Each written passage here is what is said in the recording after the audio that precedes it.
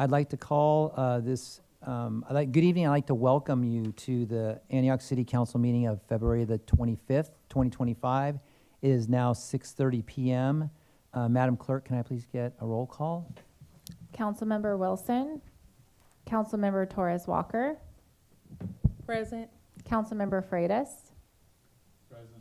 Mayor Pro Tem Rocha, Here. Mayor Bernal. Here. I will note for the record, Councilmember Wilson is absent at 6:30 p.m. All right, will you please join me in the Pledge of Allegiance?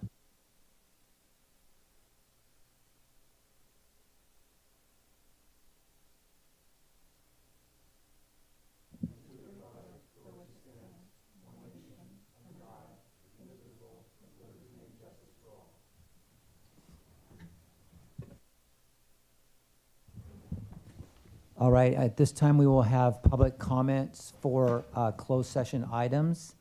Madam Clerk, do we have any public comments?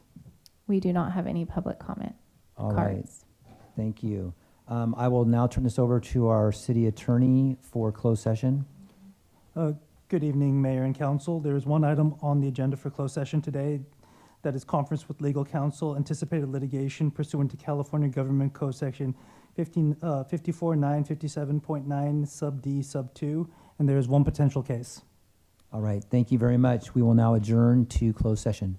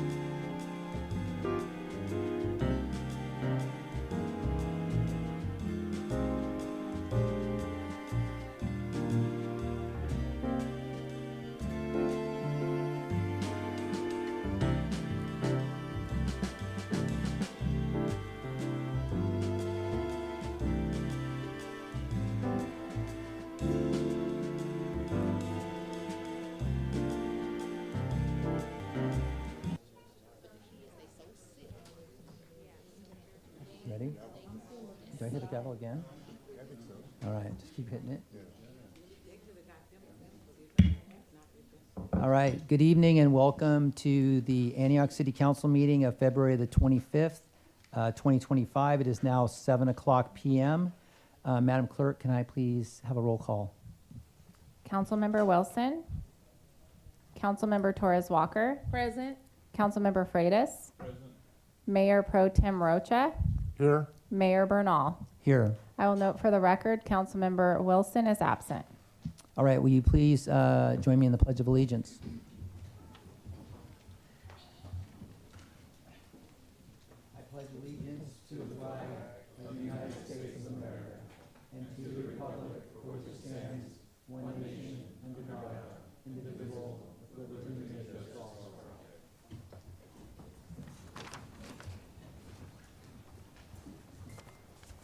All right, we've come out of closed session. City Attorney Kundinger, could you please report out? Yes.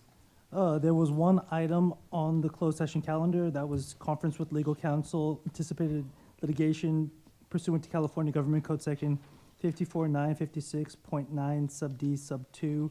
The one potential case was a claim filed by Ashley Ewart. City Council voted to authorize the city manager to accept a settlement agreement in the amount, to accept a settlement agreement paying Ashley Ewart $100,000. The votes on that were Councilmember Rocha, yes. Councilmember Torres Walker, yes. Councilmember Freitas, yes. And Mayor Bernal, yes. All right, thank you very much. Next, we have public comments. Madam Clerk, will you please read the rules for public comments? Welcome to a meeting of the Antioch City Council. Your attendance is appreciated. The state Ralph M. Brown Act guarantees the public's right to address the City Council within the framework of speaker rules. Because agendas encompass many business items, speaker rules enable the meeting to be efficiently conducted and conducted at a reasonable hour. The City Council can only take action on items that are listed on the agenda. If you wish to speak about an item not on the agenda, the public comments section of the agenda is for you. Unagendized comments are provided until no later than 7:30 p.m. when the City Council moves on to agenda items. There is another opportunity for public comment at the end of the meeting. If you wish to speak either during public comments or during an agenda item, please fill out a speaker request form located at the entrance of the council chambers. Please place the speaker request form in the tray near the city clerk before the City Council meeting begins. This will enable us to call upon you to speak. The speaker request form is retained as a public record and as such may be shared with others upon request in line with the California Public Records Act.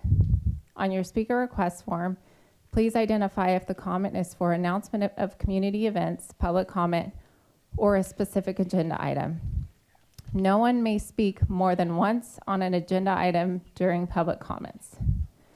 Speakers will be notified shortly before they are called to speak. When you are called to speak, please limit your comments to the time allotted, up to 3 minutes, at the discretion of the mayor. The consent calendar is a group of items which are determined to be routine. These items are usually considered all at once and approved without further discussion. If you are opposed to action, which is recommended for an item on the consent calendar, please submit a speaker request form before the meeting and place it in the speaker card tray near the city clerk. This will enable the item to be removed from the consent calendar and call on you to speak. If the meeting appears to be going late, the City Council may decide to continue some items until a subsequent meeting. The City Council will try to make this determination around 10 o'clock p.m. It is the goal to stop discussing agenda items by no later than 11 p.m. If you wish to provide a written public comment, you may email the City Clerk's Department at cityclerk@antiochca.gov by 3 o'clock p.m. on the day of the City Council meeting. Mayor, we currently have 7 speaker cards. How long do you wish to allow each speaker? 3 minutes per speaker. Okay, our first speaker will be Catherine Reza, followed by Myra and Catherine Wade.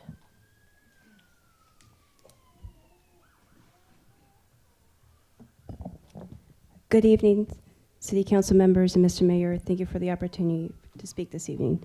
I want to reintroduce myself as I was at the City Council meeting last month. My name is Catherine Reza, and I manage the Rayleigh's Shopping Center on Lone Tree Way and Davidson Drive. I wanted to follow up on a letter I sent to Council regarding revising zoning restrictions and increased approved uses for the center. Thank you, Councilman Torres Walker for responding and copying City Manager Scott on my request to address this matter.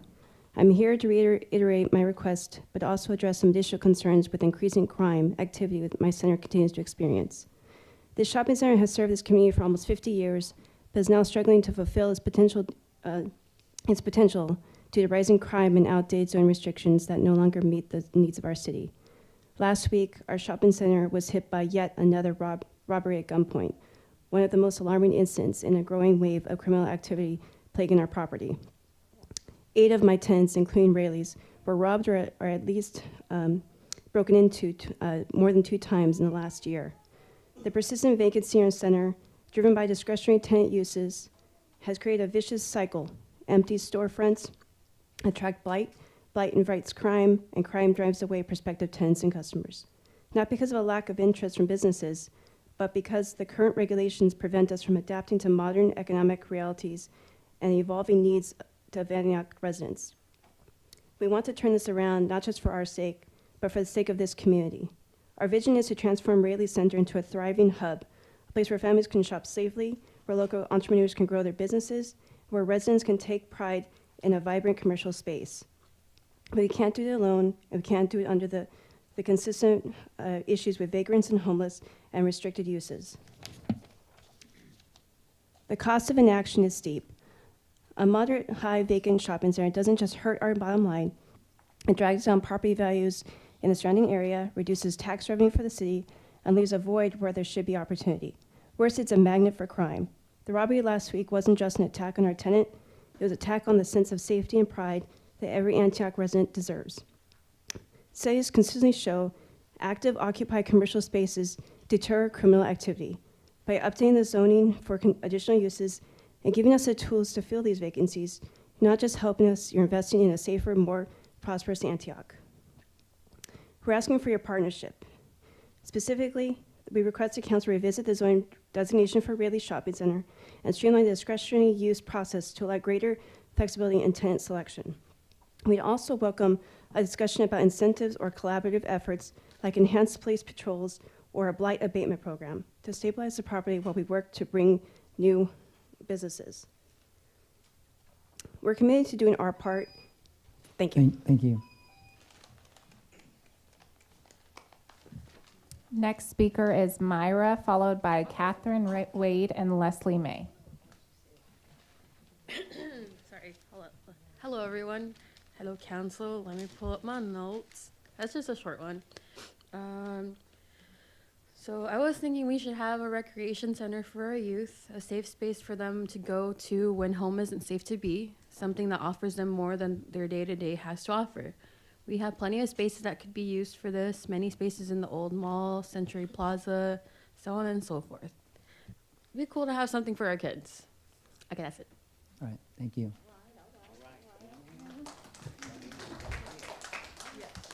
Next speaker, Catherine Wade, followed by Leslie May and Erica Ralston. Hi, next month would be 11 years I've been coming up here speaking about the injustices from Antioch Police Department and some of the leaders. And it hurts my heart because the first meeting I came, I did ask about the Citizens Oversight Commission. And Lori said that they didn't have one because they didn't want one. So Frank, I know, and myself and other advocates, we've been fighting and we finally got it, last year?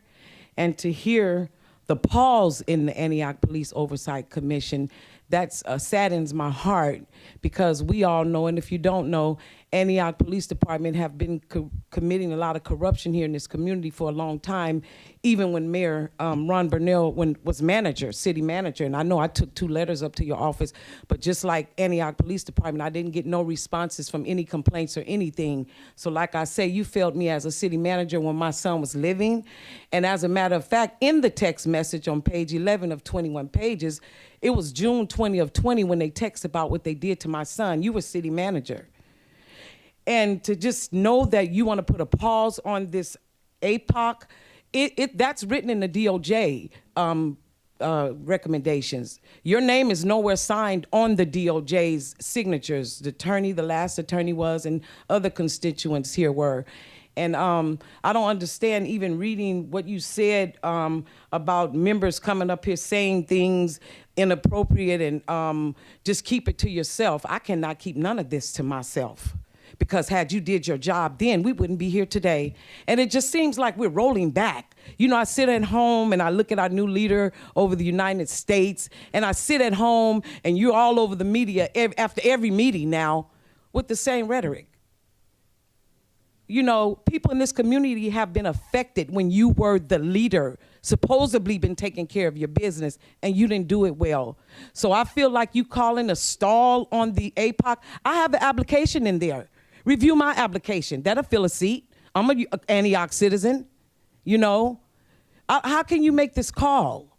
And then to find out that you're calling APOC members after 11 p.m. at night discussing different people in the community, you need to watch what you do. Like they was up here talking about, review Lamar's records, pull his text. We need to pull your stuff. Because I heard this in the community from someone you called. That's wrong. That is wrong. With this man here lying over one of the APOC members, had you sat there and read it, and the way she read it and where it was quoted, it was not directed to no one. You know, if you would have paid attention to the complaints and what the hell was happening to my son, he would probably still be here.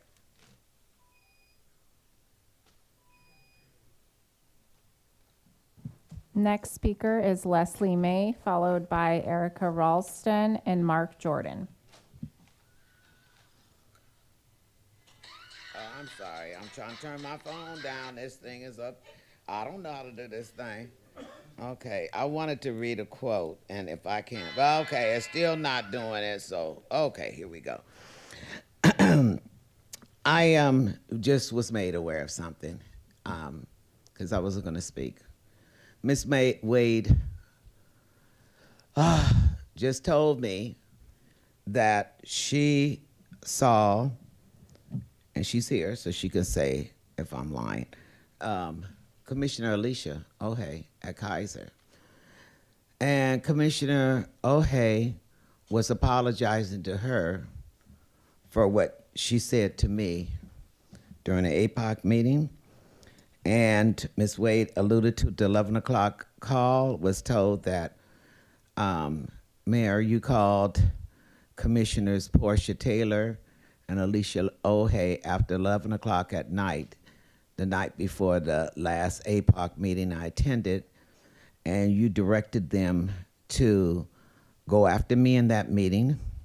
Then, and you gave them the words to say at that APOC meeting, which they complied with, and then they said you called and told Alicia to attack Tamisha in the next city council meeting. You know, there's a quote here, and it's by Conscious Black. It says, "Beware of white supremacists with black skin. They are the worst. They are among us." So I'm just going to say, and I'm going to show this. There's some news people here. They were invited here tonight, so I'm going to show them the quote. Some of them already seen it, so they can take a picture of it and put it in the newspaper so they'll know who was the author of this quote. I'm going to say that during Black History Month, for two black women to be that weak to attack two more black women is sad. This is all constructed. It was done purposely for Black History Month. I don't regret anything. But what I do say is, I look at people with pity when I see that they will stoop that low, and I still say from the words to pit one black person against the other, but this is two black people, women, against two other black women in the city of Antioch. So I want Antioch residents who've been sitting here reading all this riffraff in the news and watching the news about me and looking down your nose at me, I want you to understand your turn is coming too. They just chose me, but I still stand tall. I will still be heard until the day I close my eyes. Thank you.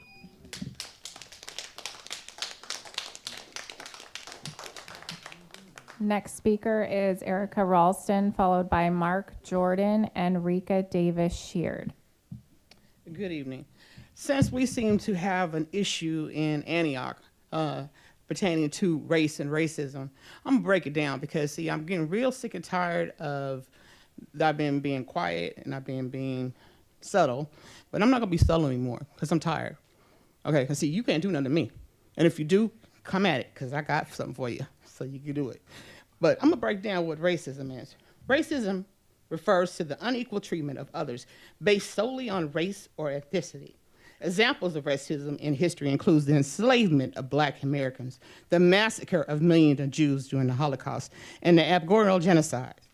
Racism is a belief that one race, some of y'all like to think you are, superior to other, and the discrimination and mistreatment of people based on their race or ethnicity. Some examples of it, which a lot of you guys do here: colorism, protectism, self-doubt, self-hate, rage, shame, anti-blackness, anti-integrity. These are examples of racism. Racism, because I'm going to tell you how it came about. Racism is a significant historic force and a type of prejudice that emerged through a belief in racial heresy that was developed by white Europeans from the early modern era into modernity, although pro forms of racism did emerge in the Middle Ages. So when you talk about black people being racist, again, I'm going to quote what another person said: how in the hell can black people be racist? We've been dealing through 400 years of oppression. We still going through oppression. We got a person, Agent Orange, that's in charge of this United States. And he's decided that he's going to get rid of everything that belongs to us. Every culture, every history, everything. Erase it through the schools, erase it through the community, erase it everywhere. Because his idea is their race is the better race. That's bullshit. So I figured, let me just tell you. Excuse me, ma'am. Excuse me, but we're allowed to speak. Freedom of speech is no, allowed to say what you need to say. No profanity in the Yeah, chambers. right. You don't say that when the police don't say nothing. Yeah, you don't say that when the police was saying like that. So we have a right as a community to speak what we want to speak. Freedom of speech, freedom of the speech. That is the 14th Amendment, freedom of speech. So we're allowed to speak what we want to speak. And that is our 3 minutes to say what we have. Public comments has always been public comments for the police, for the community. Exactly, for the community. But when we had a black mayor, all of a sudden it was a problem. Now it's a big problem. Now we got you as the mayor. So no, that's not fair, and that's not right. We're not supposed to be sensitized because we are American citizens. Whether you like it or not, whether you choose to, we're going to be here, we're going to stay here, we're not leaving. Okay? Thank you. Thank you.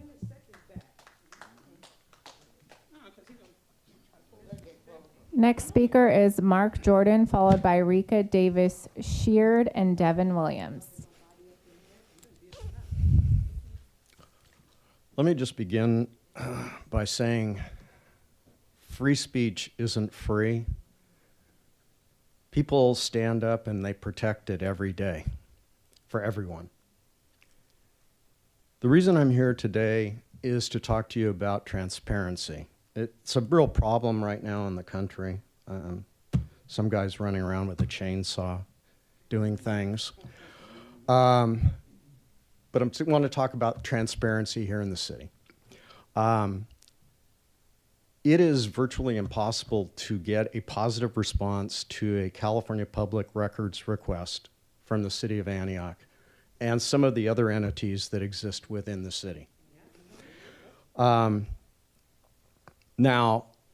I am fully capable of filing my own complaint for a writ of mandate. If Mr. Cole were here, he would confirm that I have that ability to do that. By myself, and I also have the ability to hire an attorney, which I would not do, and I'm not going to do in this case. But I'm not going to come to you with only a problem. I have a solution, which I think some people might like, which I think would be beneficial for the entire city, given what we've had to go through over the last 4 years prior to this administration. And it's commonly called a sunshine law. And it's adopted by a city. San Francisco has one, Berkeley has one. And it specifically outlines how and when public records, documents, videos, the business of the people can be released to a citizen. Now, the California Constitution was amended in 2004 because this is not a problem limited only to the city of Antioch. San Jose gets a grade of F most of the time for complying with public records requests. And given my experience in dealing with the city and other government entities here within the city, you guys get an F at releasing information. So, if I may, I would very much like, as we discuss the Police Oversight Committee, the Department of Justice agreement, that we look into and consider a sunshine ordinance here in Antioch that specifically outlines and directs all of the different departments how and when to release documents, as opposed to simply saying no and forcing a citizen into a situation in which they have to file a complaint in Superior Court. I thank you very much for your time.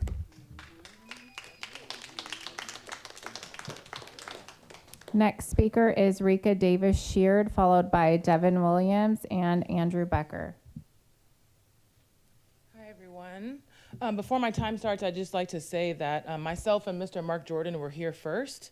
And being that you're only taking public comment until 7:30, I do think it's fair to go in the order of the papers that were received. So he and I were first, yet we're going almost last to speak.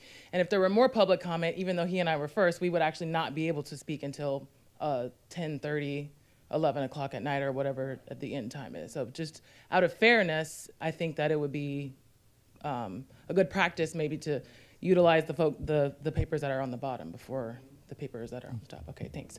Hi, everyone. My name is Rika Davis-Sheard. I'm founder and executive director of Share Community. We are a nonprofit that provides showers for the unhoused. And I just wanted to come in front of all of you, and I wish I could turn around and tell you all this, because it's not just for y'all. You guys probably know who I am, but it's also for the community at large. So we started doing showers in 2019, and since then we have provided almost 7,000 showers to over 530 individuals, myself and my team. We are almost 100% volunteer led, and we also would like to point out that over 35% of those that we serve are over or 55 and older. They're over the age of 55. So we're talking about someone's mom here, probably someone's aunt, and additionally, happy Black History Month, y'all. Additionally, over 62% of those who we serve are people of color, self-identified, right? And so we keep very close demographic information on the people that we serve, because we believe it's important to remind people and to show people who we're serving and what their needs are. And so I just want to tell you all and the community, as we deal with the problem of homelessness, I want to remind all of us that it's not necessarily. It is one big problem with many different aspects and many different people. We're not talking about one person. So people often ask me, well, you've been serving the unhoused for 8-9 years. What is the solution to homelessness? I don't know. If there was an easy solution to homelessness, we wouldn't have any people who are unhoused. The issue is that there are so many individuals that there is not one individual solution. We have to consider that every single individual needs different things at different times in different ways. And so we can't say, oh, there's a shelter, oh, they should do this. Well, maybe that shelter isn't safe for that person. Maybe that person doesn't feel safe because there's drug use there. Maybe that person doesn't feel safe because they're a trans person and that they don't feel safe there, right? And so we have to consider that when we make blanket statements. And lastly, I'll say this. When we come across folks who are unhoused, I would love for us to all remember the human issue of it all. When we say things like, oh, I had to come across, trash or even human feces. I get it, but can we put ourselves in that person's shoes? Imagine you're only out. The only option that you have is to go outside and to use the bathroom in public. Because there's nothing else, there's no other resource. There's nowhere in this city that someone can walk into besides where I serve folks to actually get services. So let's remember, when we're talking about the issue of people who are unhoused, they are people who are unhoused. Thank you.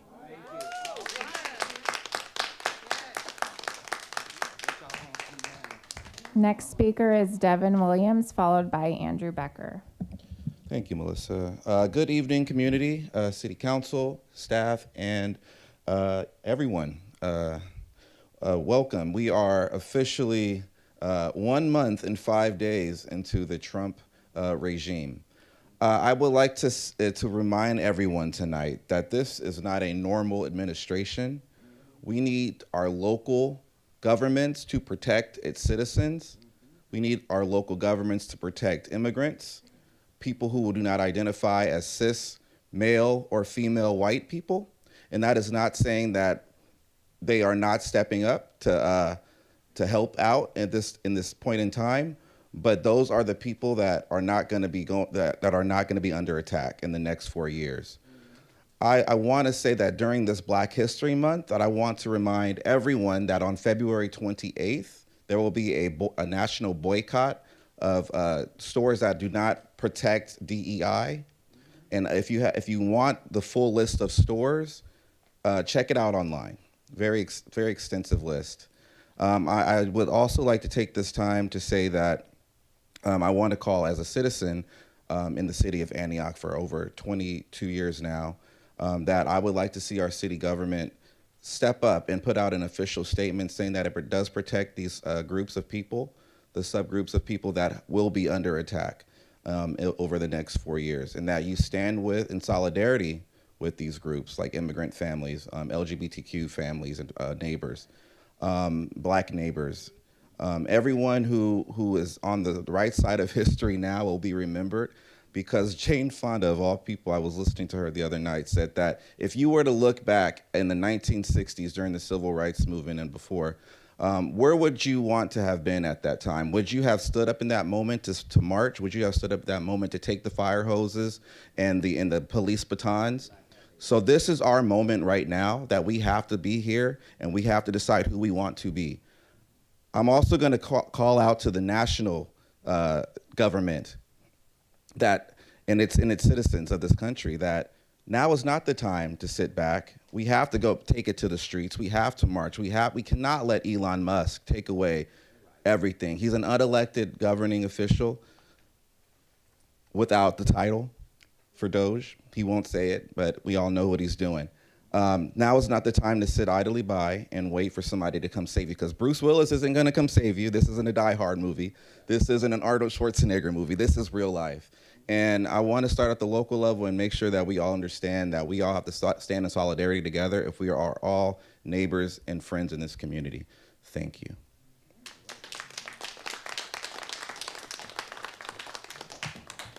The last speaker card I have is for Andrew Becker.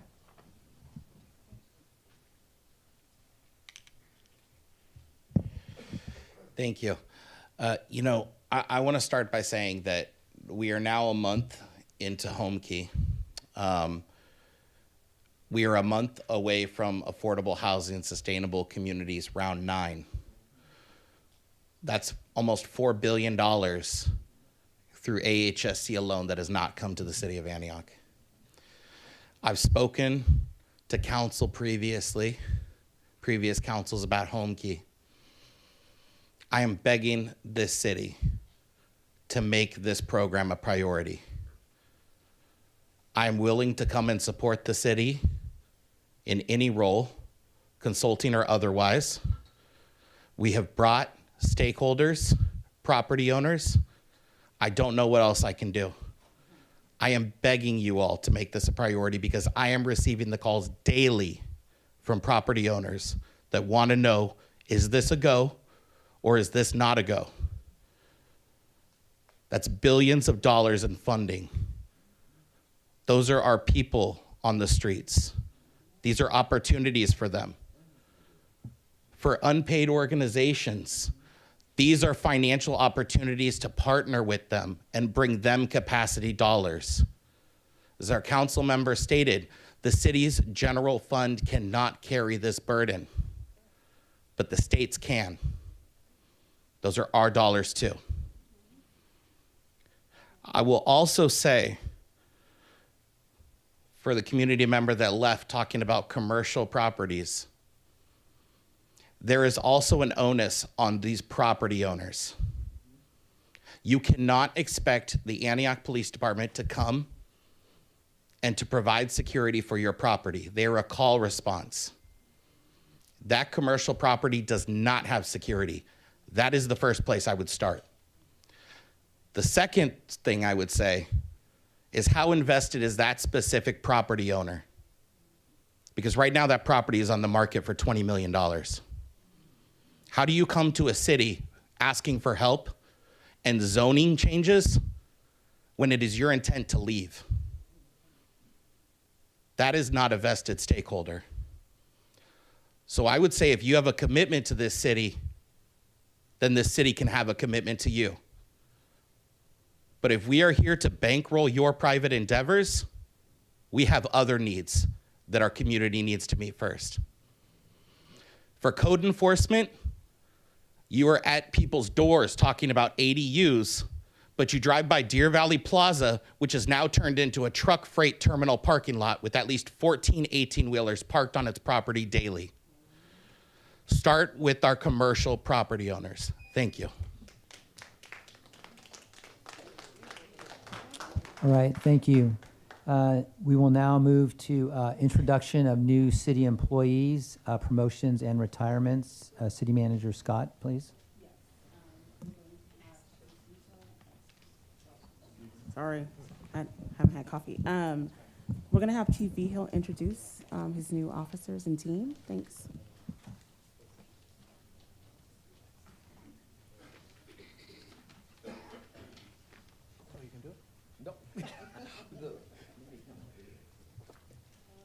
I apologize in advance, I have a lot. But that's good, because we're hiring.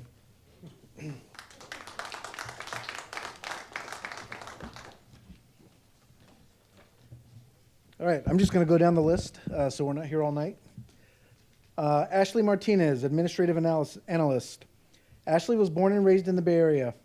Prior to joining Antioch PD, she worked at Pittsburgh PD as the Chief's Assistant for 7.5 years. She decided to join Antioch PD for professional growth and to be a little closer to home since she lives in Discovery Bay. Ashley loves to dance and spend quality time with her family and friends. She was very excited to join Antioch PD and is looking forward to working with all of you.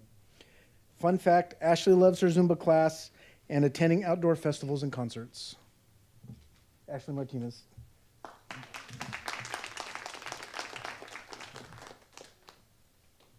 No speech? Larissa Lampe is next. She's our newest crime analyst. Larissa is married and has 2 dogs. She recently relocated from Colorado and lives in Concord. She has a master's degree in criminal justice and has 10 years of experience as a death investigator and criminalist and has worked numerous suspicious death and homicide cases, to include mass fatalities. She was also an Arabic, I get this wrong every time, Arabic linguist in the United States Air Force for 6 years. Larissa is a certified death investigator throughout the American Board of Mediological Death Investigators and is also a certified Faro laser scanner operator. Fun fact, she loves her Peloton bike and going to the beach. Larissa.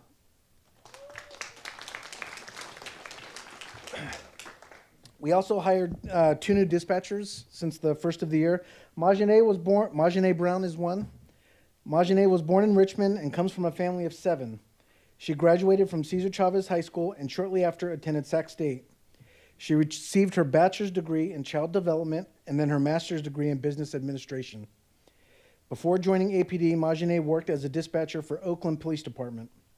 Majane enjoys caring for others and is very passionate about making positive impacts on people. On her free time, she enjoys being with her family, reading, shopping, and cooking. And a fun fact about Majane is she loves to travel and try new foods.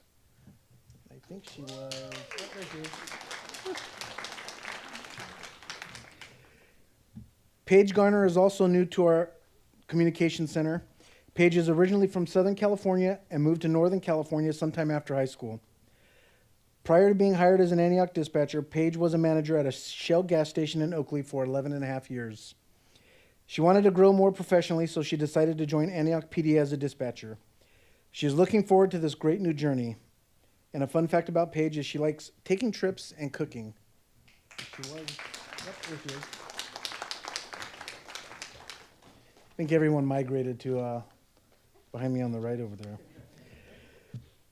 Brandon Michaud. So now I'll get into our police officers. We had 2 groups graduate in the last month and a half. So This is their first outing since the graduations. Brandon Mashad. Brandon was born in Fairfield and raised all over the East Bay from Concord to Brentwood to Oakley. He graduated from Freedom High School where he played basketball. He then attended the Community College of Denver where he received a degree in criminal justice. Brandon's goal is to become a homicide detective. On his free time, he really enjoys spending time with his family and traveling when he can. And a fun fact about Brandon is he's a huge Game of Thrones fan and can out-trivia anyone when it comes to the show.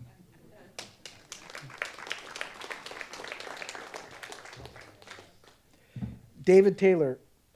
David is from Oakland and grew up in Oakland and San Leandro. He graduated from Castro Valley High School and played sports his whole life. His main sports were football and baseball. He was blessed to receive a scholarship to play collegiate football and received a BA in communications with a minor in coaching. He is also a licensed EMT. His priorities are God, family, and his career. In his free time, he enjoys watching movies, working out, playing sports, and hanging out with family and friends. Fun fact about David, he collects props and memorabilia from his favorite film franchises. David Taylor.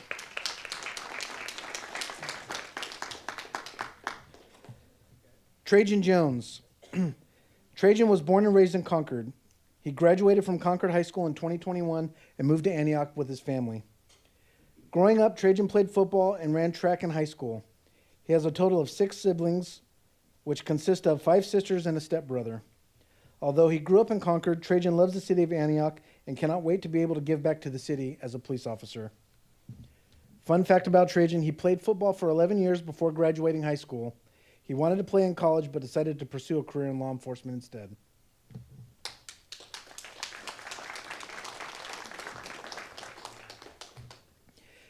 Kanan Lutu. Kanan was born in Oregon but raised in Long Beach. He moved to the Bay Area when he was in 6th grade. He attended Freedom High School and then Independence High. He worked in the restaurant industry from 16 to 20 years old, then worked at a car dealership after. Kanan was excited to go to the academy and began working as an APD officer. And a fun fact about him, he's an excellent mechanic.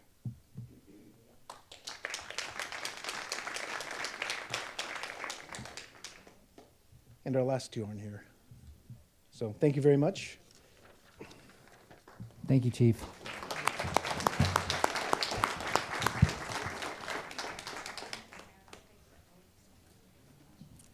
Welcome to Antioch for our new police officers and staff. Thank you. Yes, thanks so much and welcome. Next we have, I believe it's Deputy, oh, hi, I didn't see you there. Director Bunting's going to introduce his people for Public Works. Thanks so much, Director Bunting. Good evening, Mayor, City Council. I'm lucky to be announcing a number of new employees that we have at Public Works. First, Austin Antonazzi. Austin joins our water treatment plant as a general laborer coming to us from the city of Pittsburgh's water treatment plant. Austin holds a state water board certificate D2 and T2, and in his free time enjoys dirt bike riding and working on cars.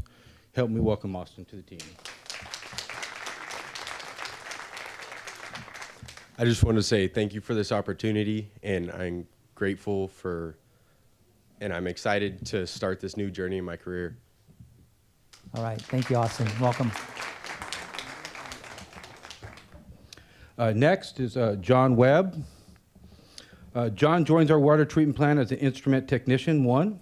Previously, John was an operator at U.S. POSCO Industries and an electrician at BART. He holds an associate degree in electrical technology and instrumentation technology and is working towards a state water board certification D2 and T2. John was raised in Antioch and in his spare time enjoys video gaming. Welcome, John. Good evening, Mayor, council members, community, and thank you for letting me give back in a way I can to the city that raised me. All right. Thanks, John. Thank you, John. Next, I have Chad Truesdale. Chad's returning to the city of Antioch as a lead collections systems worker. Chad started with the city in 2016 as a collection systems worker, moving up to lead worker. He returns to the city of Antioch after working for the city of San Leandro in their wastewater treatment plant. and he has a certificate for the California Wastewater Environmental Association and continues to attend training courses. Welcome back, Chad. Thank you for having me back. I'm glad to be back in Antioch, where I was born and raised. Thank you. All right. Welcome back, Chad. Next, I'd like to welcome Renee Ayala. He joins our fleet division as an equipment mechanic 1. After being an apprentice mechanic for nearly 2 years at Penske, Renee earned his associate's degree in automotive technology and his diesel mechanics, as well as his basic dispatch certification. Residing in Bay Point, he enjoys hiking in Antioch and airsofting. Hello, council members. Thank you so much for the opportunity, and I hope to do well here. Thank you. Thank you, Renee. Welcome. Next is Andrew Aranda. Andrew Aranda, please. He joins us, our fleet division, as a equipment mechanic 1, following 12 years with Tri-Delta Transit. Moving up to night lead worker, Andrew lives in Brentwood, is working towards his associate degree in automotive technology, and enjoys working on his old cars. Welcome, Andrew. I'd like to thank God for this opportunity, and I look forward to a career here. All right. Thank you, Andrew. Welcome. Last on my list for tonight is Vanny Gill. Vanny joins our water treatment plant as a laboratory assistant 1 after being an analytic chemist for FGL Environmental. Vanny has his bachelor's in biochemistry from Cal East Bay, a D2 license, a T2 certification through the State Water Board, and resides in Tracy. He enjoys watching TV and trying new restaurants with his friends. Welcome, Vanny. Good evening. I'd like to thank the City of Antioch for giving me the opportunity to advance my career in the biological analyst of drinking water. The past few months, I enjoyed my time working at the water treatment plant, and I look forward for my future there. In that future, I hope my coworkers and I can deliver safe, quality drinking water to the public. Thank you. All right. Thank you, Vanny. Thank you. Thanks, Scott. Thanks so much and welcome. I'm going to call up our Assistant City Manager, Kwame Reed, for the next couple of introductions, I believe. Maybe one.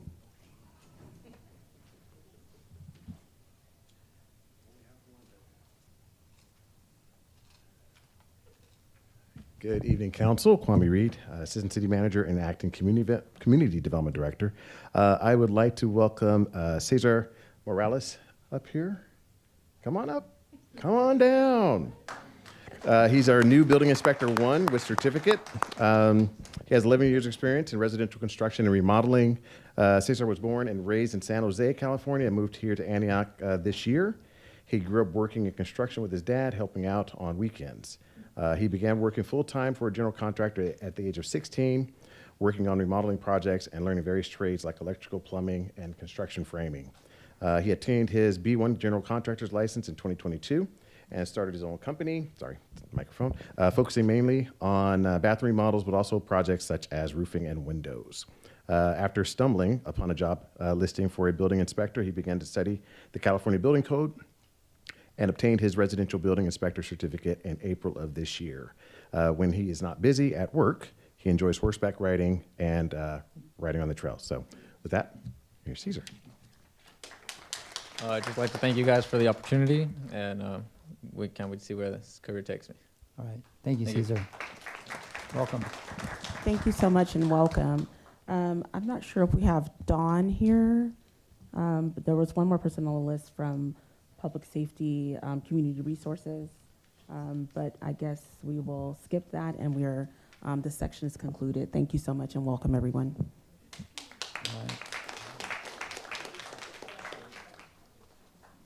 All right, thank you. Now we have announcements of civic and community events. Director Helfenberger. Good evening, Mayor and members of the City Council. Brad Helfenberger, Director of Parks and Recreation.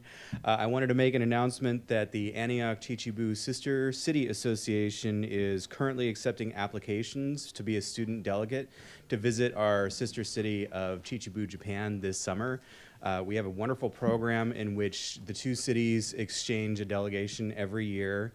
We alternate every year. So last year, Chichibu came to visit us. Some of you will remember that they came here to accept a proclamation.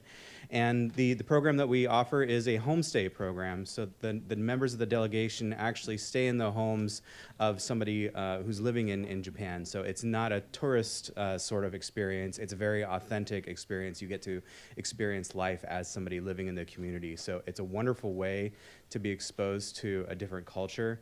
And so we're going to be visiting Chichibu. The tentative dates are July 16th through the 31st. And we're looking primarily, the program is geared toward youth, so you need to be at least age 15. And if you'd like to find an application, they're on the city's website at antiochca.gov/recreation, and then you click on the link to Chichibu, which is on the left-hand side.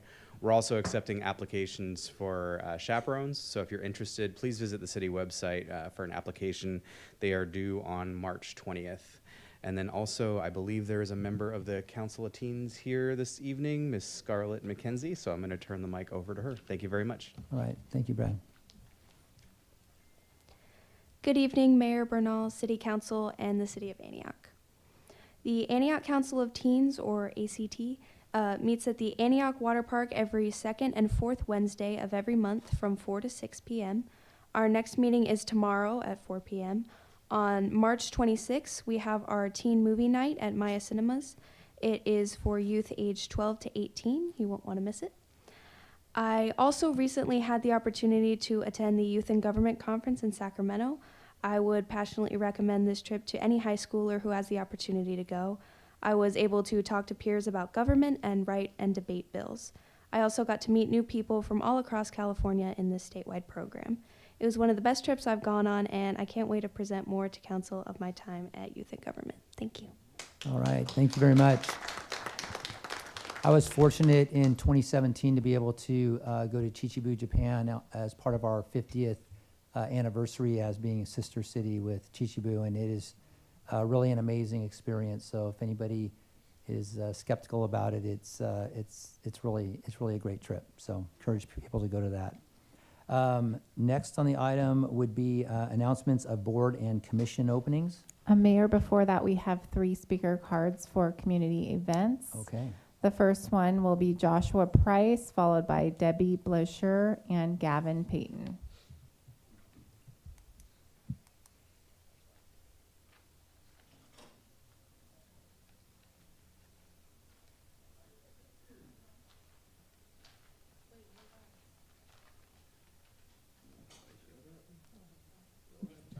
No, I think it's Joshua Price. Okay. Debbie Blisher.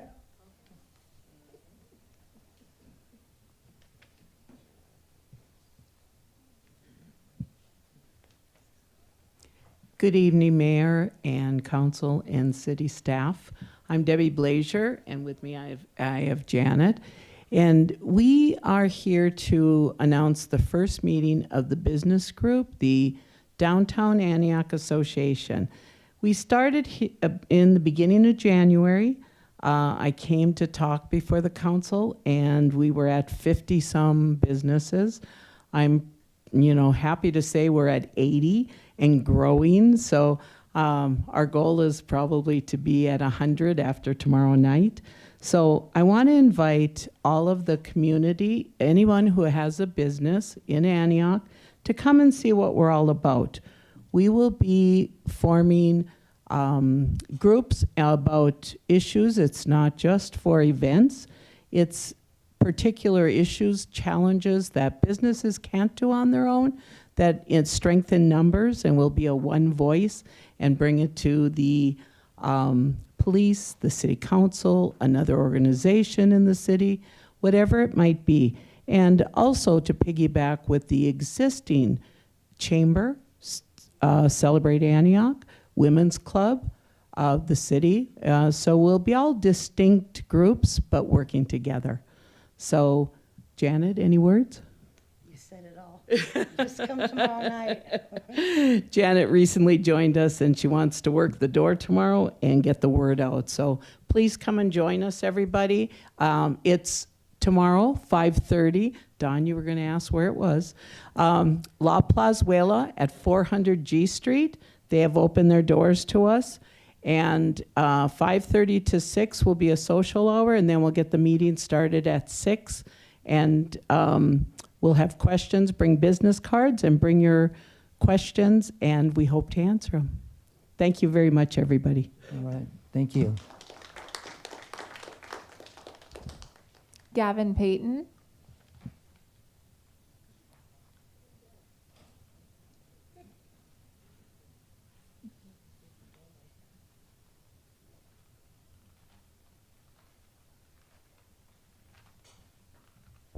Sorry, I was looking at the agenda trying to get myself familiar with some of the things that are going on.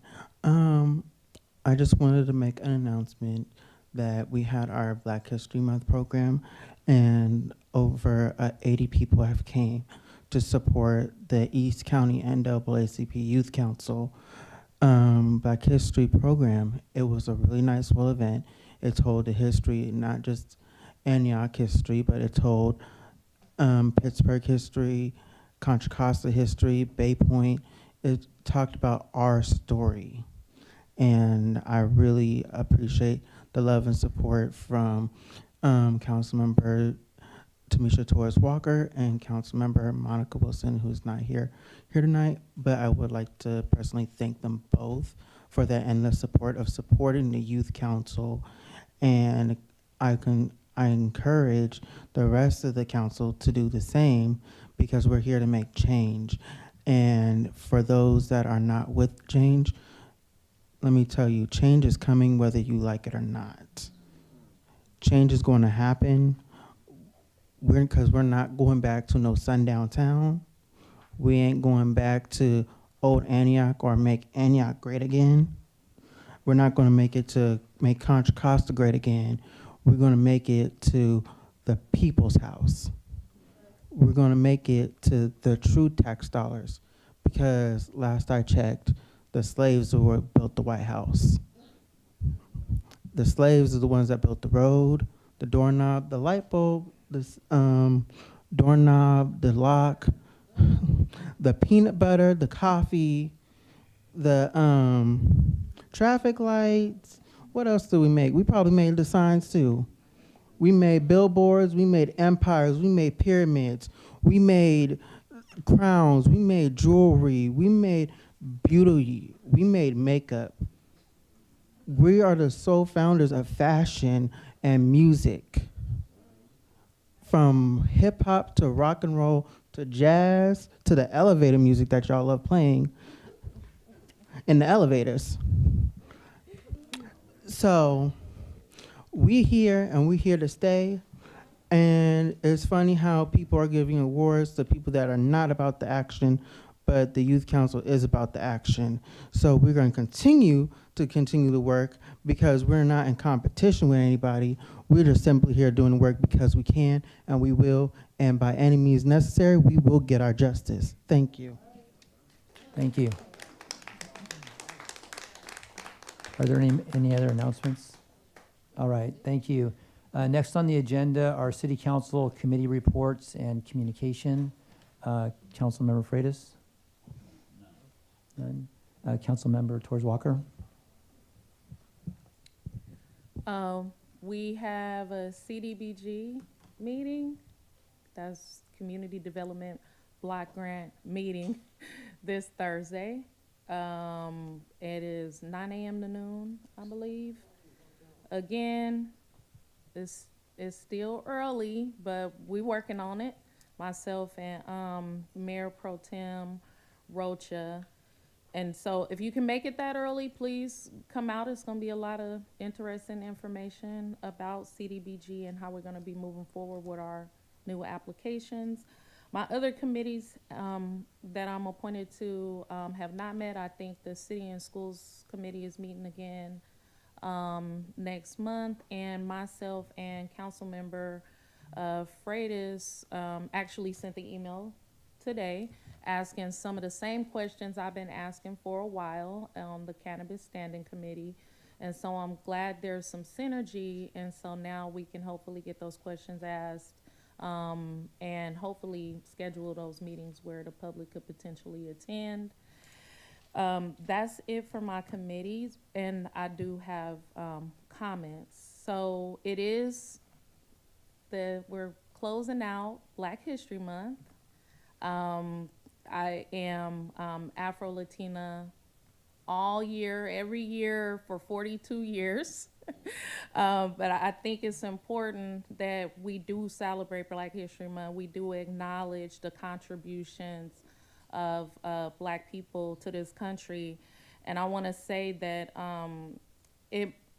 I've experienced the expression of celebrating your own culture to be offensive to some people. And I think that's unfortunate in a country full of immigrants. I think that's unfortunate, that it's an unfortunate occurrence on stolen land. And that if we are going to be able to survive this very much real oligarchy, and be able to put poor people and marginalized communities and working class communities and veterans and our elderly and our children first over the next 4 years, I'm very clear that we will not be able to do it without each other. When we are faced with a challenge, it is meant to make us better, not bitter.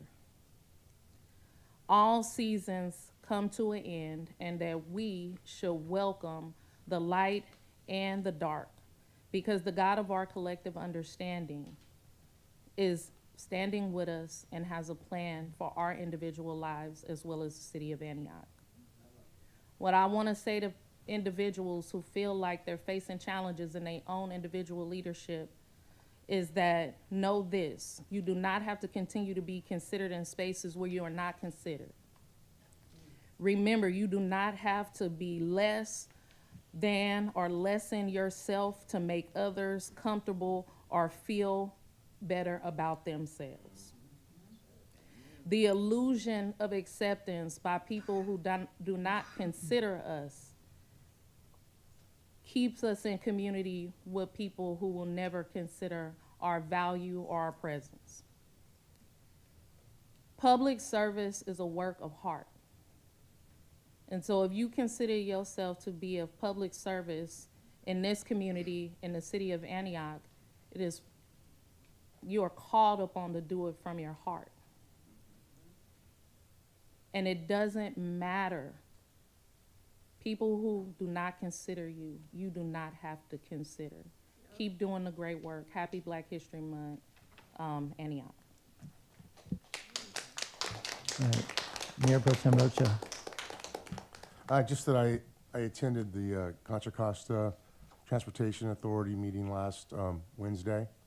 I'm an alternate for that particular organization. So I was there just to observe how they operate and looking at the overall public transit plan, development, and so forth. One of the things that I was there to observe was also the transition of the new board of directors. So one of those new members happens to be our own Mayor Ron Bernal. So congratulations for being on the board of directors for Contra Costa County Transportation Authority. And along the lines of kind of what Tamisha was just sharing regarding looking out for our community, I heard Devin say something about it earlier as well. It is a scary time for families that are concerned about ICE and immigration and fears. I talk to families, I talk to youth. They're fearful of being separated with the things that they read about, hear about. A lot of it has to be rumors, but unfortunately some of it is really true and real. We are, with the support of the city of Antioch and the school district, there's going to be a grassroots immigrant opportunity for community members to come together to learn about their rights. They'll have attorneys there to help them, advise them should they have any questions. It's going to be held at a church, so it's someplace that people feel safe. And so we're communicating this through grassroots, through Antioch Unified School District, to students and families, and also in the faith groups through the churches. So I just want you to know that we are trying to do something in our own hometown. I want to commend Chief Bijou for communicating out to the community, the public, to our undocumented residents, that what the police department will and what they will not do. And also the city of Antioch putting out a statement about where we stand as a city, and that we will not stand with the federal government in searching out undocumented immigrants. So that's going to happen next week. I'll share more. I'm obviously not publicizing it because I don't want it to be a place where families, youth feel that they could be under threat or identified. So we are doing it through a grassroots campaign, through the schools, through the churches. So if anybody would like to know information, you can speak to me directly, or any of us here, Ms. Scott included. So that concludes my comments. Thank you. All right, thank you. As Mayor Pro Tem Rocha said, I attended, along with Mayor Pro Tem, the Contra Costa Transportation Authority meeting, CCTA, where I'm on the board there. Talked about what's up and coming in the next 2 to 4 years with CCTA. They did approve paying off their unfunded liability, about $2.5 million, which is a bold move and something that most public agencies don't have the opportunity to do. Antioch's unfunded liability is around $160 million just in comparison, but they were able to pay theirs down to zero to help their credit rating. And then also we're looking towards the possibility of putting a sales tax measure out. I say we, Contra Costa Transportation Authority, in either 2026 or 2028. And that will look at projects to help with transit, to help with infrastructure, mostly for people's commutes and for getting around communities, the first and last miles. So that was what we did at that meeting. Regarding mayor's comments today, we've had a couple of public sessions for our recruitment of our new police chief, our permanent police chief. Acting Chief Vigil is doing an amazing job, and I want to thank him for continuing to hold down the fort while we were in that process. I encourage folks to make sure that you attend those sessions if you can, and would like to give your input into what you would like to see in our next police chief. And it's just important that our voices are heard in this process. I also want to remind folks that it is ultimately the city manager's decision on who will be our next police chief. So all the different community groups, the different folks that will be interviewing prospective chiefs will give that information to her, and then she will ultimately decide who will be the next person that will be leading our police department, which is right now very important to our community. I also want to mention briefly that we have a budget study session coming up this next Tuesday on March the 4th. It's at 6 o'clock here in the council chambers. Our budget is a very important document, and it's going to be a 2-year budget called a biennial budget, and we'll be discussing our public safety and the Department of Public Safety and Community Resources are the two departments that are going to be highlighted in that meeting. I encourage everybody to come out. Those two departments represent around 60% of our budget, so it's a big part of our funds that we have to spend. I will give you a heads up that finances are tight going into this next budget study session, so it's going to be important for us all to give our input and make sure that we are part of the decision-making process so we can make the best decisions we can for our community.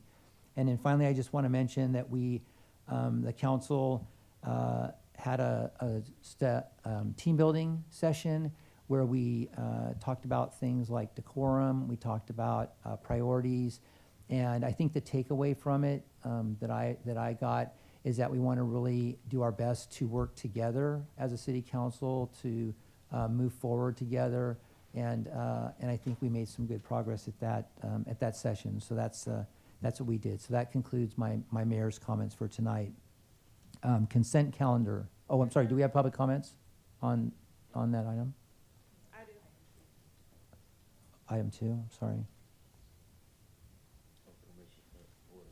Oh, I'm sorry. Okay. I'm so excited to get to the rest of it. Do we have announcements of board and Can I get public comment on this one? on the one we just spoke on? Yeah, the committee reports and communications. And Yes. public comment? Yes.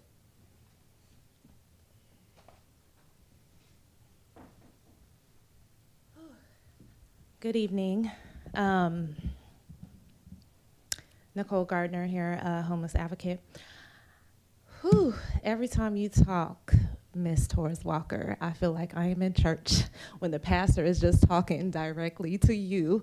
And that's how I felt just a minute ago. And I just felt the need to come up here and say, over all these years and dealing with, as a homeless advocate and dealing with many other advocates in the community, you have always been open and available to us.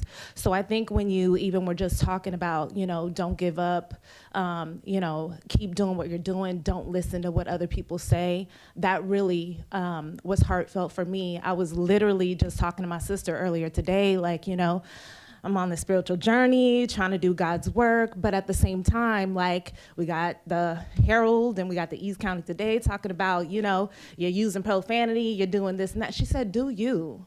Do you. Ain't nothing wrong with good trouble. And so that's what kind of reminded me of what you were talking about. And I just wanted to show you or come up here and say, we appreciate you so much because 4+ years, whether it's me, whether it's Ms. Leslie, whether it's Andrew, whether it's Devin, Tiki, all of us, you have been there to listen. And not only just the advocates, but community members as well. So we appreciate you so, so much. And you have been such an inspiration.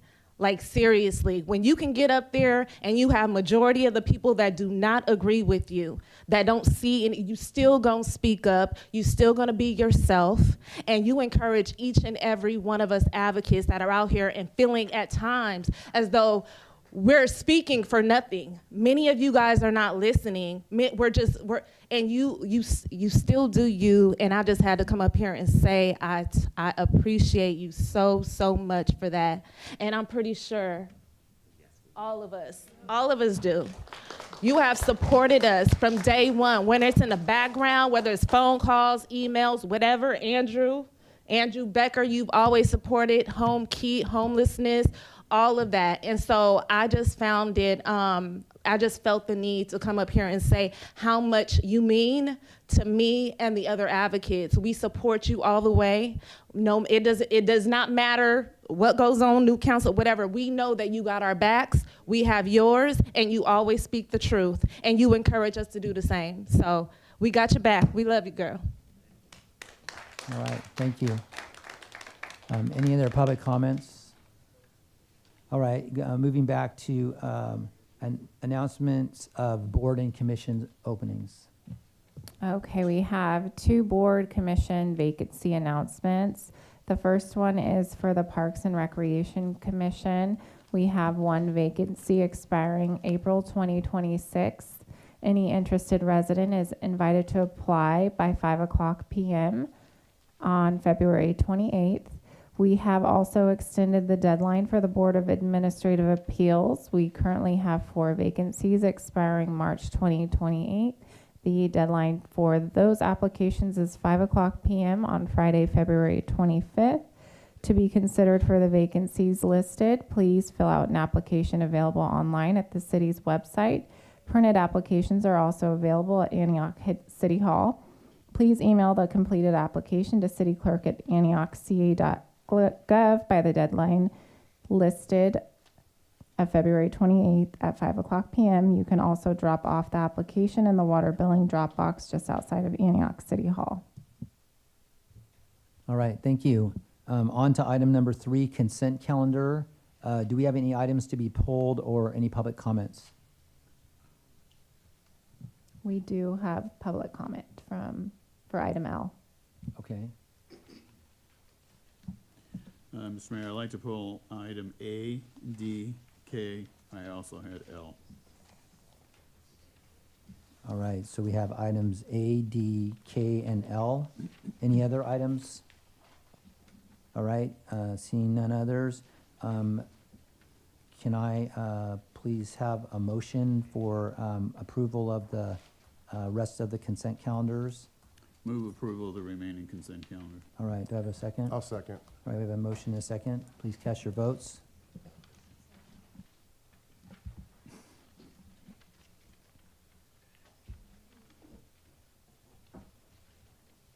Motion carries 4-0. All right, item number A, City Manager Scott, please. Sure. These are for the minutes of January 28th, 2025. There is an item that is incorrect in one of the lines in terms of Councilmember Freitas voting on a matter with various conditions. It should be changed to, quote, move forward with the project, but without waivers or exemptions. So there are two options.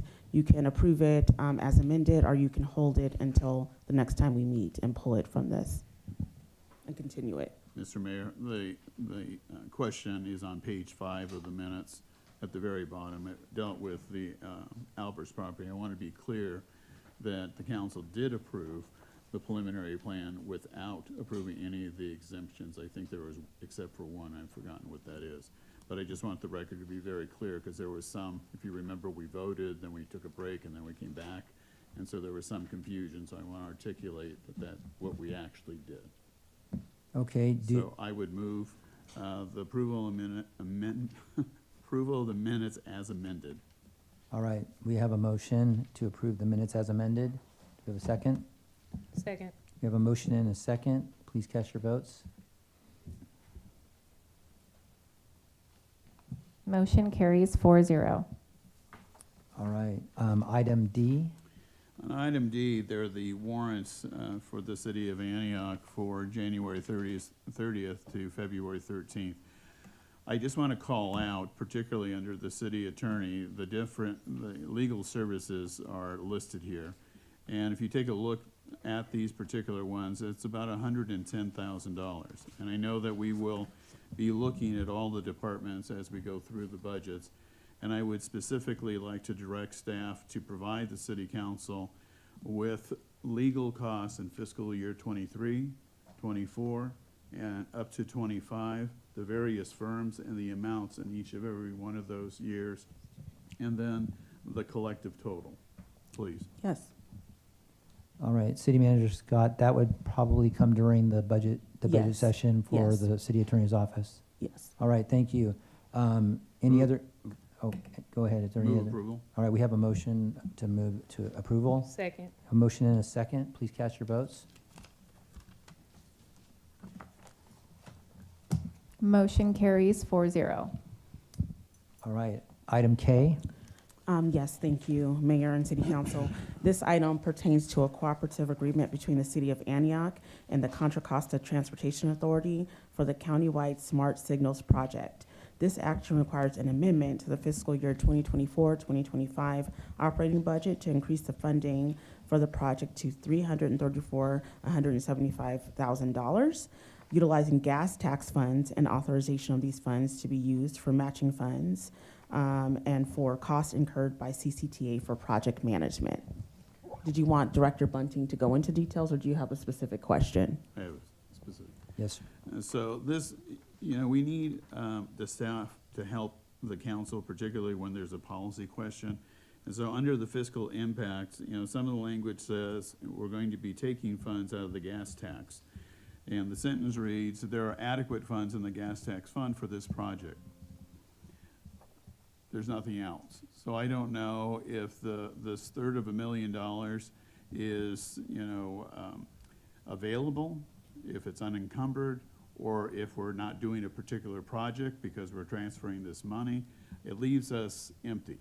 And so I would just simply ask staff to help us in the policy questions. When you make a comment, it's adequate, I have no idea what that means. And so if staff could please provide us some background on that. And it's just trying to be constructive so that we don't pull these things off if they're not necessary, because the answers are already in the report. Understood. I can make that more clear next time. As for this, yes, the money is unencumbered and available for this project. Thank you so much. And for this project, Director Bunting is asking for $334,175. Director Merchant confirmed that there's $1.2 million in the gas tax fund. Taking into account the spending of this amount, the remaining balance will be $890,591 in the gas tax fund. One thing I just wanted to add to that, when I was at the CCTA meeting, They discussed the countywide smart signals project. By us participating in this, the city of Antioch is set to receive 2.9 million towards this project. It's a regional transit approach involving other cities throughout Contra Costa County. So I'm in favor of moving forward with that, now that we've had the comment. And I just want to add one question as well to Director Bunting. Does this $334,000, does it impact other projects that were previously planned, such as street resurfacing or anything like that? It will not impact previous projects. It works into the budget. Okay, thank you. All right, if there's no other questions, do we have a motion to approve the cooperative agreement between the City of Antioch and the Contra Costa Transportation Authority for the countywide smart signals project? So moved. All right, we have a motion. Do we have a second? Second. We have a motion and a second. Please cast your votes. Motion carries 4-0. Do we have a motion approving amendment to the fiscal year 2024-25 operating budget to increase the funding for the countywide smart signals project by $334,175 from gas tax funds? We do have a motion. I thought we just did that. There's actually 4 separate actions here that we need to adopt. Just move item 2, 3, and 4. Yes, Oh, yeah. all actions can be taken at the same time. Okay. If they, but, so, yeah, if there would be no issue, they can all be voted on at the same time. Okay, do we have a motion to approve items 2, 3, and 4? Once again, I'll say so moved. All right, have a second? Second. All right, please cast your votes.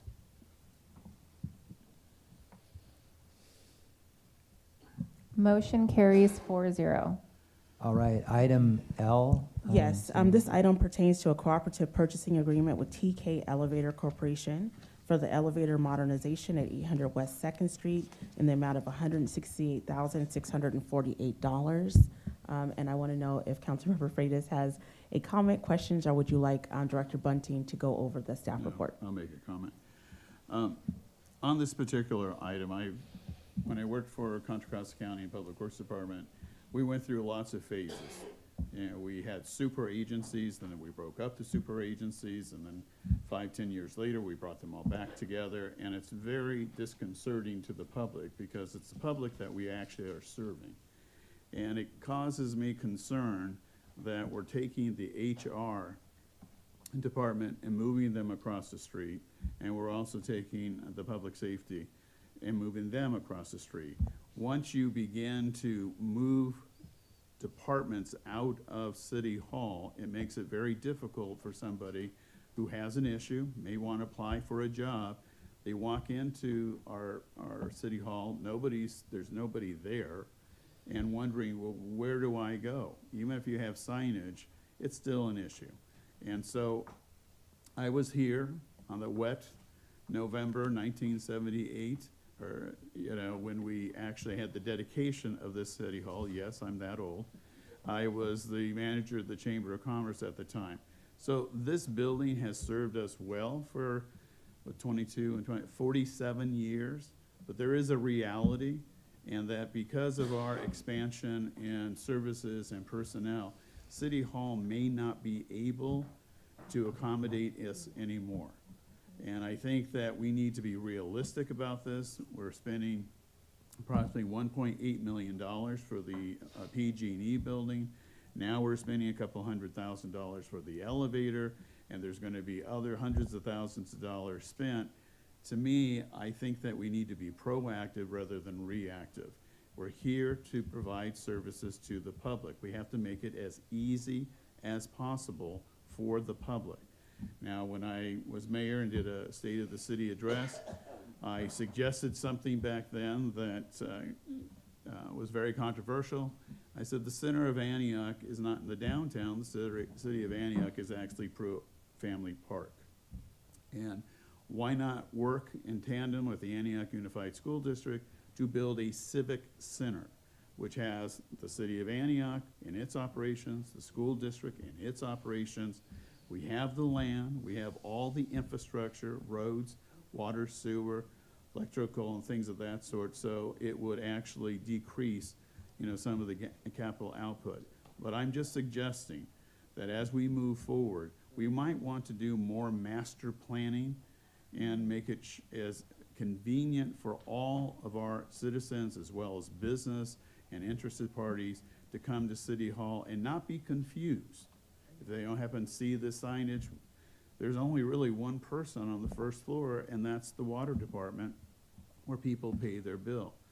And so I think that it's high time after 47 years that we take a look at, our space and frankly, consider, moving and using the third floor for a restaurant that overlooks the Delta or commercial buildings and things of that sort. I think we need to be creative, with our outlook. And when I read this, I thought, boy, we're spending a lot of money, and it's not going to solve our problem. It's actually, I believe, is going to create issues. So I just want to make a public comment. I'm going to support it, but I really, truly believe in our budget period that we need to take a look at our physical, requirements. Can I Yes. ask a question? Yes, of course. City manager, I know when we were, pre you getting here, when we were discussing compaction in the city and needing more space and discussed the purchase of the PG&E building, we had allocated ARPA dollars to Yes. upgrades and improvements. Yes. Is that where this money is coming from? Yes, the building was purchased with ARPA funds, and then 800,000 in interest from ARPA funds is going to retrofit and fix the building. Oh, okay. That's my only question. All right, thank you. Do we have any public comment on this item? I have a public speaker request form from Andrew Becker, and then we have Leslie May.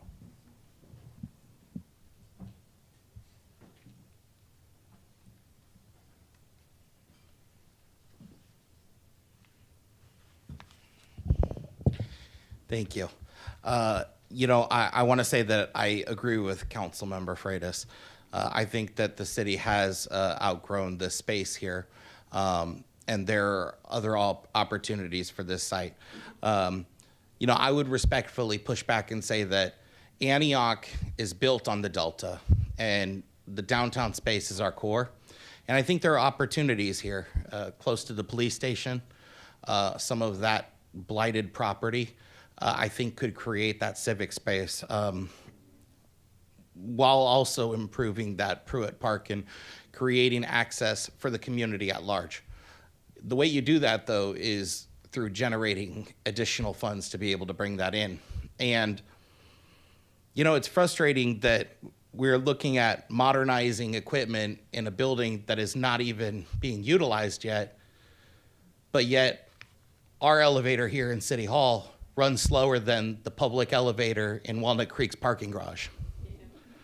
And that one's twice as nice. If there is sufficient funding in the capital improvements budget, why was this elevator never addressed? If the occupancy for that elevator at that building was not sufficient, why wasn't that taken into account through the purchase of that building? Because that property was purchased at very close to market value asked that the buyer or the seller put out. Before we talk about improving any additional public space or building a new city hall, I say that we need to work with the surplus properties that we have here in this city in getting them off of the books. You have private investors and developers that would be happy to come in and take up these surplus properties and carry them through development. You have Con Fire that would most certainly entertain conversations with you on the 10th Street property. That's fire services for our community. I spoke with Assistant Chief Casada 5 years ago about the solar panels that the fire department is selling power to our community from over off of Delta Fair. I don't know how that happened. And he said, Well, if the city would like to pursue development at that area on Delta Fair, can we have a conversation about Confire taking over that property on 10th Street?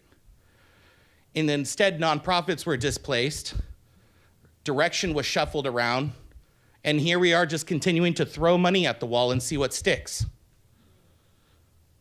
I suggest that we not go through 4 phases of construction here at City Hall and still have a dilapidated elevator. We look at the budget, capital improvements, and the needs. Thank you. Thank you. Leslie May. I'm just really shocked to even hear talk about building a new city hall. When this was, people wanted improvements here. The first thing they did was get the big signage down here on, what is this, 2nd Street?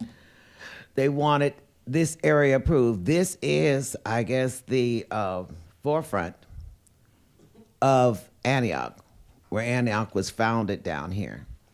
So it sounds to me like it's another brush of, well, it doesn't look that good down there. Let's move it to a nicer neighborhood, which makes the poor people and the people that work in this area come here to pay their bills. It makes it harder for him. Now they got to go up to a location at a park or anywhere else. That's discriminatory. You're crying about the budget, especially one person sitting up here. It's all you hear about it, budget. Well, we also have a lot of unhoused individuals that the city could have took some of the city property, built housing for the unhoused people here. You're crying about the budget, and we're trying to figure out where we're going to eke the money out to keep the motel open that's talk about closing in April. You talk about the budget, we're trying to keep the Angelo Quinto crisis response team here doing the good job they're doing. So all this, let's make Antioch beautiful again now, is we don't want to hear this. Leave it right down here. Improve this building. They just improved this not too long ago. Improve this building, improve the elevator here. Go ahead, get that building together over there for more businesses. You know, keep it right here where Antioch's lurid history lives, where we got the caves, you know, where the Asians had to go through tunnels because they couldn't be out after sunset. They could work here and feed people and have cleaners to starch and iron their clothes, all the other folks, but they couldn't be out after dark. So we got the tunnels here. We got the real history of Antioch. Leave this building here. Do the job you're being paid to do instead of trying to come in here and beautify it and move everything up to the neighborhoods where you feel is safe. Come on down here at nighttime. Not just for these meetings. Walk downtown here at nighttime when it gets dark by yourself without the police. Yeah, you come on down here and see what we go through. And then you tell me something. No, leave it right down here. That's all I got to say. All right, thank you. No more public comments. Do I, any more, yes?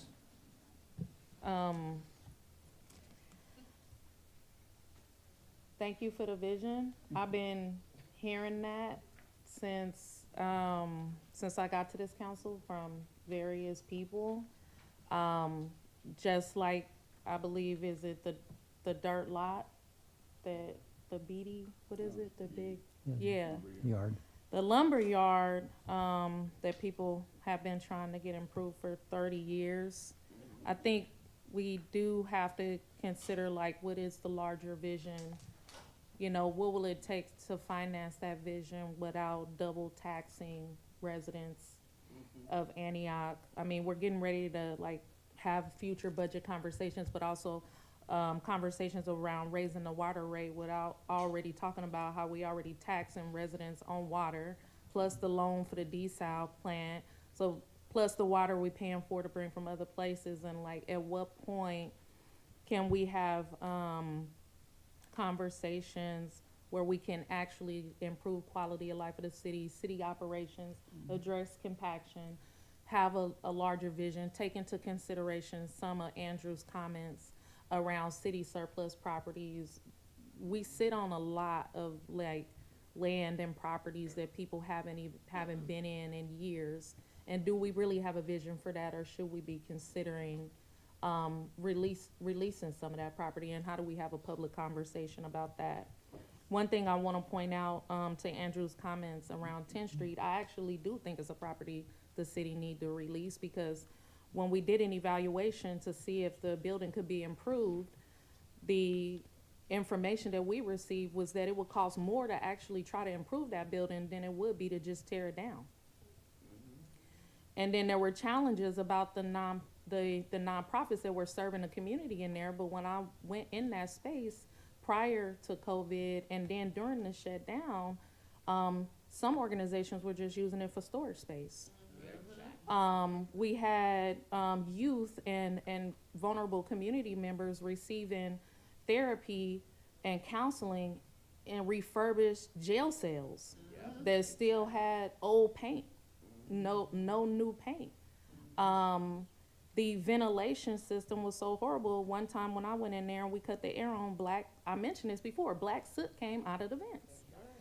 The city leased it to community members to run for nonprofits, but the city hadn't had any improvements or maintenance for years. By the time we started having conversations about that building, we found out that the city hadn't had an updated lease on that property with the organization for years. The plumbing was failing, there were rodent traps in there. It was not a quality place to be serving vulnerable communities, even if it did house nonprofits. And so as we talk about this bigger vision, I hope we can also have conversations around how do we actually have that quality community space to be able to work with those who are providing services to our most vulnerable residents.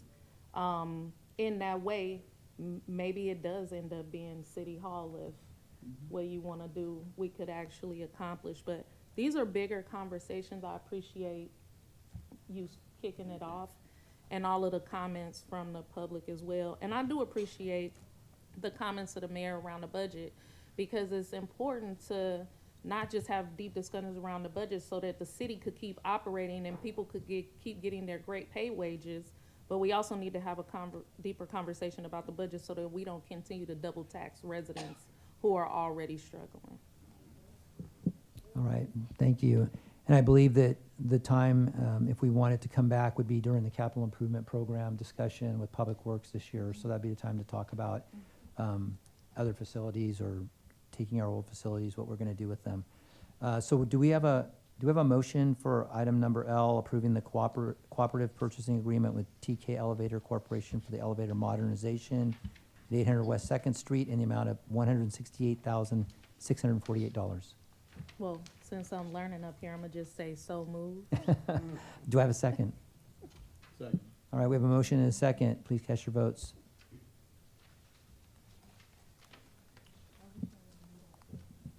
Motion carries 4-0.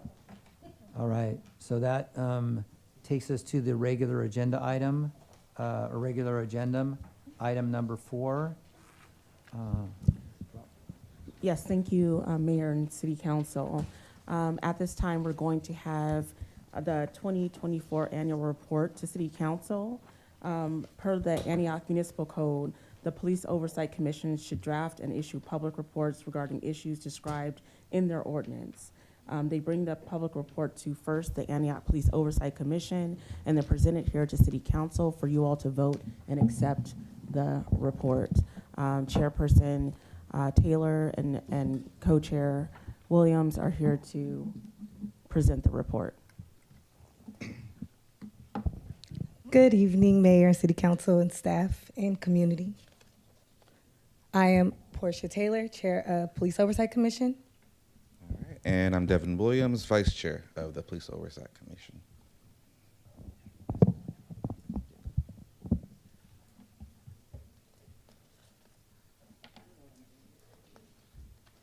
Cool.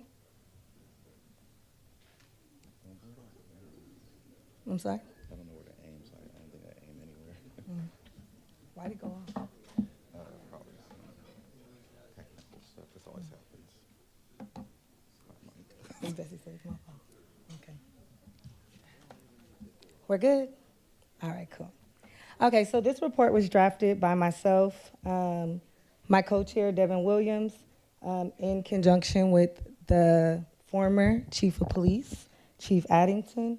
I do want to give thanks to all of our current and former commissioners who participated. No, it's fine. Go ahead.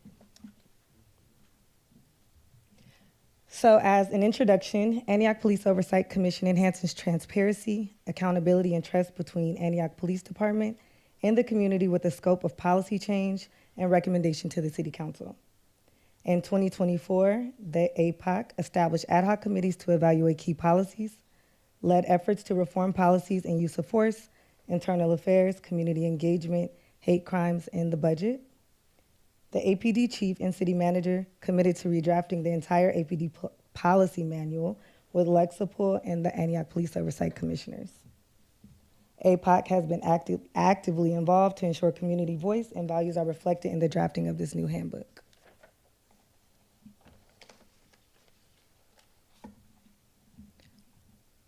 You want to go? No. Our recommended policy additions as of 2024 are to add the Angelo Quinto Crisis Response Team as a policy, to add a community engagement policy, and add an officer mental health and wellness policy. Currently, the Angelo Quinto Crisis Response Team has a 24/7 non-police. They are a 24/7 non-police crisis response for mental health and low-level calls.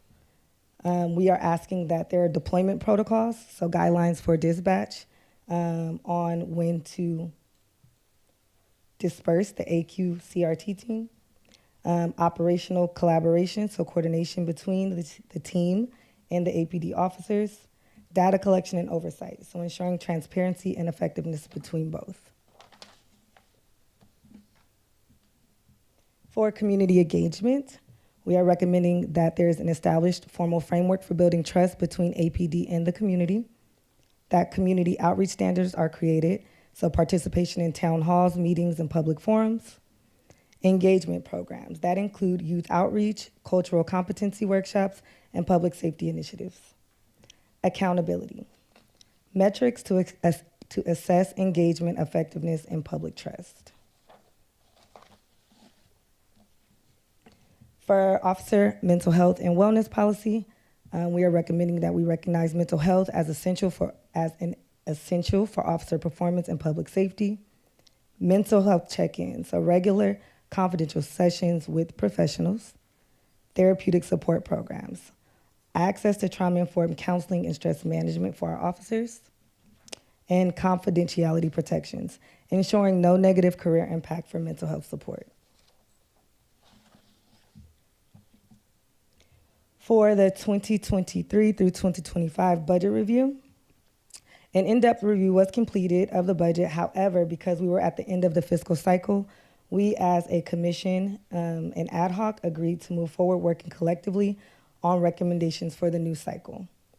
We do recommend that funds are allocated to the Antioch Police Oversight Commission for training to improve our effectiveness. We've noted that in general, as we came in as a commission, we lacked general training for our duties.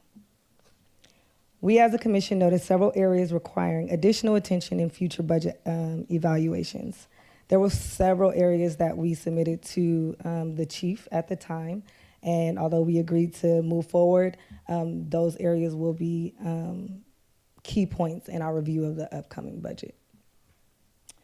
Looking ahead for the 2025-2027 budget priorities, a full budget review will begin once the council finalizes their budget, and we will be attending the March 4th hearing.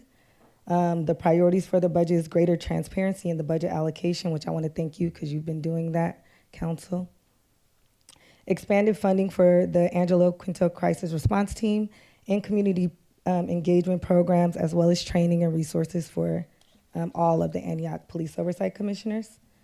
And then alignment of resources with safety and equity goals. You can take conclusion. All right. Conclusion and next steps.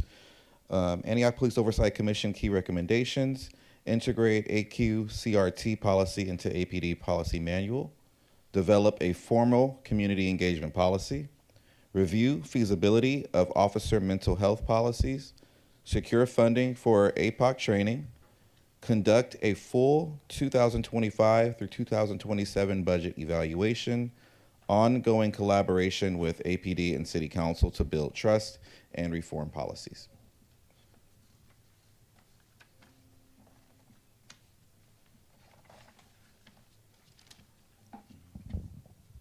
It's not readable.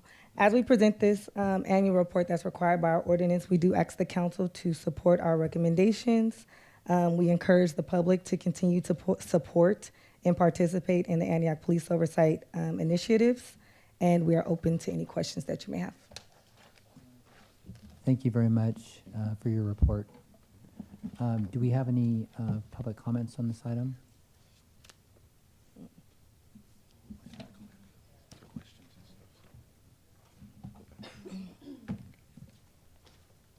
I don't have any speaker cards specifically for this item, but I just got a card from Nancy in, and I just want to clarify that this was, whether it was for this item or not.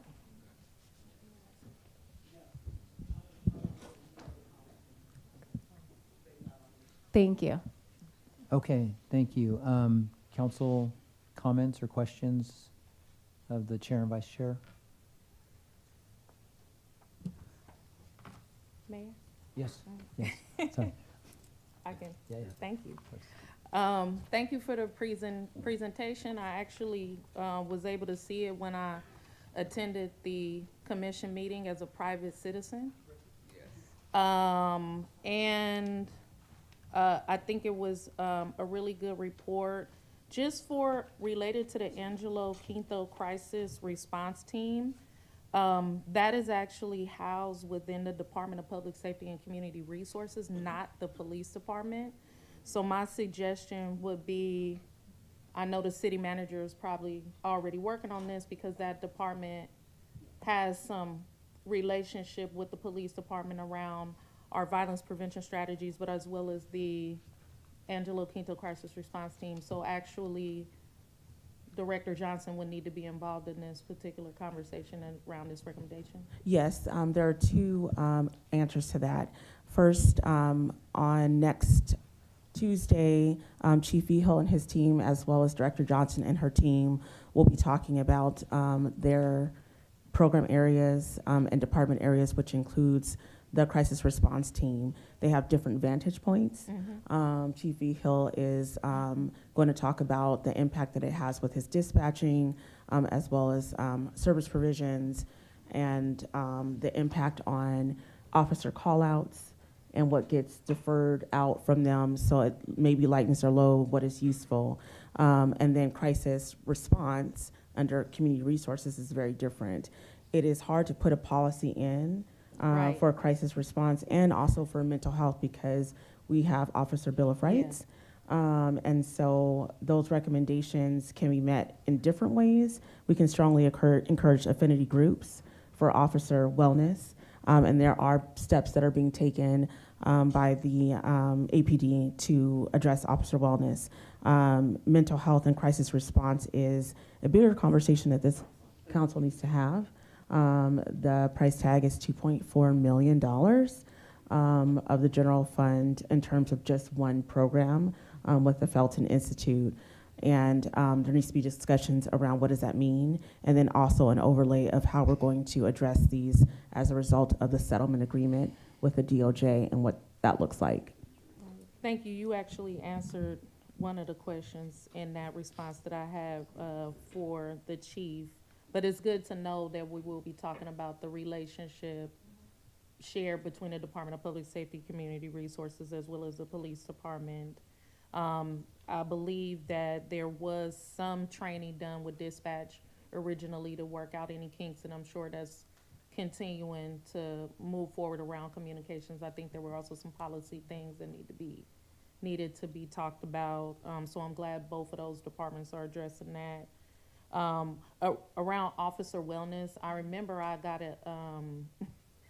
I was able to get an opportunity to ask former Chief Tammany Brooks about what is the policy around officer wellness, mental health, trauma, what is a trauma-informed response for officers? And I was informed that there was a policy in place, as well as an app, some sort of app, and other resources.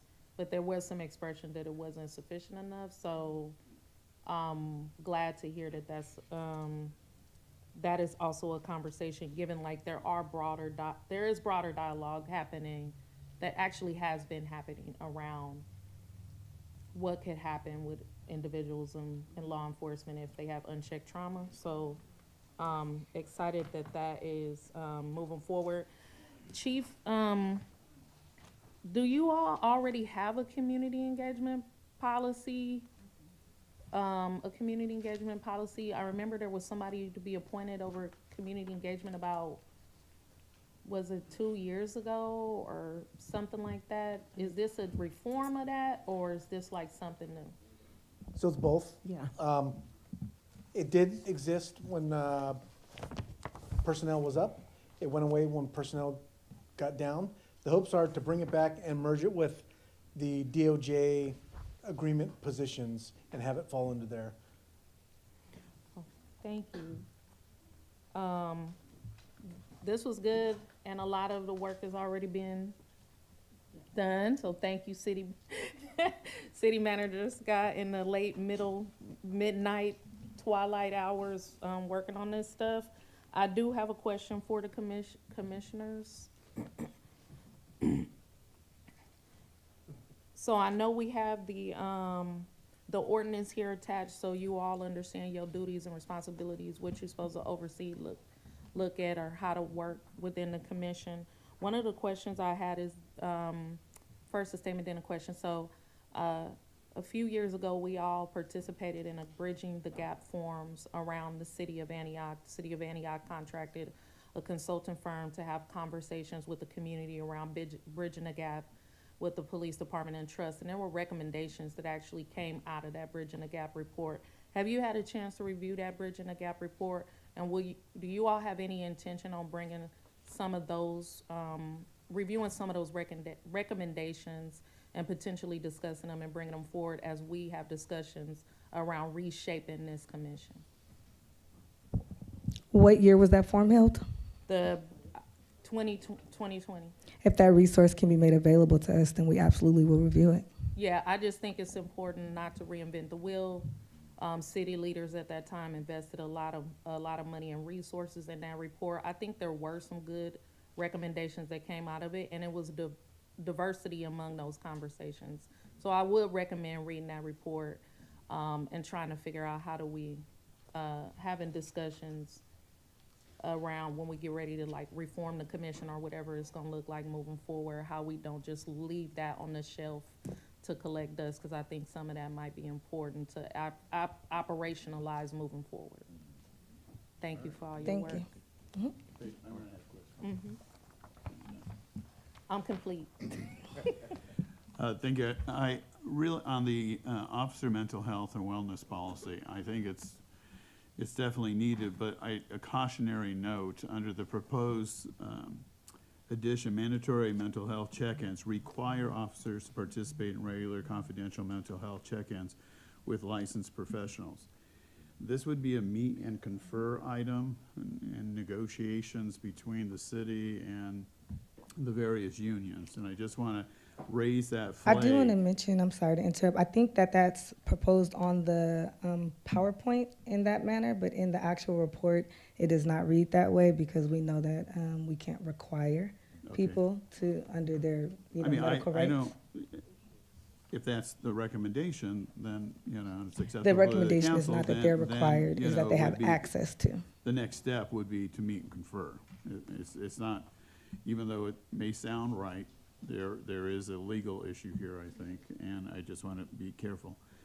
On the overheads as well as on page 6 of 8, with regard to the budget, I just need to understand better, what you are suggesting. It's the commission conducted a detailed review of the existing budget, noting areas that require greater attention and resources. I don't know what that means, so educate us. And then under the looking forward to the 25-27, because right in the process, greater transparency in budget allocations and reporting. And I'm not sure what that means. I mean, I think that, you know, the whole council is trying to open up this whole budget process and be as transparent and open and inclusive as we possibly can. So is there something else that we're missing? No. During the report out, I definitely thanked you all for being transparent. As we reviewed the past budget, the budget that we are currently in transferring over cycles, we attempted to get information several times and were unable. And so that is the line item of, you know, looking for more transparency. I can send you guys over the questions that were sent, and hopefully you guys can provide answers to them.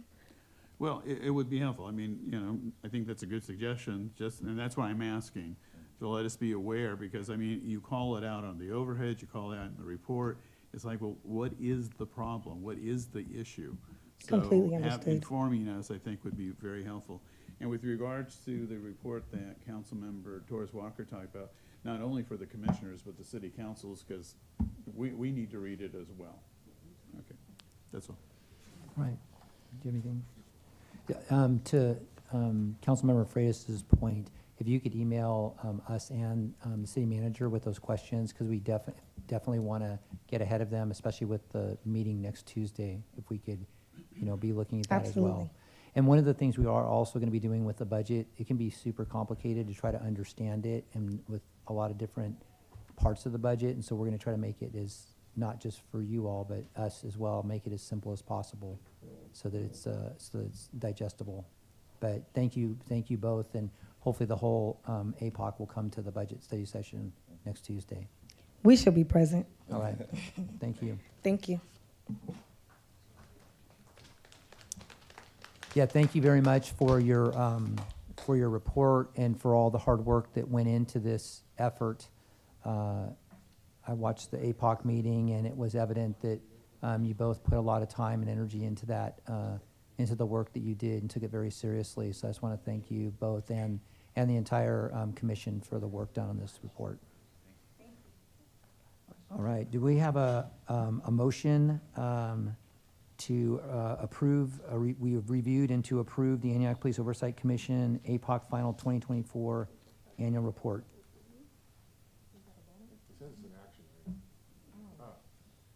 Is there a recommendation that we review and approve it? Yeah. Okay. I'll go ahead and move forward with approving the presentation. Okay. We have a motion. We have a motion and a second. Please cast your votes. Motion carries 4-0. All right, thank you. Item number 5, council discussion on a temporary pause of the Antioch Police Oversight Commission APOC meetings. Sure. Thank you so much, Mayor and City Council. You see your staff report under your tab number 5. I'm going to start off by telling you about the importance of civilian oversight. Civilian and police oversight can benefit not only the individuals, but also the larger community, the police department, and elected officials. The actual benefits that occur depend on how well the involved groups work together and the type of model implemented, as well as training and onboarding. Some potential benefits are that complainants are given a place to voice concerns outside of the law enforcement agency, that oversight can help hold the police department accountable for officers' actions, that the oversight body can help improve the quality of the department's internal investigations of alleged misconduct, that the community at large can be reassured that discipline is being imposed when appropriate, while also increasing the transparency of the disciplinary process.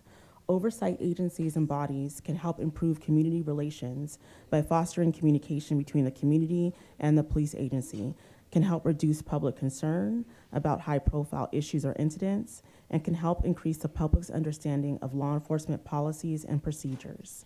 Oversight bodies such as APOC can improve department policies and procedures. Policy recommendations can prevent issues by identifying areas of concern and subsequently by offering options to improve policing. Oversight agencies can also assist in a jurisdiction in risk management and liability management and reduce the likelihood of costly litigation by identifying problems and proposing corrective actions before lawsuits are filed.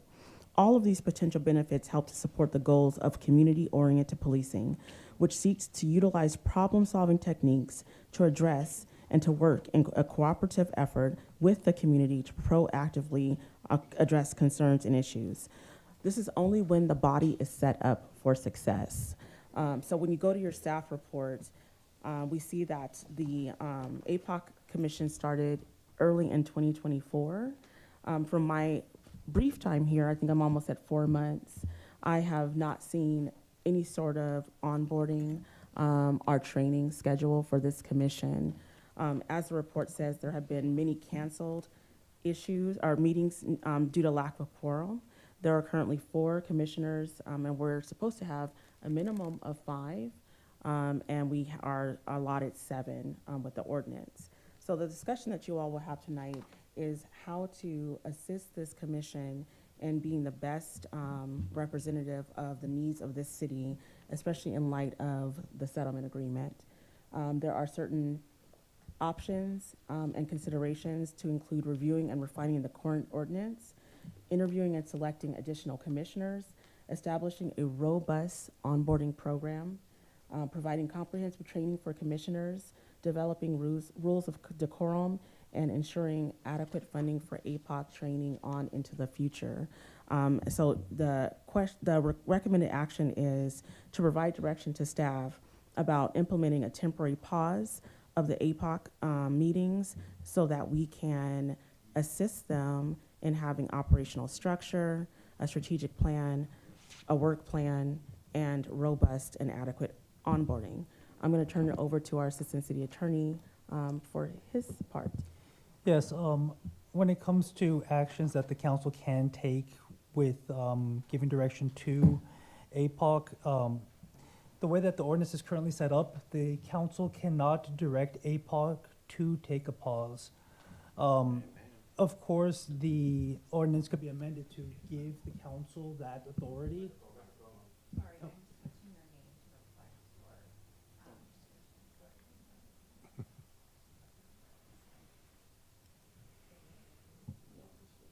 Got it.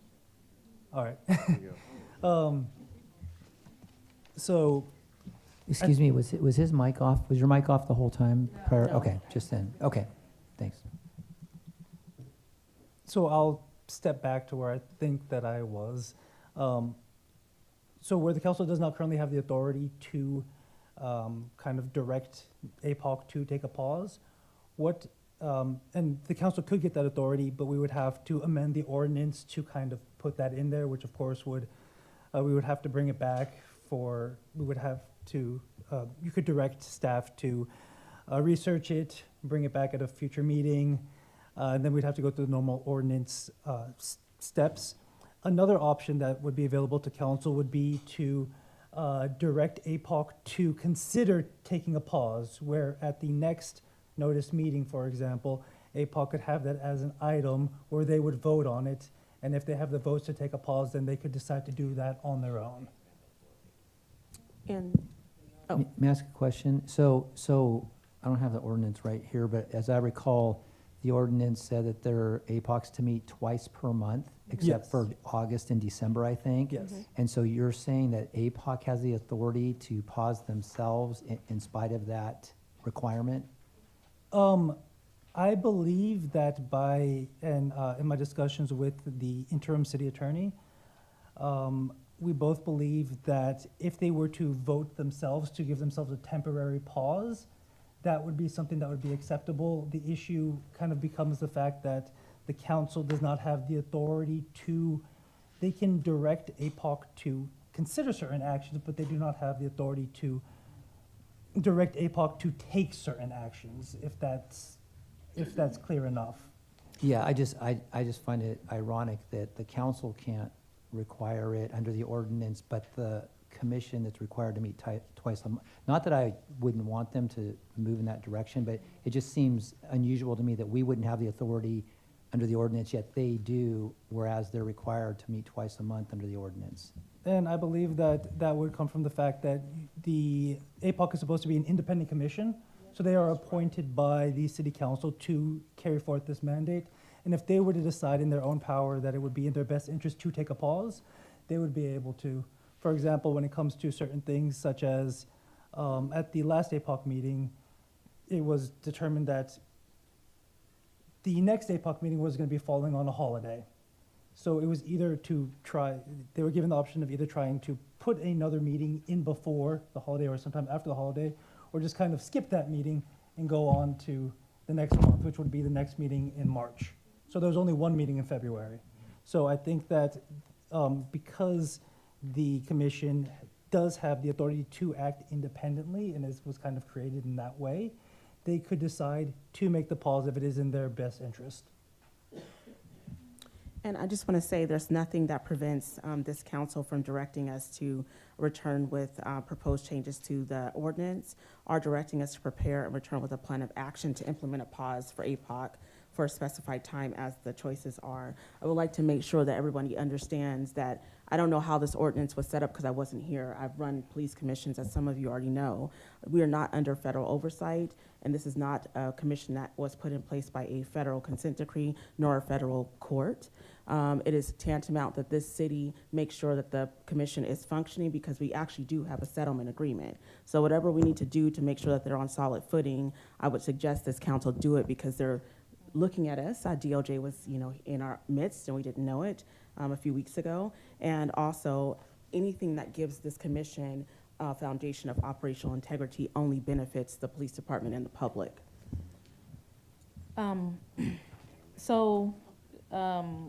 The reason why it was set up that way was to give the commission some independence outside of political influence. Say,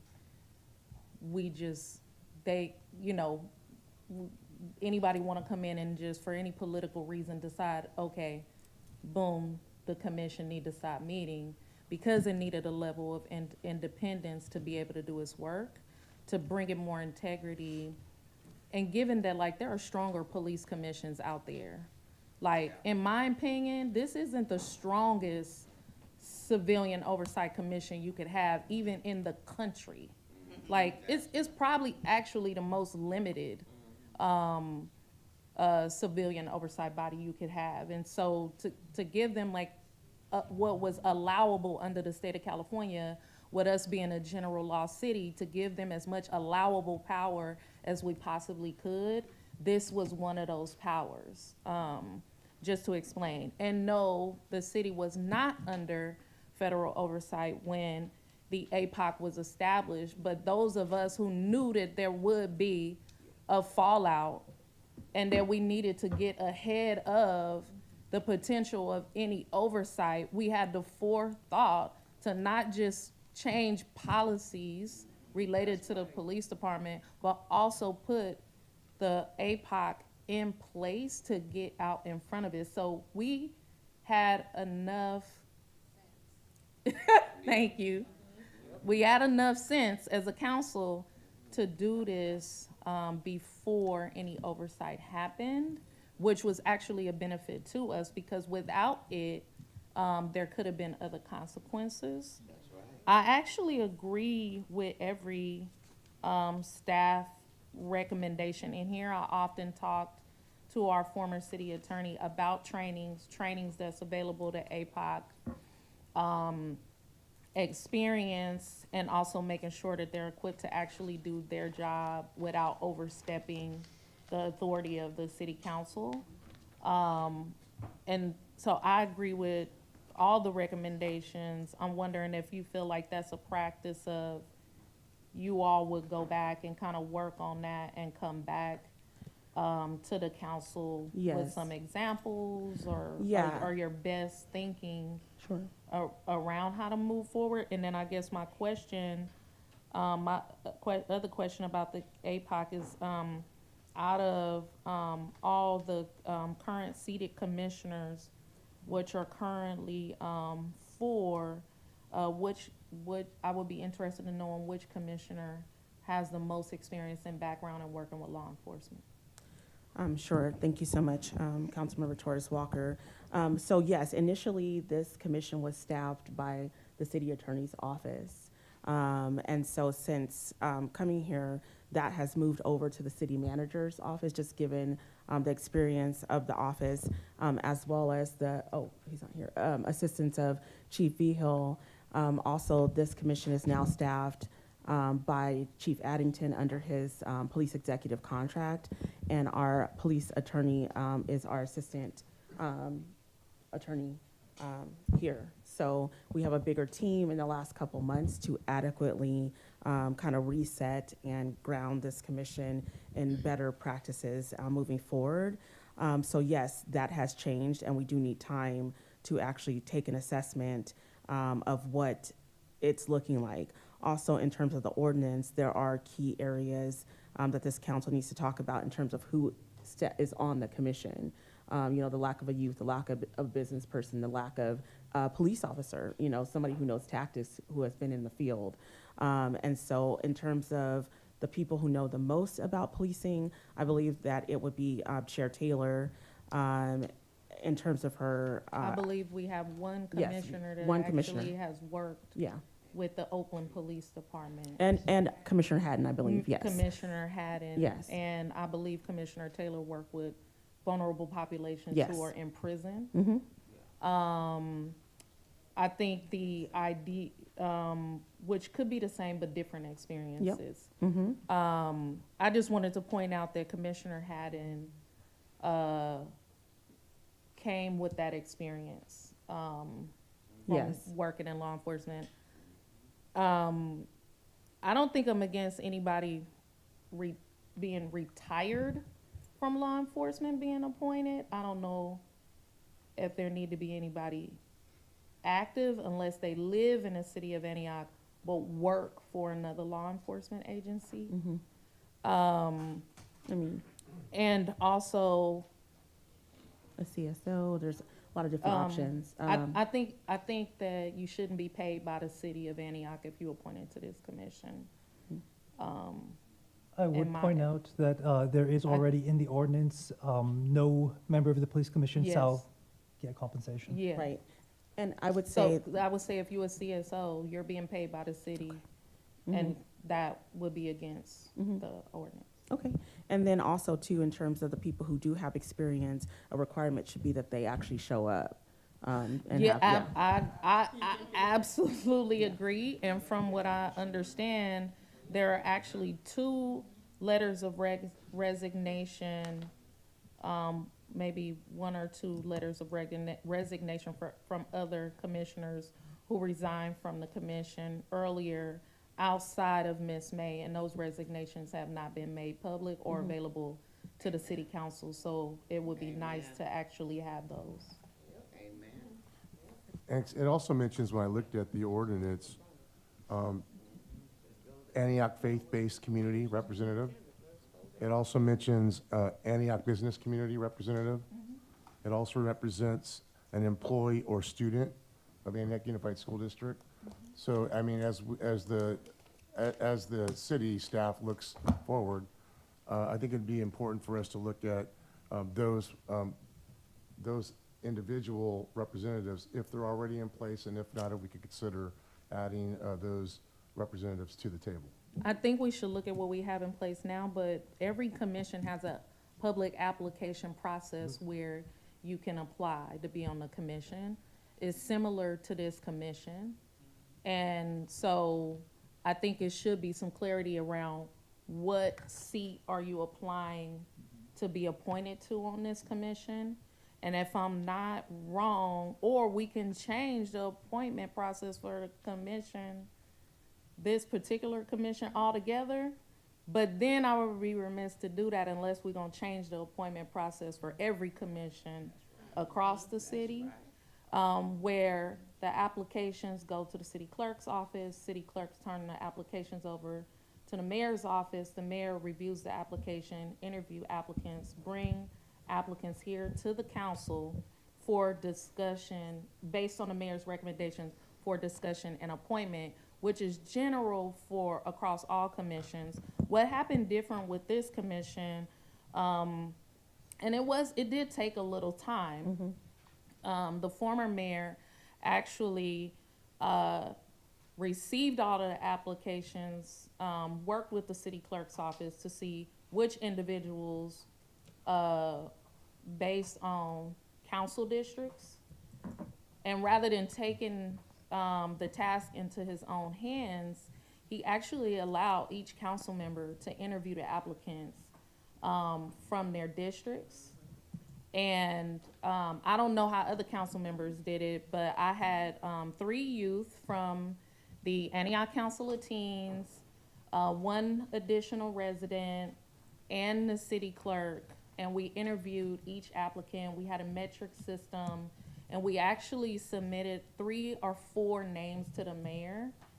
And then the mayor brought back to the council the names from the applicants that we picked. And I think for District 1, we had the majority of applicants. I was so excited. I think we had about 8 to 9 applicants for District 1, and we interviewed, I believe, 5 or 6 of those applicants, because some people dropped out because they was like, they didn't have the time to commit. I think it's really on you, Mayor, what the process would look like, if it's gonna be the same across the board, similar to what happened previously, but I would be interested in hearing your thinking about that. And I would just like to state that there could be possible issues if this particular commission was given a different type of process, because unless there is some cognizable legal ground to require a different process, which I have not done any research into this at this time, but I can't think of one off the top of my head, which is kind of what my only concern would be.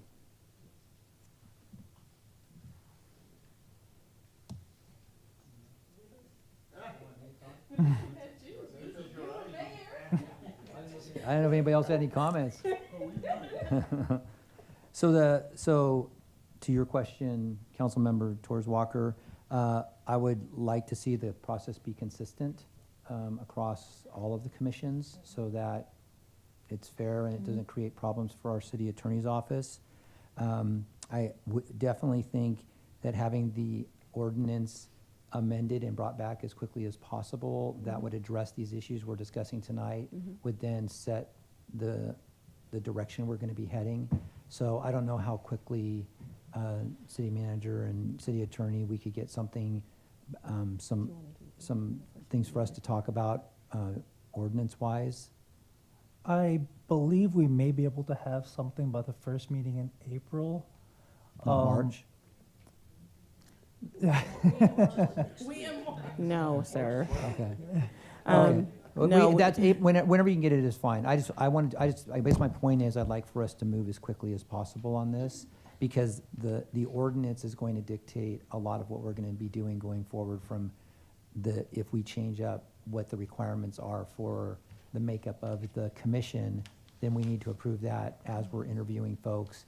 And we're probably going to reopen the application period as well, so that people under anything new that we do would be able to qualify for that or apply for that.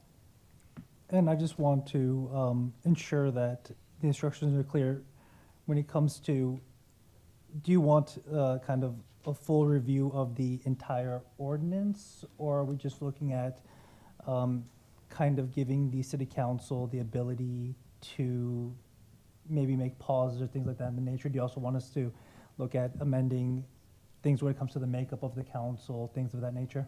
Yeah, so my desire would be that the ordinance isn't very long. It's only a few pages long, but my desire would be we look over the whole ordinance and make sure that the city council is in agreement with the terms of it, and that it's consistent with the US DOJ requirements of what we are required to do under that settlement agreement.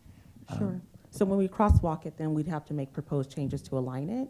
And then we'll come back with those proposed changes, as well as I will do myself a gaps analysis.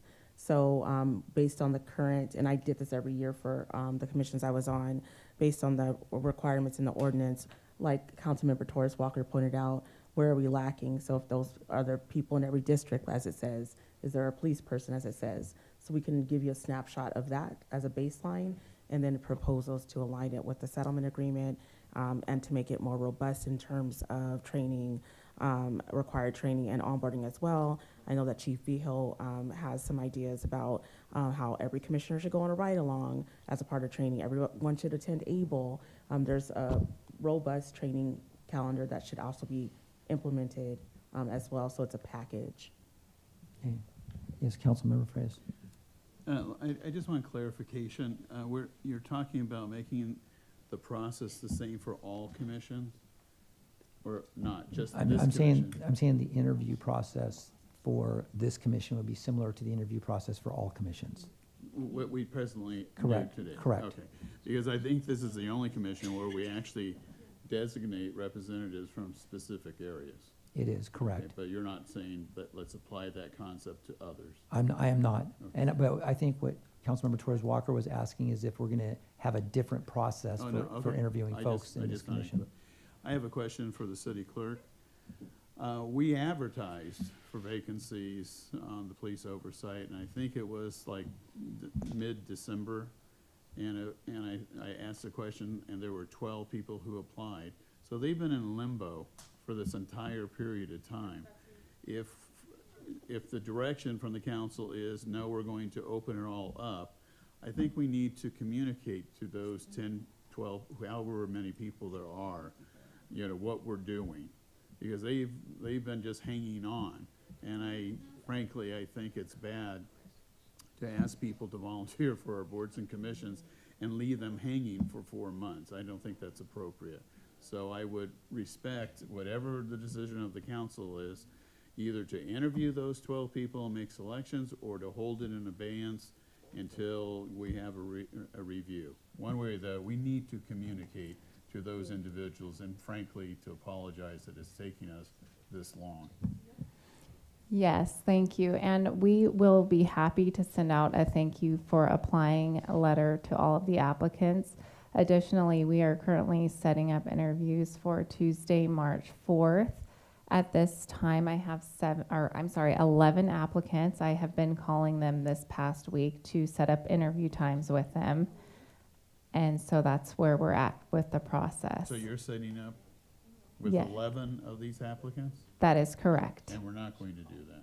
Well, I'm just curious, I'm confused. What are we doing? So we were proceeding forward, and we have been for a while this was coming forward to us. So based upon whatever happens tonight, we'll dictate whether those interviews continue or whether we pause those. Okay, another question for the clerk.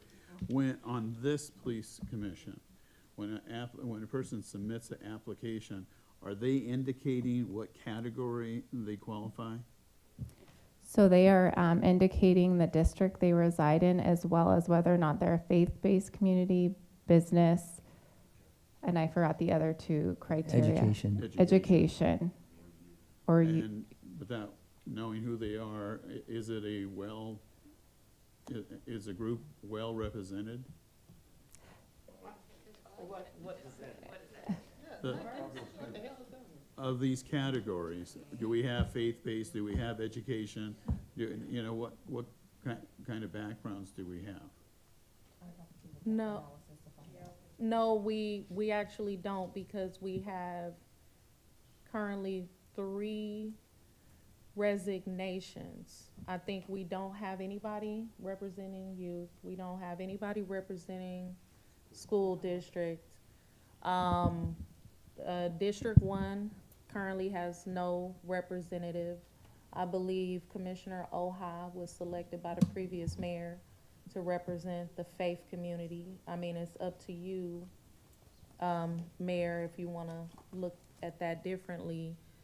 So those would be the ones that are missing at this point. I think I do want to just underscore, like, the reason why some people fought for district elections.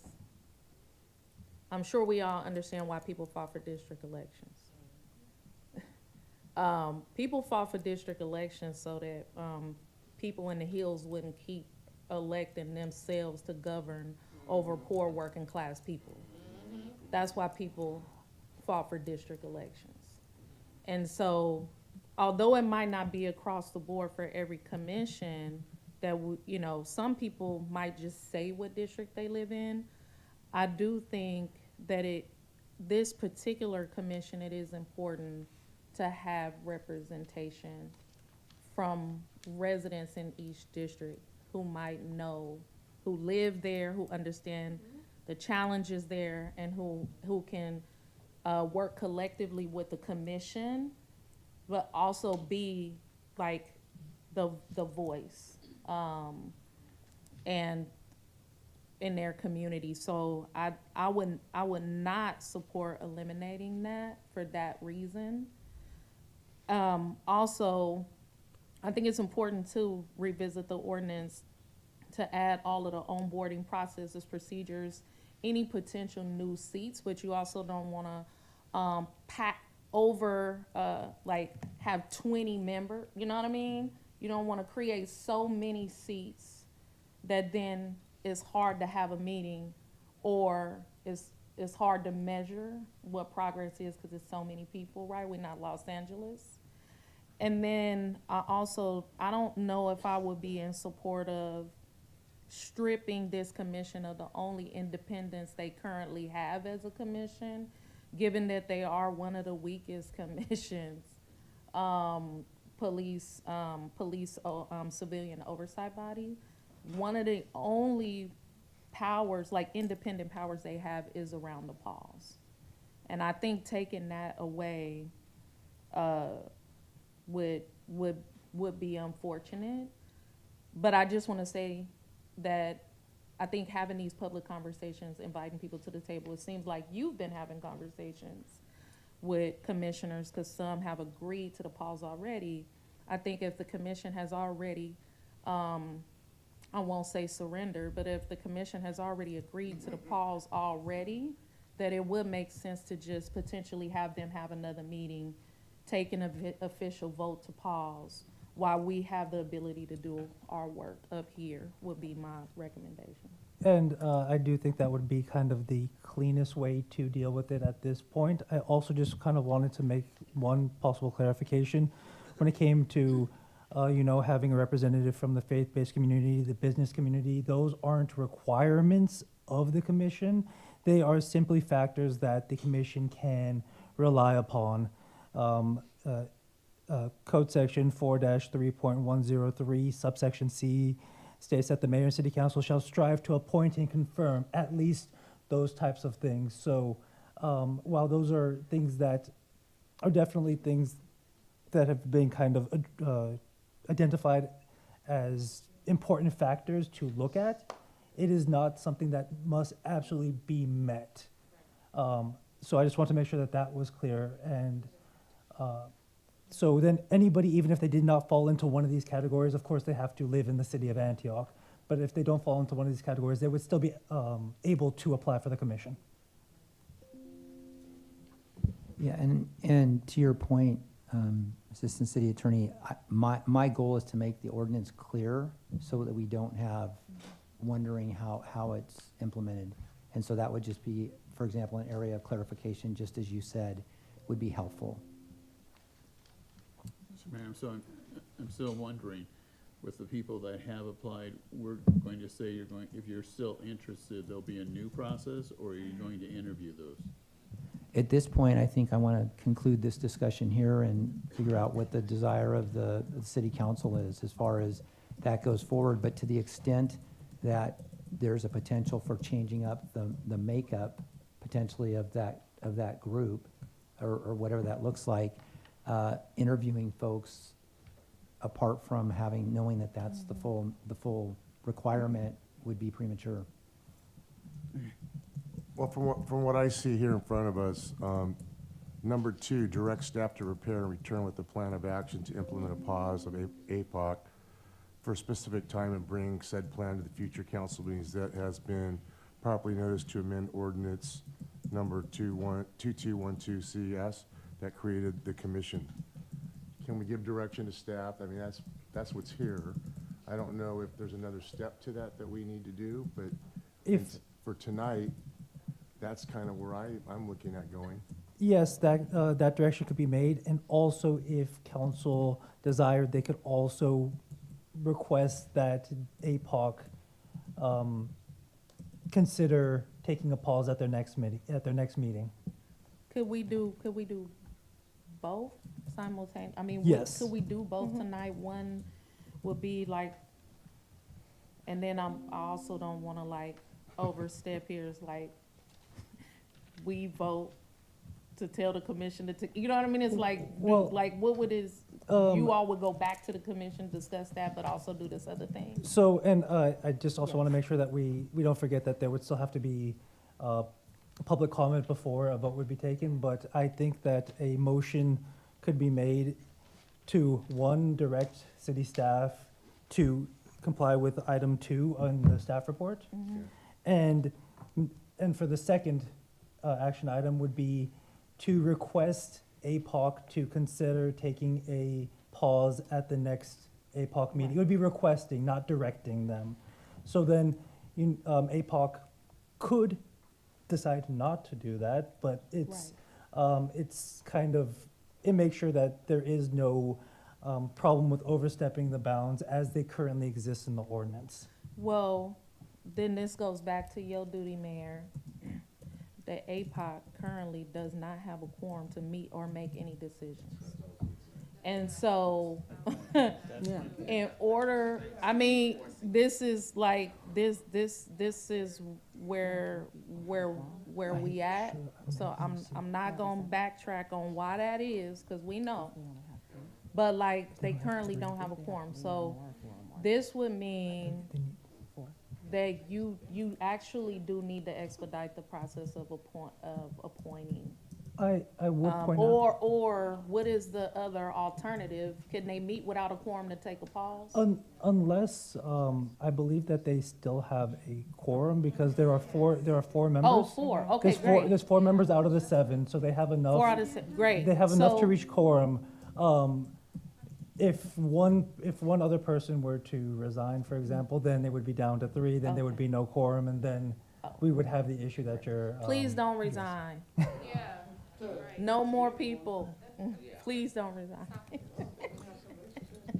Mr. Kunzinger, I just want some clarity. So there are 4 members. If someone were to make a motion and a second, and 3 vote one way, 1 votes against, is the 3 vote a majority? No, it is not. So I just want to be clear, so it needs 4 votes. It would need 4 votes, yes. Yes, obviously, we're saying go ahead and meet, but a decision has to be unanimous for them. Oh, I was stating that they have enough members to make a quorum, which means that they have enough members to make a majority vote of the body. I can't advise them any further beyond that in that respect. So out of the 7-person body, they have 4 people seated, which is a quorum to be able to meet, but they need 4 whole votes to actually take the pause. And they Yes. gotta get that 4 votes without violating the Brown Act. Yes. Okay. And I guess I'd also want to add that the 4 members do not meet the requirements of the DOJ settlement, which requires 5 members, true? Yes, so that is where the 5 member came from. That is what the DOJ's agreement was.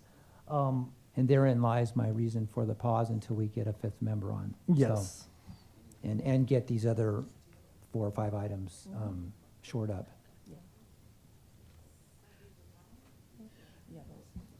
So I guess it's up to the commission to, but what So- do we do as So, far as Mr. tonight? Mayor, just to move this forward, so I think that we are going to request the APOC to please consider the possibility of having a pause. That's one item. The second is, I'm looking for the recommendations that the staff has provided us, which is on Number page 2. 2, which, there's 1, 2, 3, 4, 5, 6 items, and I believe that the council is, yeah. So actually, right, Councilmember Torres Walker. So there are 3 options, and what my motion is to approve option number 2. Direct staff to prepare and return with a plan of action to implement a pause. We're not taking action. A motion can be made and public comments can still be called.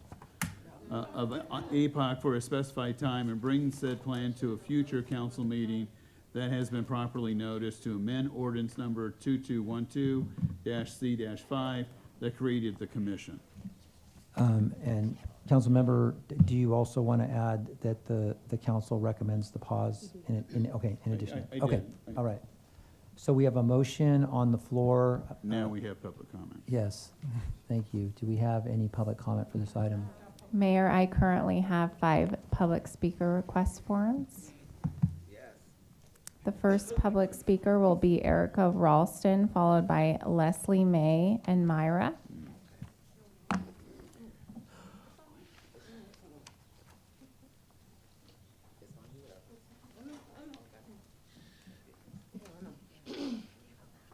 Oh, I'm here. Trust me. So, as far as being a community member, we as a community, I don't know about some of these people in here, but I don't know about some of those people up there on that stand there.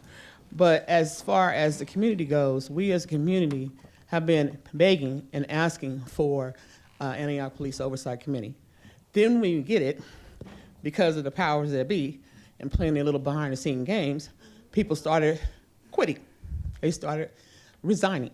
Now you're at a point where you only got 4 people. You have a DOJ requirement to have a quorum. Now you're trying to play this game for the last, hour? I don't know if we should. I don't know if we shouldn't. And you got community members here sitting here saying, yelling out, hey, we put our applications in and we haven't heard anything. Yet I had her call me about another board. I'm like, I already applied for that one. I didn't want that one. I wanted the oversight. This is ridiculous, and it's playing a game. You guys are going to try to stretch this out, stretch this out, stretch this out. In the meantime, you got people sitting here who want to work, who want the change. Instead, you're going to be like, well, we're going to put a pause on it. And I think that's full of crap. Because we as a community asked for it, we got it, and now you guys are playing a game. You're playing a little puppet game. And that's not right, and it's not fair to the community. We deserve better than what we're getting now. And we're basically being treated and shoved to the side and being like, well, we're going to do it the way we want to do it, and we're going to choose how we want to do it, and you guys just have to deal with it. No, community is not going to deal with it. You got a bunch of community members who are going to speak up because they don't appreciate it. They want change. We asked for it, we got it, and now you're trying to stifle us because that's what you were doing with the people that were previously on the committee, stifling them to the point that they had to resign because of the stuff that they were getting, because of all the crap. And now you want us as a community to sit back and let you guys play this little puppet game, and we're supposed to sit around and be like, oh, okay, it's good for us. No, it's not. No, it's not. This community has suffered from the hands of the police. And this is not something that's just citywide. The whole world knows about what's going on with Antioch. Okay? It's not just we can shuffle it underneath the rug and keep it there. No. The whole world knows about it. Hell, my brother lives in Texas. He's calling every day to make sure we're okay. You know, he said, that's ridiculous. That's ridiculous that everyone in the whole world is watching us and we're under a microscope, but yeah, you guys sitting here playing puppets and don't think that this stuff is not going to get on the news and people aren't going to see it. We've become the laughing stock. We asked for this as a community because we're suffering, and instead we're being played like puppets. And it's not fair, it's not right, but you want us to sit back and be like, okay, well, we're going to do what we want to do, and you guys are just going to have to suffer. No. You got a whole community here that's going to speak, okay? Black, brown, white, everyone's speaking, because they don't appreciate it. They ask for it, and they want change. Not opportunity lives here, because it certainly doesn't. Not for the black and brown community.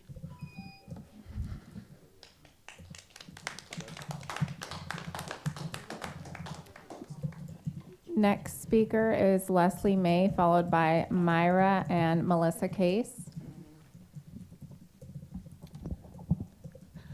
Okay, so you did have a commission in terms of Treva Haddon. She had a deathly condition, just like someone else of the community. So the slide about her missing a lot of meetings was really, that's a low blow, but I could imagine would come from you. But anyway, the problem is that you need commissioners that want to be here to do the work they were supposed to be doing, not political aspirations, not trying to climb the ladder, to work on what they said, like I agreed to work on. But it's really all this pretend care and things. It just makes me want to throw up. Because before you even got there, you said, Councilmember, I want to get rid of APOC. I printed it out so for the news people. You want to get rid of APOC because you wasn't needed. You wanted to get rid of Bessie Scott, and you wanted to get rid of Thomas. So you got rid of Bessie. I'm not Bessie Thomas. Then you sick the dogs on me. Are you, and like I said earlier, making that 11 o'clock phone call to Commissioners O'Hay and Commissioners Taylor to come after me at the APOC, pitting black people against black. The complaints all on your blogs is, we tired of all of them being black. We need to have other people on there. Well, you know what? All the city council people that were sitting before you chose who they felt were the best people. Okay? So, I'm gone, and I'm happy. I'm so happy that the DOJ did keep their promise to me that they were going to be creeping in here for a couple of meetings. And they are not pleased with this. They have not approved this. So once again, we're seeing privilege taking over with this council. So you got what you got. When you dig a pit for one, you better dig two for yourselves.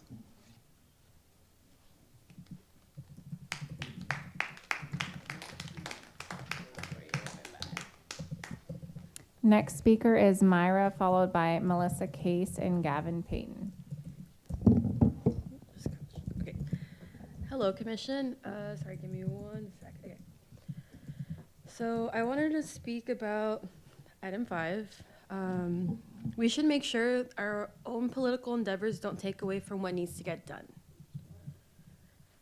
I want to ask the City Council if you think it's okay that our mayor is purposely trying to put commissioners against each other. Why did you, Mayor Bernal, call Miss Leslie May for a meeting when you first went into office? Like, what was the purpose? If in the end you wanted to get rid of her. Why would you put black women against black women when we've had enough divisiveness? Also, I know you guys answered this before about like the interviews and all that stuff. Thank you, Don Freitas, for bringing it up, that we've been kept in limbo for months. That's not professional at all. We want to give time like of our own to be able to be part of the commission, or at least to be even considered, or if not considered, at least let us know. What else? It is important that we keep the APOC going to make sure Antioch as a whole has a voice to be heard from everyone, not just people that have like degrees. Like every single person that's able to have a voice or voice for the voiceless has to have an opportunity for here.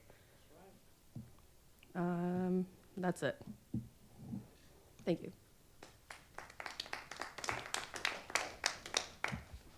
Next speaker is Melissa Case, followed by Gavin Payton and Portia Taylor. I just want to start off by saying, if you make a motion before you hear public comments, I'm going to speak for myself. I feel unheard. Yes, yeah. And I don't like it. I'm just saying that. And I felt unheard a lot the last 4 years. So now I'll start my public comments. I think we need to fill this APOC commission quickly. And because, not just because of DOJ, I just think Antioch needs it. So I think you guys should expedite it for sure. I also think once you expedite it, you should train all the members together.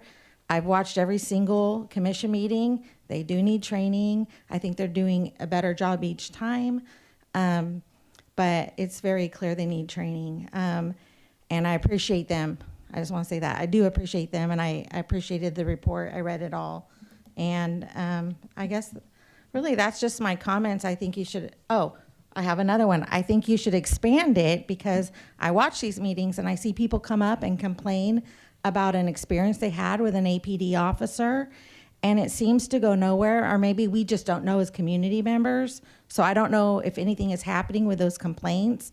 I've mentioned it to Portia and Devin about that's a concern of mine. I think when people, the last meeting, someone came up, said something, and like, I felt like like nothing happened. So I think there should be given more power or some procedure when people come up and complain about APD, that's investigated. And I think you guys should consider that as one of their powers. Thanks.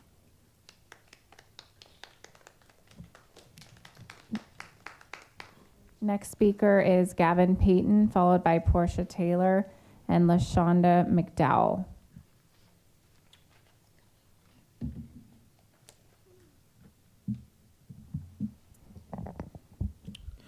Good evening. So what I'm about to say may offend, but it's the facts. So I'm gonna start with fact number one. Fact number one, the NAACP, the East County NAACP Youth Council was a part of the process to interview the candidates for the Police Oversight Commission. We are now asking to also be either a part of that process again, or you have one of the East County NAACP Youth Council members on the commission. Because we want change, we have residents that live in Antioch, and we have youth that are being affected by Antioch APD, because a couple of them were our youth. In fact, one of our youth were attacked by a racist neighbor who used a taser on them. And then there's the fact that then the DOJ and the FBI said that if you do get rid of this commission, that they will be down here to you will be answering to them. And the Youth Council did make it pretty clear that we will not stand for any nonsense, because we will be here at every city council meeting and be here for this process to make sure change does happen. And also, I believe according to the DOJ report on pages 5, 6, 7, the mayor does not have input to change the Police Oversight Commission. Also, the other thing that I find pretty ironic, it's pretty ironic that we don't have youth on these boards and commissions across the board, but yet you constantly use us for political game and props. And not only that, let's make sure what started this. It was the text message scandal that was calling the mayor a gorilla. Not only that, are African American women water buffaloes? Let's start with that. Let's start how you guys let them kill African Americans that was out here back then and now, and made it fun that was actively text messages to go and talk about, oh yeah, let's have a steak dinner if you can go hang them by the street pole. Let's talk about that. Let's address the issues at hand with these racist police officers that are still in the community that think it is okay. No justice? No peace. Next speaker is Portia Taylor, followed by LaShonda McDowell. Hello again. We wanted to come up because we're commissioners sitting in the space as you guys talk about the Antioch Police Oversight Commission. Some things that I want to point out if you are going to review the ordinance for any kind of amendments, several gray areas in regards to what it looks like for commissioners to be absent, what it looks like for sick leave. Those kind of things are not present for us, and it's very difficult to make those kind of decisions when we want to be empathetic to community members who fall on health ailments.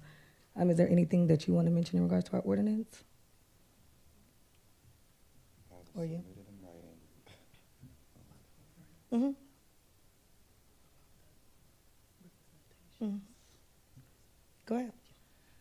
I would just like to say, first of all, we shouldn't even be having this discussion. And I'm disappointed, I really am. Because there are false rumors out there, and I don't appreciate it. So we need to get this, whatever it is, we need to get it together. I'm glad to know that APOC now has the power to make the decision to meet or not to meet. But I just came up here to say this. If you go back, take a look at the city council meeting on November 26th, our former mayor stated that I would represent clergy because I am a licensed minister. He also stated that Devin, I believe you would represent, yes, community-based organization. So this hoopla about, there's no representation, yes, there is. Even though I live in District 1, I'm also representing clergy, which is part of faith-based organization.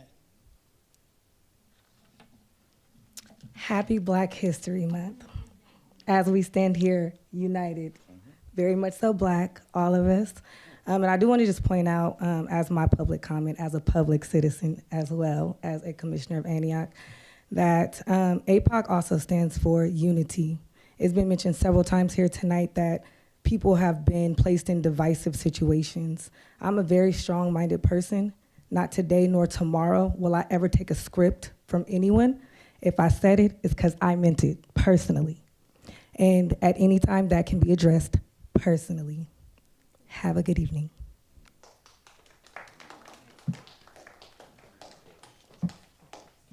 Next speaker is LaShonda McDowell, followed by Kirsten Johnson Bell.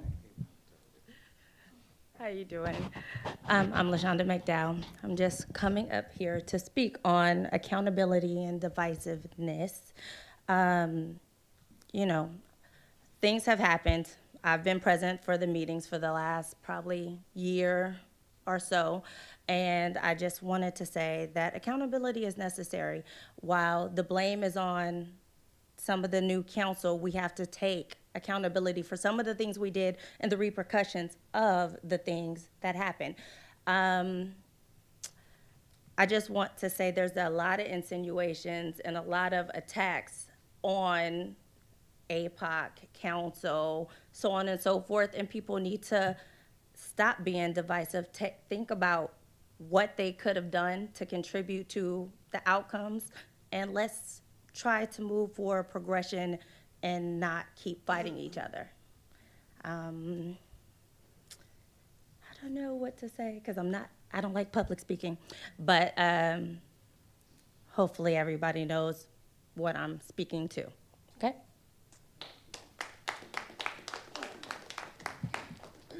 Next speaker is Kirsten Johnson Bell, followed by Devin Williams.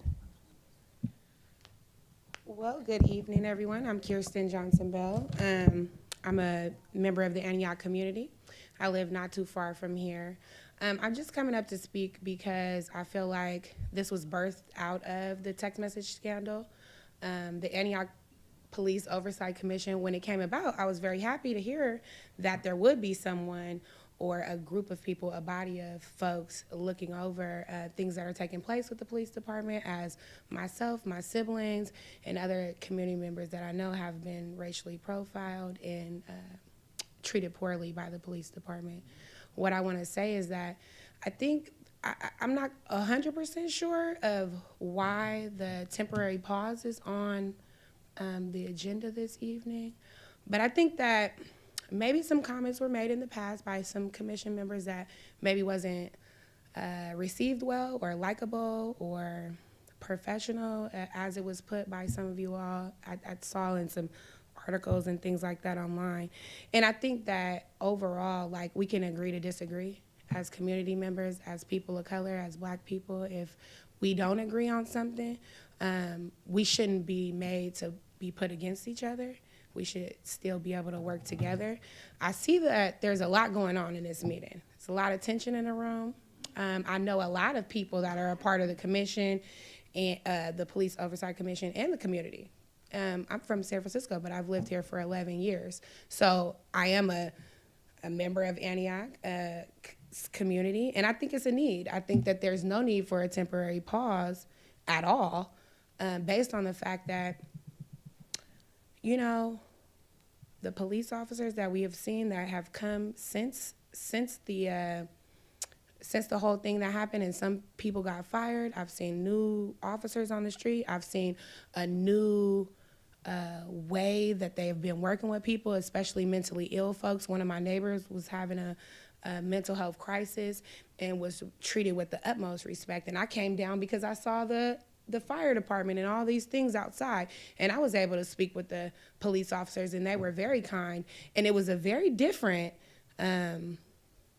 response previously. So I think the commission has made a great impact on the ways in which the police are handling the community, working with folks of color. And obviously it's a huge scandal, right? So it is publicized, it is all over the media, social media, it's all over everything. So I think that taking it away or putting a temporary pause would put an extra microscope, right? And it would be seen as like unfavorable by the community, by the world, by folks, you know, that why would you guys stop it? Why would you guys pause it unless, you know, maybe you're in agreement with the things that were taking place beforehand? So that's just my opinion, right? Thank you. Devin Williams.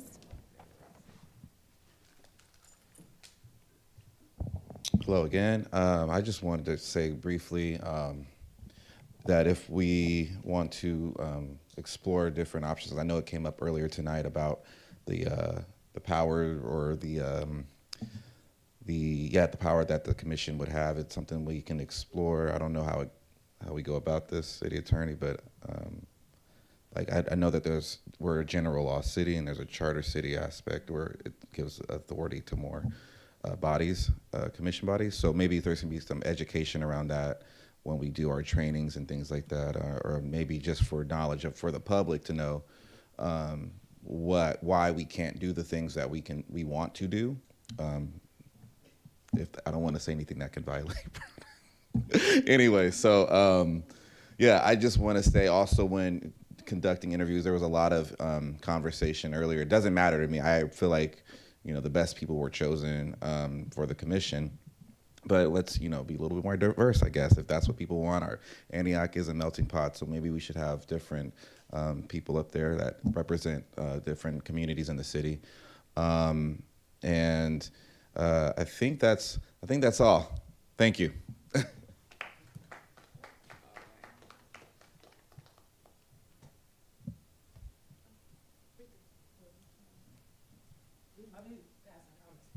Hi there, Rika Davis Sheard. I have a question to pose to you. That's it's kind of a rhetorical question.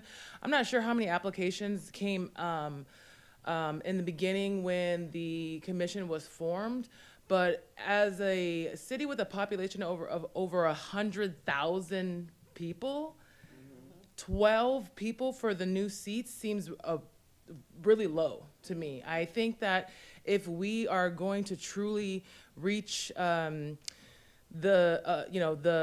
of the constituents of this city, then we should be advertising the open seats in ways in which the community will be receptive to them. You know, it's 2025. People are on social media. People are, the city of Antioch has access to put signs up and billboards and whatever the case may be. And without spending a lot of money, there could be a lot of impact for a lot more applications to come through. And I'm not saying that the 11 applicants aren't qualified. I'm just saying that with such a huge city, I think that we can have a bigger turnout and have a bigger pool of people to choose from so that we can make sure that we're all represented. Thank you.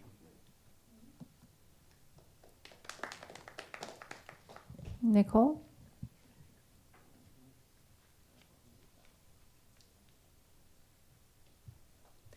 So, hello again. What I kind of have to say is, like, I have been coming to these city council meetings for years and years, and I don't think I have ever been to a meeting where we have talked this much about a commission, who needs to be on it, who needs to be, it's just a lot.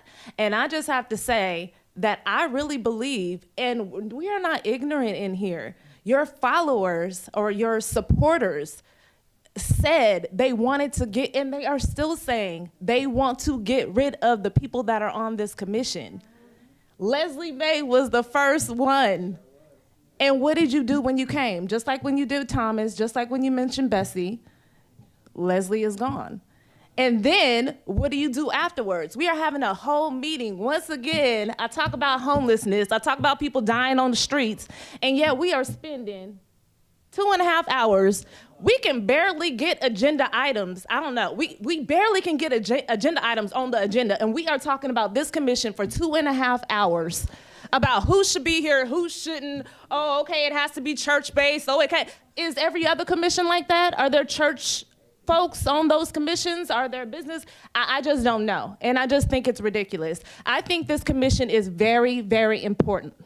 We only get 3 minutes when we come up here to these city council meetings, okay? So when I come to y'all, I talk about homelessness. I talk about people being on the streets, dying on the streets, warming centers. When I go to the commission, I talk about APD, people getting swept. So there's only so much time. Community members fought for that commission.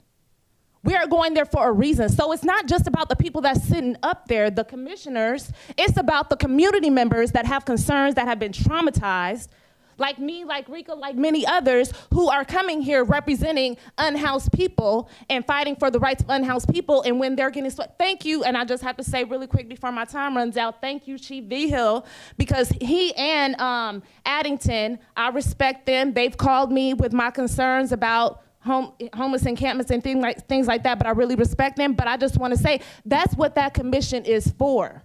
So all this other stuff, all this, oh, we want to get rid of these people, and you trying to appease your supporters and do what you said that you was gonna do, probably in the background and all that, that's irrelevant. Once again, where are your priorities? We are spending 2.5 hours when people are dying, when people are hungry, when people are struggling, people are losing housing, and y'all sitting here doing this? Where are your priorities? And you, may God bless your soul. Seriously, may he. Because since you've been up here, you have been nothing but divisive. You are not good for this community and not good for this city. Thank you, Nicole.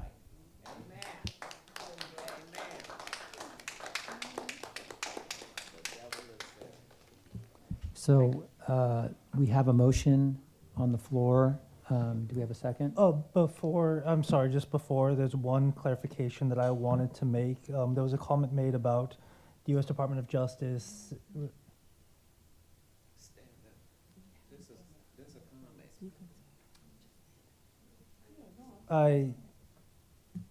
The only clarification I want to make is that the city remains in contact with the U.S. Department of Justice.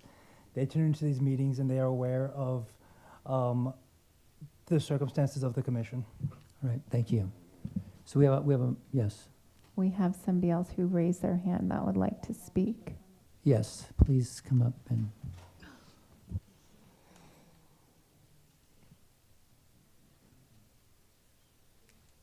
Good evening to the mayor, to the councilman, to the community. This is too much.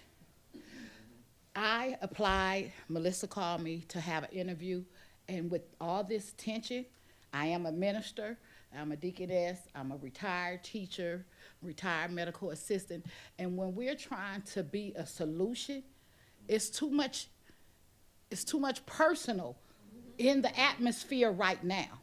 For someone like me who wants to be a solution, not the problem. This just deferred me from, I'm not coming. Thank you. I'm not coming. I don't want to be a part of this. This is messy. It's too much personal. If you're going to be on a commission, you're going to be on the city council, we have to put all this personal behind. I never speak. I come to the meetings. I'm always sitting and I'm listening and I'm looking and I'm booking. Everybody, your personal issues need to be outside. Because how are we going to get the community to come into a meeting with all this animosity? Here it is, me, one person, and you say it's 11, 10 other people besides me that applied who got called for an interview, and now I'm turning it down. Not because I can't do it, not because I don't know how to be the solution, but with this personal, I don't want to be caught in the middle of it. You guys need to get this together if you want community and someone like me. You got to get it together.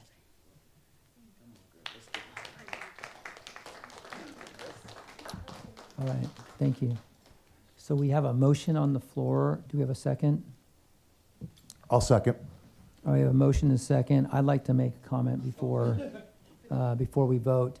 So this item was asked to be brought forward because the Department of Justice has requirements in our settlement agreement, because the APOC was down to 4 members, because there was challenges with training and funding for that. There was challenges with onboarding. There was challenges with potentially the ordinance and the makeup of it. And so the goal was to take a pause for the meetings only. The APOC was going to continue to do what they were doing while we were interviewing, while we're getting new people on board. That was what this was all supposed to be about. It wasn't supposed to be about the obvious conflict that this all created. And so I apologize for that it's turned into this. But the bottom line is, we want to make this APOC as good of a commission as it can be. We do not want to, we want people well-trained. We want to make sure that we have the community well-represented. We want to make sure that people know what the commission can and cannot do, what their role and responsibilities are. And in my opinion, and the reason for the request for the pause, those things needed to be shored up. And we have a new city manager that's an expert in this area, along with a police chief that's been working with her, and a council that I truly believe wants to see the APOC become a well-functioning group of commissioners, because it is very important. And we do have 5 years, up to 5 years on our settlement agreement with the Department of Justice. So the intention behind this was never to create, and as I see, again, I apologize, never to create division. It was never to create conflict. It was never to take up 2.5 hours of people's lives. It was to talk about ways to make this better. So that is still the intent behind the motion, to direct staff to prepare and return with a plan that addresses these 6 items on here, so that we can work quickly towards a commission that is going to serve the community well, is going to serve the police department well, and it's going to serve the Department of Justice, and potentially and probably the California Department of Justice as well, as we work forward with this. So I just want to make that statement that that has been my intention, that is still my intention with this action that we're going to be voting on tonight. To Rika's comment and others about waiting, the thing is, and the number of applications, yes, you would think that in a city of over 100,000 people that there would be more interest. And unfortunately, sometimes commission seats be open for a while, just waiting for people to apply, because we are a large city, right? So it's like the numbers are many, but few want to be, called to serve, right? And so even in the conversations around the recruitment of the police chief, the numbers are still low. Community surveys, the numbers are still low. So I agree that we possibly do need a better strategy, because even when we try to engage the community and get people civically to participate and engage, the engagement level is so low. And maybe it's because people don't want the drama. Maybe people don't want the conflict or the unrest. I've sat up here for almost 5 years and been called everything but a child of God. And I also it was so refreshing tonight to actually see somebody in the faith leader, a faith community come up, a faith leader from the community like yourself come up tonight and say, what can we do to get the work done? How do we stop all of this? And do that from a space of love and consideration for everybody in the room. And so I want to thank you for that. I don't want you to not serve, because I feel it's, service is a heart thing. And so I don't want you or any resident in the city of Antioch to be deterred from serving because of what you experience with people's personal fallout. And it was refreshing to see somebody from the faith community stand up and actually say something of substance rather than also attacking us up here. So I appreciate everybody's comments, and I hope we do better to engage the community and get more people involved in commissions. All right, thank you. So we have a motion and a second. Please cast your votes.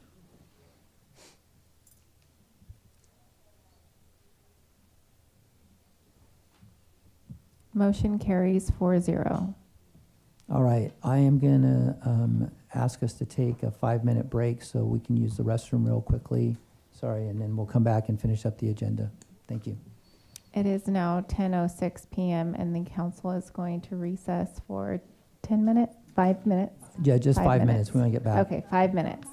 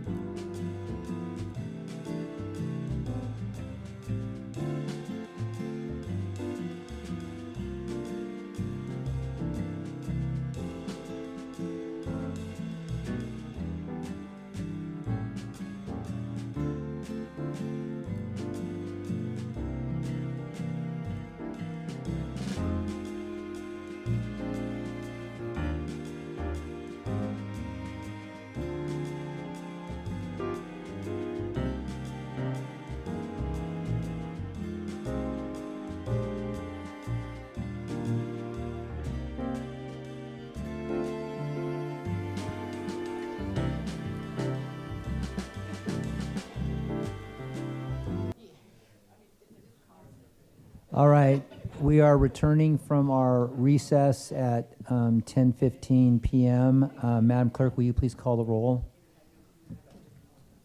Councilmember Wilson. Councilmember Torres Walker. Present. Councilmember Freitas. Mayor Pro Tem Rocha. Here. Mayor Bernal. Here. I will note that Councilmember Wilson is not present at 10:15 p.m. All right, we are on to agenda item number 6, emergency staffing for the Finance Department, Human Resources Department, Office of the City Manager, Office of the City Clerk, and conversion of computer technician and information systems. City Manager Scott. Yes. Mayor and City Council. Yes, as the mayor said, these are for 5 positions. The last time I was here and I wanted to present this, there were more positions. Councilmember Torres Walker asked us to get down to the added positions that we were asking for, and so some of the positions were removed.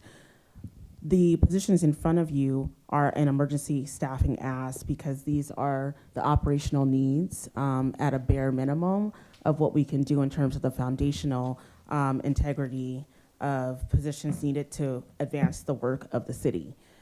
So the fiscal impact is that there were, and I believe, and Councilmember Torres Walker will correct me if I'm wrong, I believe it was 3 years ago, maybe 2, there was the addition of 7 code enforcement officers, bringing the total to 13 code enforcement officers. When I began 4 months ago, I believe that there were 5 code enforcement officers. And so there was a lot of back and forth about what was going on, but 3 years without 7 or 8 code enforcement officers is pretty big.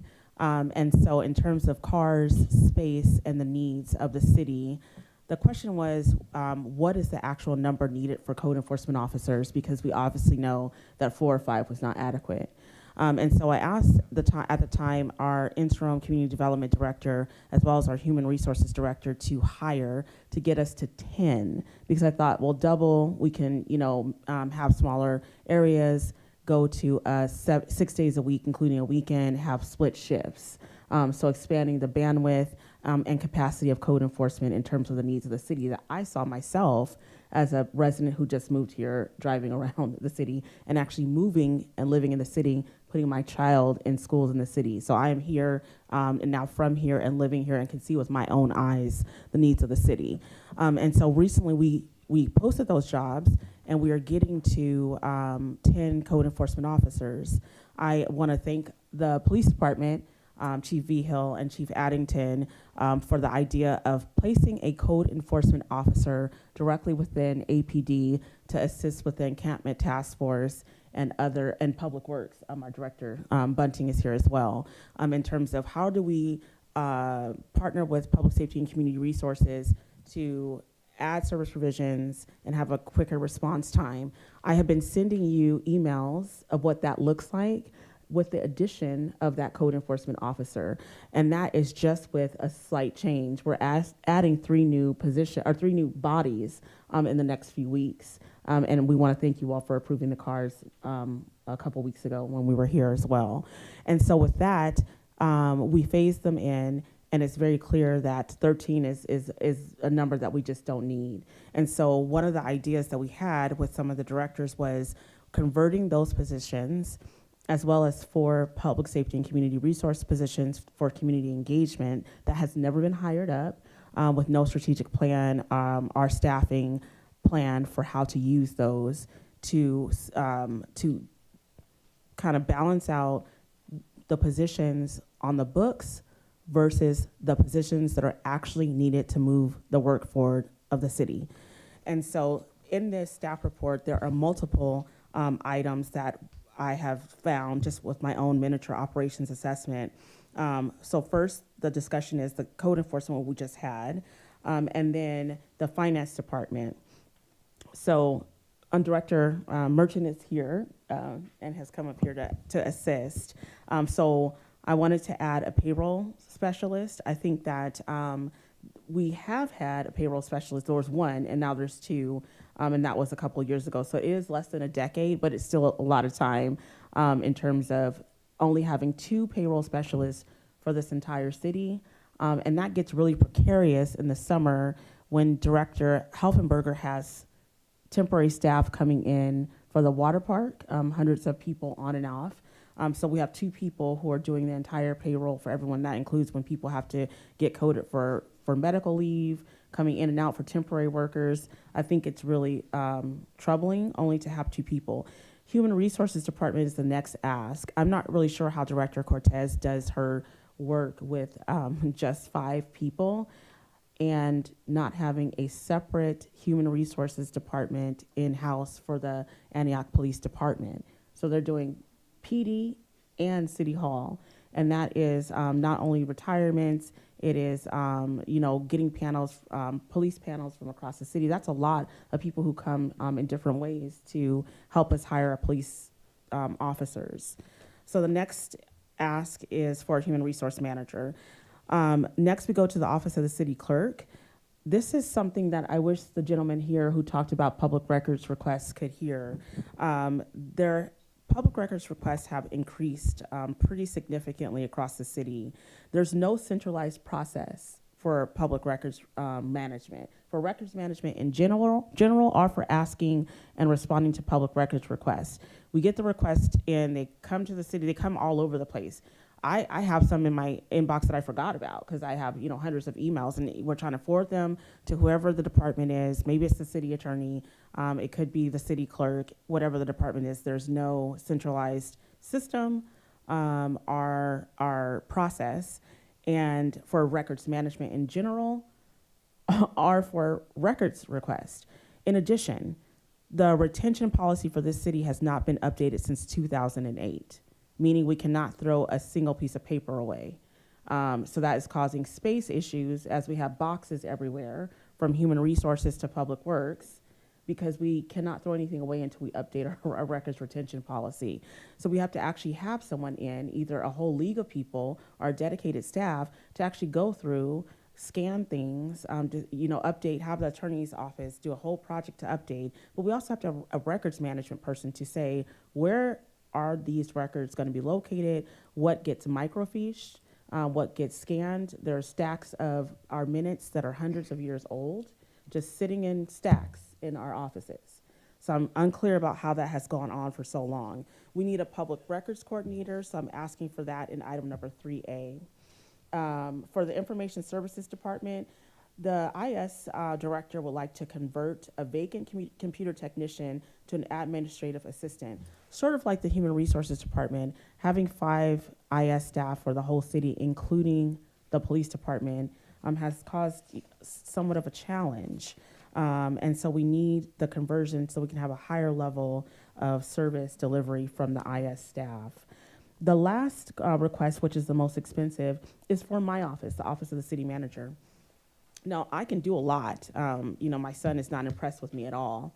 Nothing I do impresses him. But I can have a large bandwidth on my plate. This is a request for a chief of staff and an administrative sort of policy director. We need data. We need to make data-informed decisions.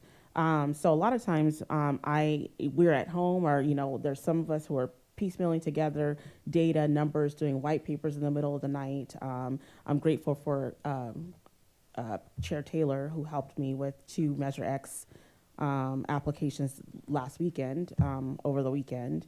But that required a lot of policy, a lot of writing, a lot of defending the city in terms of our data. Many of our departments don't have even the metrics that we need to ask for the funding that we're trying to get, even from our own Townsend Public Affairs, who we just started and launched this week for our grants management. It takes data and it takes writing and policy in order to move the needle. So it's almost like that, spend money to make money.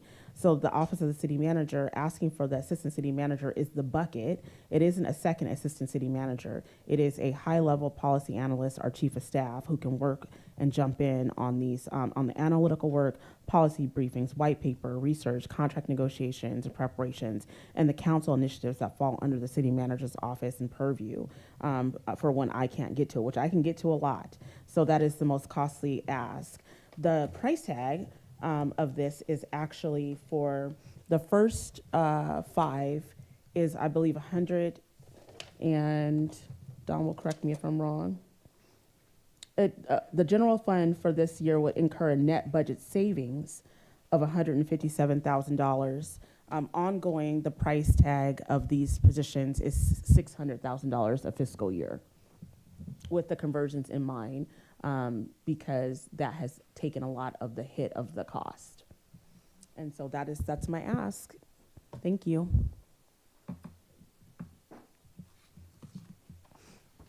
Right, thank you very much. Do we have any public comment on this item?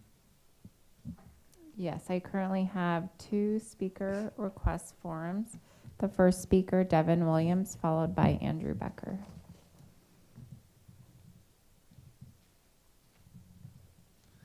Hello again. Wow. What is going on in Antioch? I'm not, I'm shocked. I've been here 22 years. I'm like, what y'all doing? Let's get her what she needs. This is unacceptable. This is the first I'm hearing of this, and I want to say thank you for getting the, what's it called, the code enforcement officers. You said you had 10 now? You were up to 10? Excellent. When I was doing community organizing at these different apartment buildings, there were so many things not up to code. There was like fires happening. There were people getting zapped in their apartments because of faulty electrical wiring and things like that. And I was constantly told that we did not have code enforcement officers to go check these properties out. And wow, just little things like that, for example, that can show the city's improvement. If we get these things down, and I mean, you have a extensive background in running cities, right? I mean, well, so you came from Seattle. I'm giving you that. So I really do see a lot of room for improvement with this as a concerned citizen, with how the staffing levels can be this low, and there's 100-year-old documents that are just piling up. If I heard you correctly, $600,000 is not a lot. I mean, we have other agencies that get more money than that, and it doesn't really show. I mean, this is for the city's improvement. I mean, am I wrong here? Am I missing anything? So I would say I fully support our city manager getting the help that our city needs. I'm trying to think of like what. I hope that we have some answers as to why this is here, but also the most important thing is moving forward, and there should be no longer any room for error when it comes to the city's improvement. So thank you. That's all I really wanted to say. Next speaker is Andrew Becker, followed by Portia Taylor.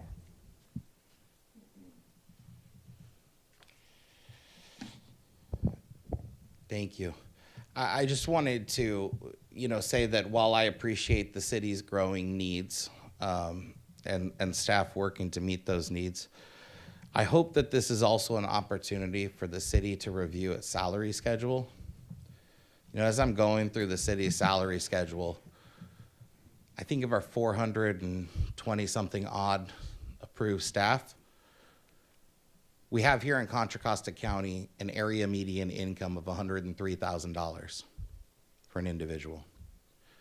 Here in Antioch, we understand that of the 21 census tracts, 17 of them fall under 80% AMI and are classified as low income. That means 20% of our city staff full-time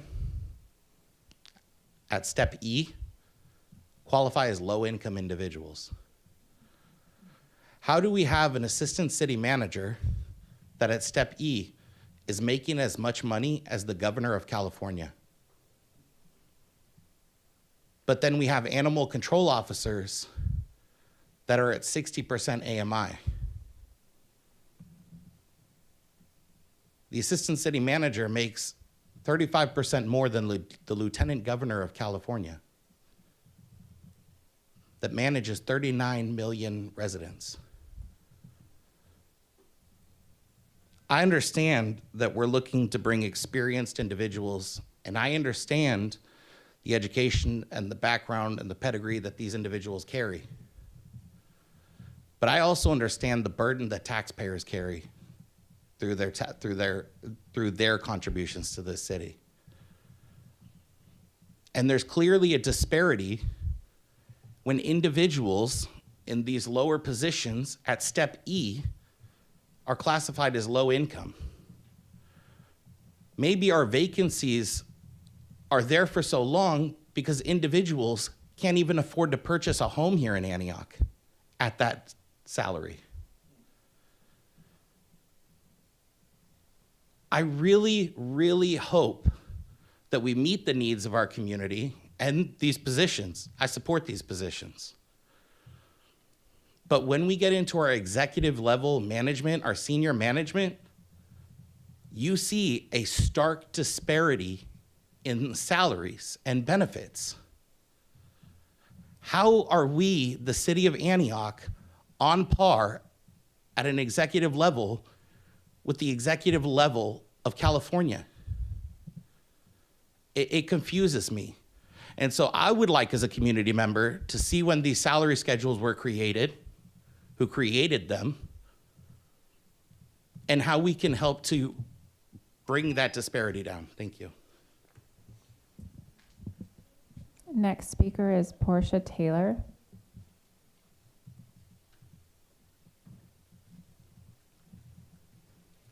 We're going to keep having this group thing with me, huh? Good evening again. I want to first thank you, City Manager, for your very robust speech on the allocations that you are requesting from City Council. I think it's especially important that you all consider what City Manager is requesting, not only for the very important reasons that she named and that Andrew named, highlighting that these things are needed, but also because she's been placed under a great deal of pressure. As she walked into her seat, not only has she undertaken several tasks that were neglected prior to her being present, but this is a simple ask for help, not just for her, but for the city itself. Yeah, I was going to say the same thing since as soon as you took council, you pointed out that she needed to give reports that were due from the previous city manager. It would be nice if she got the things that she needed in order to do her job satisfactorily. So yeah, I was just getting up here to say I support her ask for help. For all 6 of the items. All right, thank you. All right, so we have no more public comment. Council, any comments? Questions? When I look at the document and what was presented, you know, there's a lot to do, you know, and I appreciate City Manager Scott putting this robust plan together. You know, not only do we have to look at what support we can provide to move this organization forward, because there are a lot of challenges. Not only are we talking about these positions, but department lead positions we're looking at also filling the chief of police, city attorney, the community development director, economic development director, and public works director. So all of these lead positions, along with I think what we're discussing tonight, are all part of this plan that to bring us forward as we go to fill these vacant positions that are critical to the operations of the organization. The only one that comes to concern to me that I don't know, I'd like to know more about, is when it comes to the assistant city manager, as Andrew had spoken to. I'd like to know a little bit more about how that's going to be offset. I know that from what I understand, the code enforcement positions, the 3 positions, will address the needs of the payroll specialist, the human resources manager, public records coordinator, and the conversion of the computer technician to administrative assistant and information systems. That seems to me to be a balanced, or it's a wash, if you will. So the only one that I'm asking for some clarification on is the emergency staffing allocation for a second assistant city manager. I know we just promoted someone to assistant city manager. Mwami, who we're all. Yes, and that's have just, the- I appreciate the question. The title is a bucket for an executive position. It's actually a chief of staff, and there's other positions that are going to be offset during this budget process that we're scrubbing the budget and looking at positions. As you know, we'll come back with a full staffing report of all the positions, positions that have been empty for years, never filled but funded. So there will be a conversion for the assistant city manager bucket, and it will be a wash.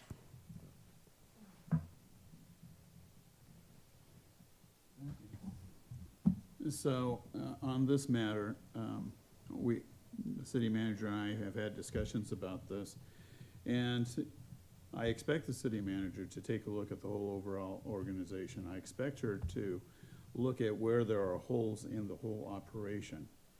But earlier, when we had the presentation on the annual report for APOC, one of the terms that we constantly use in that report is transparency. And transparency is critical in the public sector particularly.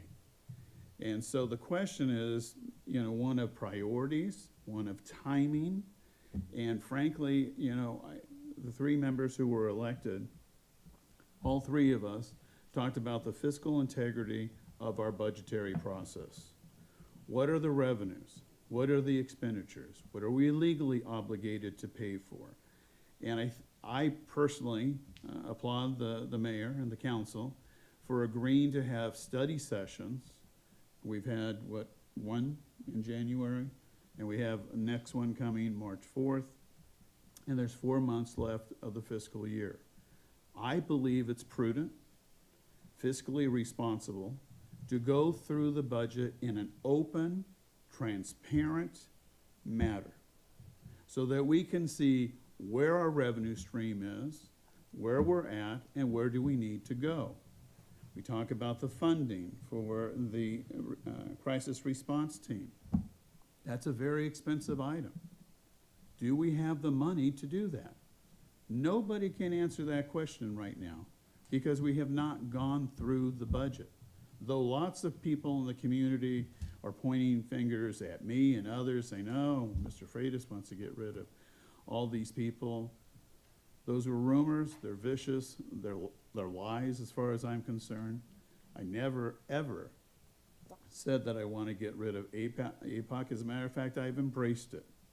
And when we talked about the settlement with the federal DOJ, there was concerns like, well, you know, should we go forward? I said, absolutely. Everything, as I'm concerned, in the federal DOJ should have been done years ago. So it's going to be a part of our daily life here in the city. That also means that we have to fund $3.25 to $3.5 million for every fiscal year.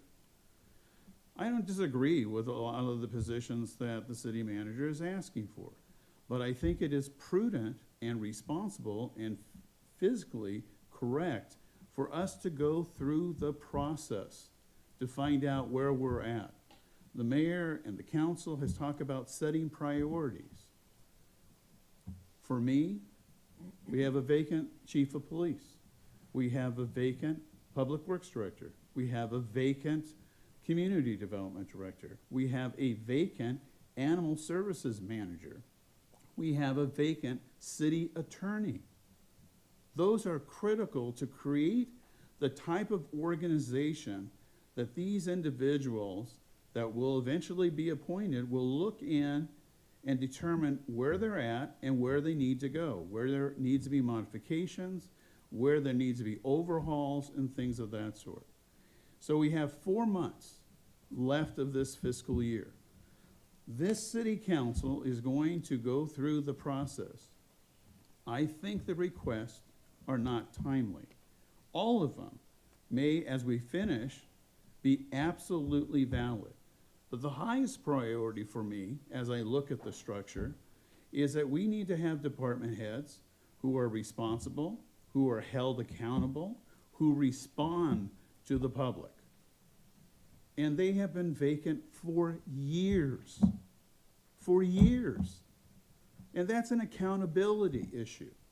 And while I understand these requests, may be absolutely valid. I believe the first priority is to hire the department heads. We need a permanent chief of police. I'm going to talk about this at the end of the meeting, but the county is moving forward on the urban limit line, which is a very, very important issue, not only for Antioch, but for all of eastern Contra Costa County. And we haven't even uttered those words, urban limit line. But the Board of Supervisors are preparing for a primary vote in June 2026 on the urban limit line. And it's about growth, and it's about economic development. It's about quality of life. It's about affordable housing. And we have not even uttered a word. So to me, having a department head in planning, community development is absolutely critical. Absolutely critical. And in the report we have, there is a very strong argument. Look, we need to have these positions so we can create the classification. We can have recruitment, we can have the interviews, and we can have the final selection. Those take months to do. So are we better by approving this and committing? It's more than $600,000 because the assistant to the city manager in this staff report at step E is $425,495 for one position. But the request is much more than that. And so you have to take a look at salaries, benefits, and we call it onboarding or administrative overhead costs. You have to find the space for the individuals. They have a desk, a chair, a computer. We pay for electricity, heating, air conditioning. All those costs are also included. So this is an enormous ask going forward financially. And the question is, can we afford it? And I would submit to you, we don't have the answer because we have yet to go through the budget. We had 1 2-hour, maybe 3-hour study session. One. That's not adequate. So I'm not opposed to looking at these positions. I want to support the city manager, but my opposition to this is that it is not prudent for us to move forward at this time. All the items are valid. They're all valid. But I think transparency, we heard it uttered several times, is critical. We need to open up this process. What are our priorities? What do we need in staffing and resources and equipment to make sure those go forward? And can we afford to pay for them in succeeding years? So at this time, even though the argument is strong and we want to support and have the city manager and staff be successful, I cannot support it. That's not what I ran for. I ran on fiscal integrity. And I believe what I say, and I believe that that resonated with the people in District 3, and that's what I'm going to support.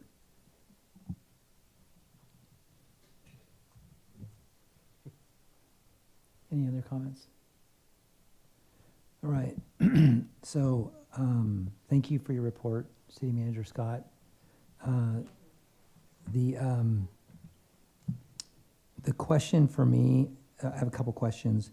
First of all, you had mentioned 4 other positions that are also going to be, and I don't know if if it's frozen or eliminated. I guess it'd be frozen for now and then eliminated as part of the budget process, right? Informally. What were those again? I didn't catch that. Community engagement specialist. Okay. And so the numbers for those positions weren't reflected in the report, or I didn't see them. Is that true? That's true. So, Dawn, do you happen to know about what that would be for community engagement specialists we're taking off the books? I do not know that number this evening. That is definitely something that is part of the discussion for the budget next week. It's one of the discussion points in there was unfunding those positions, but I do not know the number off the top of my head to provide you an adequate answer this evening. Do you believe that after next week's study session, we would have better information? I'm asking through the city manager to the finance director. We would have better information to determine if this is affordable or not, what we're asking for here, or what's being asked for? I mean, it's a difficult question because as you mentioned, the budget's going to be challenging. So I think no matter what scenario comes forward, it's got to be evaluated by council in the context of what they know about the budget already, and then also definitely moving forward. And I just would like to clarify for the cost of the positions where City Manager Scott mentioned the $600,000. The reason she's saying that estimate going forward is because of removing the 3 code enforcement officers and then adding the 3 positions. It costs approximately $114,000 more for the 3 positions replacing. So she's taking that $114,000 additional cost plus the cost of the assistant city manager. So that's what comprises that $600,000, not the $425 plus the full cost of those other positions. And then I also would like to clarify, based on the comments, the $425,000 is the salary and benefit cost. So that's the cost of providing medical benefits, the CalPERS retirement. That's not just the annual salary. Just to be clear, that's the all-inclusive cost of salary and benefits. I just wanted to make that clear for. Does that include, when you say salary and benefits, does that include overhead and everything else? Like, is that the total cost of? Not for the overhead. There will be some costs with these positions, but some of the positions, like the assistant city manager, there is office space. So you have to just probably get computer we don't have to buy them a vehicle, for example, like for a code enforcement position. So there is definitely some onboarding costs, but for these positions, they shouldn't be significant or material based on the nature of the positions. What they need is, potentially under $10,000 in additional costs to make sure they have adequate computer equipment and whatever else just to operate at their desk daily. Okay, but so back to the community engagement specialists. So would it be safe to say that those 4 positions are over $500,000 a year in pay and benefits? I would estimate that, they probably are at least $150,000 per position for pay and benefits. So 600,000, say. Yeah, So if we were to, so it would be about a wash if you were to take those 4 positions off along with the other 3, approximately. Okay. I guess my concern along the lines of what Councilmember Freitas has said is that I don't want us to be making decisions that then 2 weeks from now we're going to be saying that we wish we wouldn't have. But on the other hand, being that we are so close to make, so for me the 666,000, the fact that it's a wash, I would be okay for doing everything but the assistant city manager at this point. And then I would like to consider that as part of the bigger budget discussion. And through the fact that we wouldn't do that, we'd end up with these 7 positions, we'd end up about $400,000 to the good of what we're currently have on the books in my rough calculations. So I would be supportive of the payroll specialist, the human resources manager, the public records coordinator, and then the conversion of the computer tech to administrative assistant, and holding off on the second assistant city manager at this point. Thank you for the report, City Manager Scott. And I just, I want to say that all the points that were made up here are valid, and I will not be looking for a quick response to my emails. I will not be looking for late night communications when something happened in my district. I will not be looking for my high expectations around communication, not because you can't do it, but because you shouldn't have to. And I think when you tell people, when you trust people with a position to do an evaluation and let them know, and they say, tell us what you need to support you, give us the rundown, just the baseline. And to be as creative as you can, and then you actually go do that work. You try to be as creative as you can, and you try to say, and you bring what you need, and to also say, well, you know, you're going to have to wait. And I find it very interesting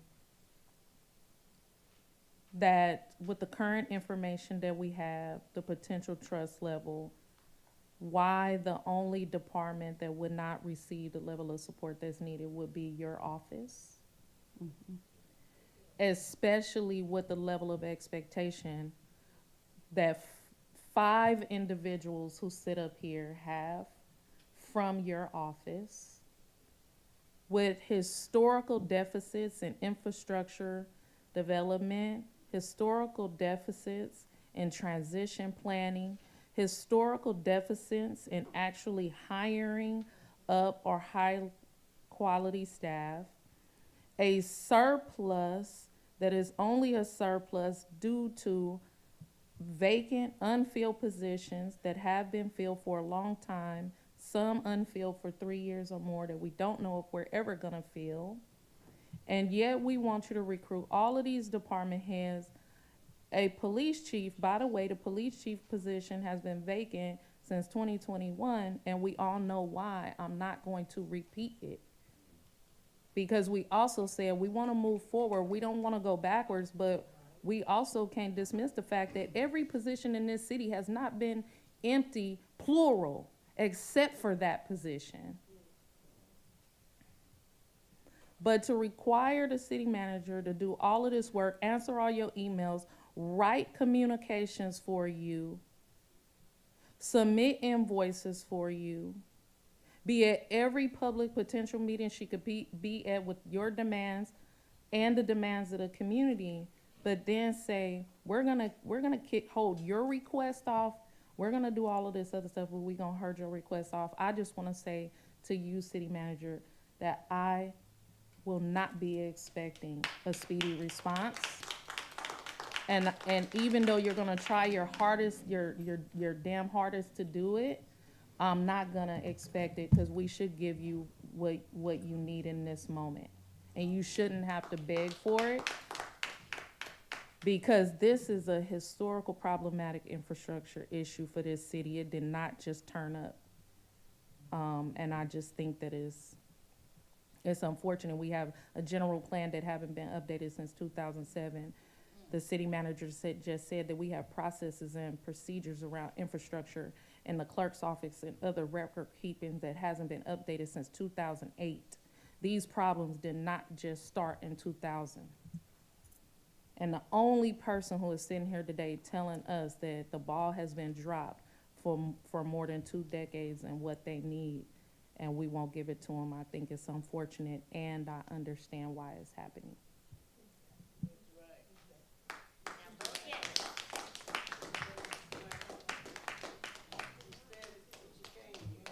All right, are there any other comments anyone would like to make? Yeah, my comment is that the reason why I had reservations about that is because of the cost factor. That's the only reason.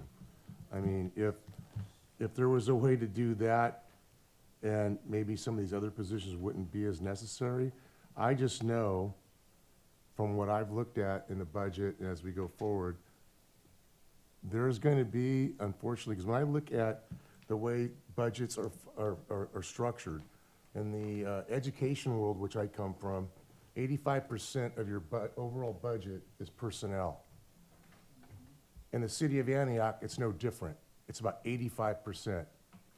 So whatever we give tonight may cost other positions later. No matter how we want to explain it away, and say that there's some underlying reason that we're trying to make Ms. Scott's job more difficult. That's not my intent at all. I just know that 85% of the budget and the general fund for Antioch is personnel related. And when you look at all the positions we have to hire for and the support that the city manager's asking for, I'm down with most all of it. But the one position that we're talking nearly 500,000, that's counting benefits.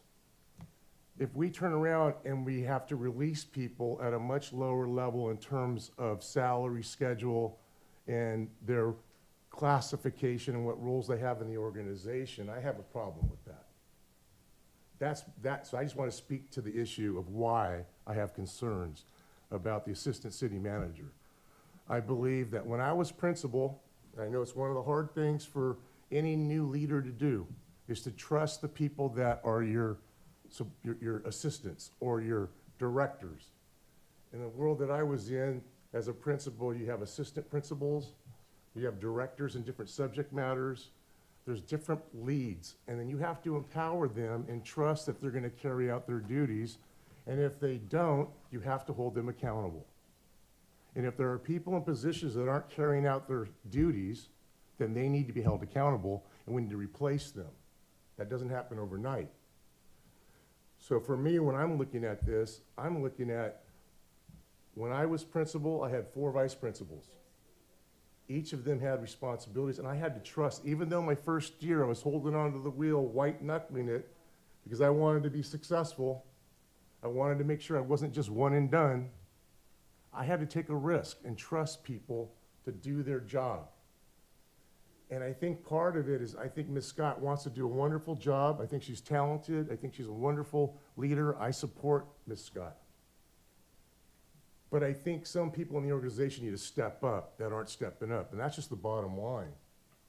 And so if we're asking for additional help, I get some of this because of the 100 and something vacancies that we currently have. But we have people in positions that should be doing some of the jobs that may be part of what I see here. So I just wanted to speak to that, to be clear on where I'm coming from. I can't speak for the other council members, but I'm looking at budget, and I'm really, really concerned about how we're gonna make the cuts that we need to make. And when we add personnel, what personnel are we gonna live without as we start to make those budgetary cuts in the months that follow? That's what my concern is. And when we look at a administrative salary, you could combine those other 4 positions just to make up that one salary. And that's where I'm coming from. So I just wanted to speak to that, of why I have reservations about the assistant city managers. Not that I don't value Ms. Scott. It's not that I don't think she's doing a great job. I think she needs to have her assistants step up so she doesn't have to do it all herself. That's just kind of where I come from. Yes. Thank you for your comments, Mayor Pro Tem Rocha. I don't think any body is in disagreement with us needing to focus in on the budget and being able to be responsible with all of our taxpayer dollars. Taxpayers also want a response from the city when they call about an issue. And a lot of what the city manager is requesting is because there is nobody else. We are saying that we have all of these unfilled positions. We're getting creative. We're moving positions, as well as trying to staff up department head positions. There is nobody else to step up. Not only is there nobody else to step up, there also needs to be capacity building and coaching in this city at the management level that has been absent for years. Maybe the public don't see it, but somebody working internally to this city knows that the city manager's assistant isn't capable of stepping up as a chief of staff. The capacity isn't there. So when we ask people to step up, people that aren't there, or people who don't have the capacity to lead at that level, we are still operating at a deficit whether this vote happens tonight or not to support that. And it's not, I don't think it is. So this is one thing. So the city agreed on all these pay raises and increases through contract negotiations.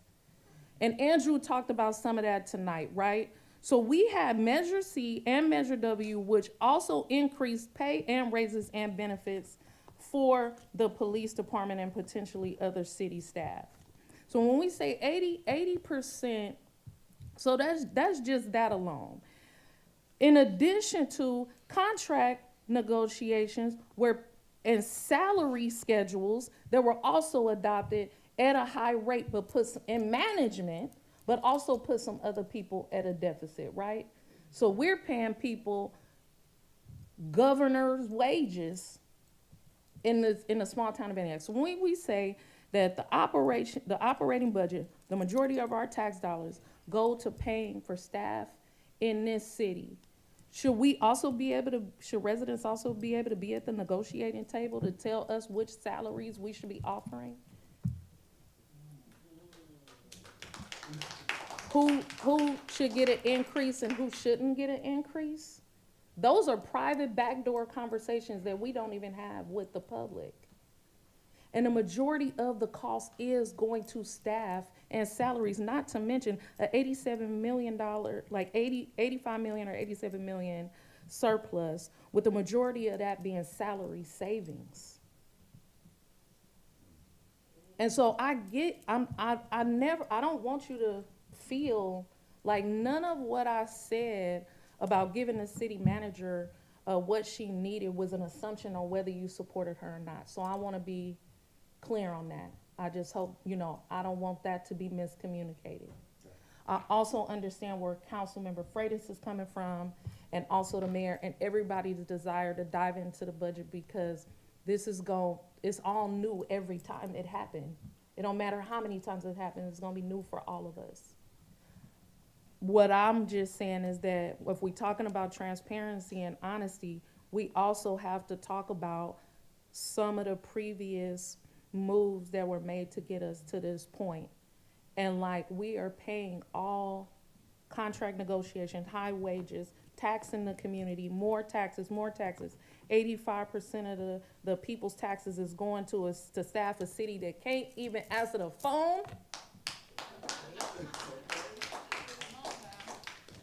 To use a see-click-fix system, and I know some people gonna agree with me, a system to communicate with code enforcement that people have been complaining about since I came to this city.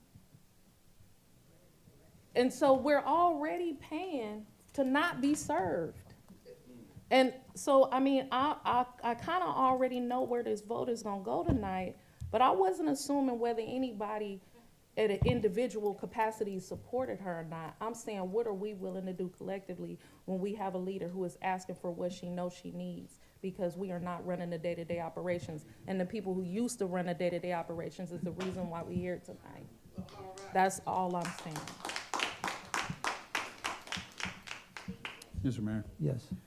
There are a lot of valid points being discussed, and we all have our own opinions about how to move forward or stay or what have you. What am I asking for? I'm asking for this council, the whole council, working with the staff, working with the community, that in 4 months we will have gone through the process. From my background in administration and HR, one of the worst things I ever had to do was to terminate employees. It is difficult, extraordinarily difficult, to be placed in that position. And, so I am very sensitive to the fact that we have not established as a collective body what our priorities are, what level we're willing to finance those priorities, and find the money to continue whatever those priorities are. Now, we've talked about public safety, homelessness, and economic development being some of the top three. But if anybody's driven on any of our roads, public works, infrastructure, water, sewer, and our quality of life are also very, very important. So I believe it is prudent to take a holistic approach, and this council, with this community, with our staff, say these are our priorities. When we do that, there are some things that are going to come off the table because there's not going to be enough money to do everything. And we know that. We all know that here. And so, again, I'm asking us to be prudent for 4 months. Give us the opportunity to go through this. I think that is a responsible position for us to take. And these positions that are being called out, I think staff has articulated, very strongly. But when you begin to spend, when you eliminate 3 code enforcement officers, and I told, one of the biggest complaints I ever had in a community was calling code enforcement and never getting a response, ever getting a response. That's not acceptable. But you know what? We can't really deal with that until we go through the whole budget and say, okay, code enforcement, why aren't you responding? Because I don't know what the system is. And we need to know what the system is. We need to, information is power. The more informed you are, the more powerful your positions are. We all have something in common. We want to be successful. We want to have a high quality of life in our community. And I just think it's a bit reckless to say, no, we need these positions, we need them right now, when we only have 3 to 4 months to go through this process. We all know that there are deficits in our city. We've all campaigned. We've all gone door to door. We live here. We know what the issues are. And the question is, are they the highest priorities?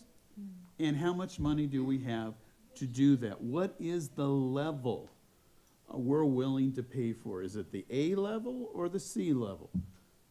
We don't know that till we go through this. So we're kind of blind here. And I don't feel comfortable with moving forward until we go through the process. And I don't think the request for 4 months is a horrible request from my perspective. What's the motion, Mayor? Before we make a motion, can I get a motion to extend the meeting for another, I don't know how long, till 11:30, say? Move approval 11:30. Okay, do I have a second? Second. We have a motion and a second to extend the meeting till 11:30. Please cast your votes.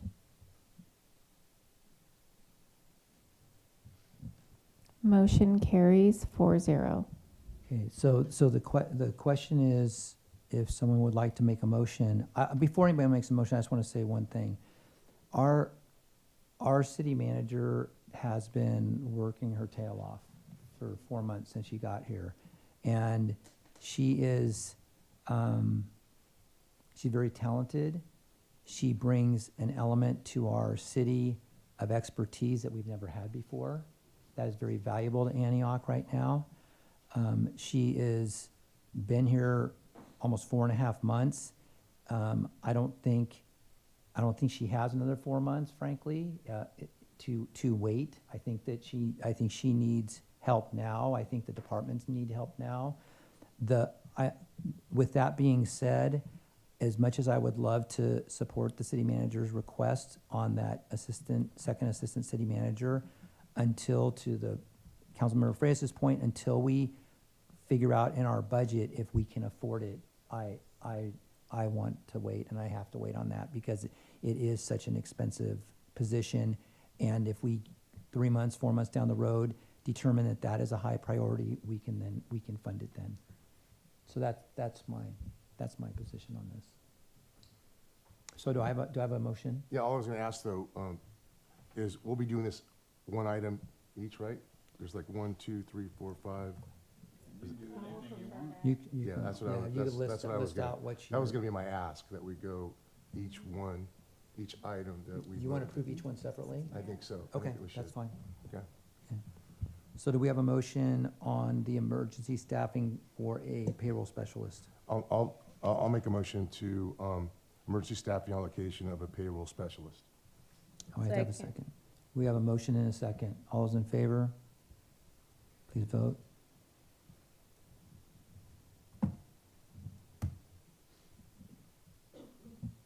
Motion carries 3-1 with Councilmember Freitas voting no. All right.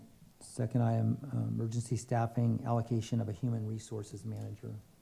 A motion? So moved. Second. We have a motion and a second. Cast your votes.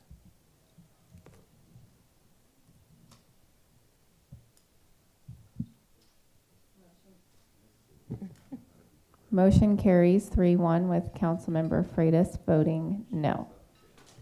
Emergency staffing allocation of a public records coordinator. A motion? Motion?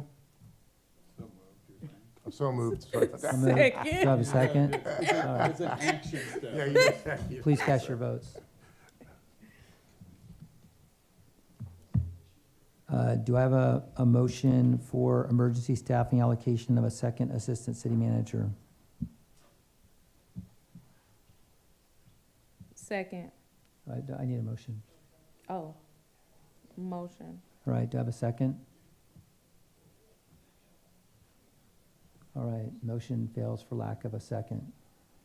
Do I have to make it affirmative, do I have a motion to not approve the emergency staffing allocation of a second assistant city manager? There is no second. I There thought is we no just. second. There's no reason to do All right. Yeah. All right, conversion of a computer technician to an administrative assistant in information systems. So moved.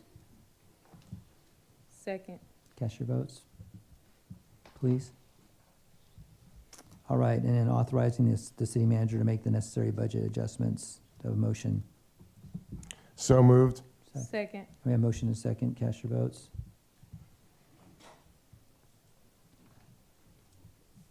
All right. So it's 11:12. We have one. Yes. What was the vote on the last one? The vote on 6 is 4-0. All right. We have one item left tonight. It's 11:12. We're going to 11:30. Do we want to act on this? No. No? Does any?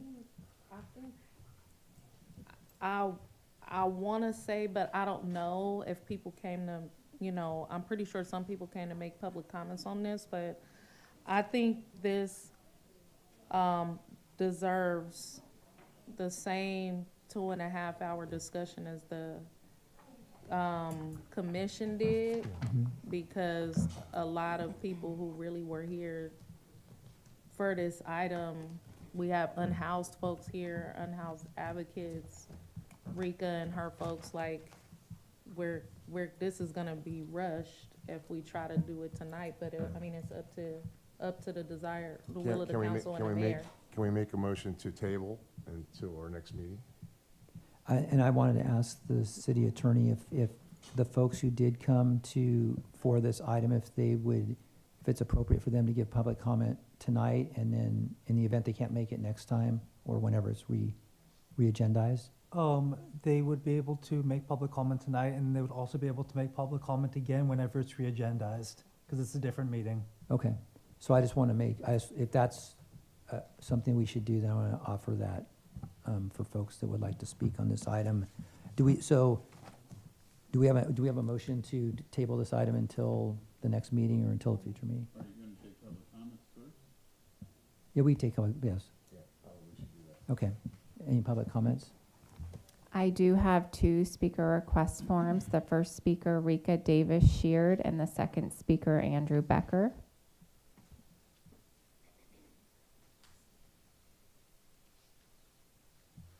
Hi, everyone. Thank you for making some time. If I sound tired, it's because I am. Thank you for making the time for us to be able to share. I was at the showers this morning, and I've been up since 5 a.m. We start really early. When I get to the showers, just so you guys have a picture, there are already people there waiting for me at 6:45. We don't open until 8 o'clock. We are able to provide 25 showers, which is less now that the Community Outreach Center is closed. We're able to provide 25 showers per service, less now, but we are getting consistently 40 people coming through our doors wanting a shower.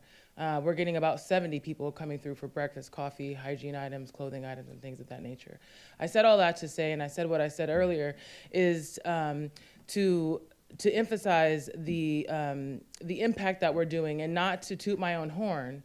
As just a community member who wanted to see more done in this community, I went to my church, I came to the city and asked for support and help for people who need it. And when I was turned out at every junction, I said, I'll just do it myself. We started with absolutely nothing. So I said all that to say, when we're looking at adding people to this ad hoc committee, I just want to ask the council and implore the council to look for people and interview people who aren't just interested and have a lot to say about people who are unhoused, but actually have impact, proven impact, and experience with dealing with folks who are unhoused.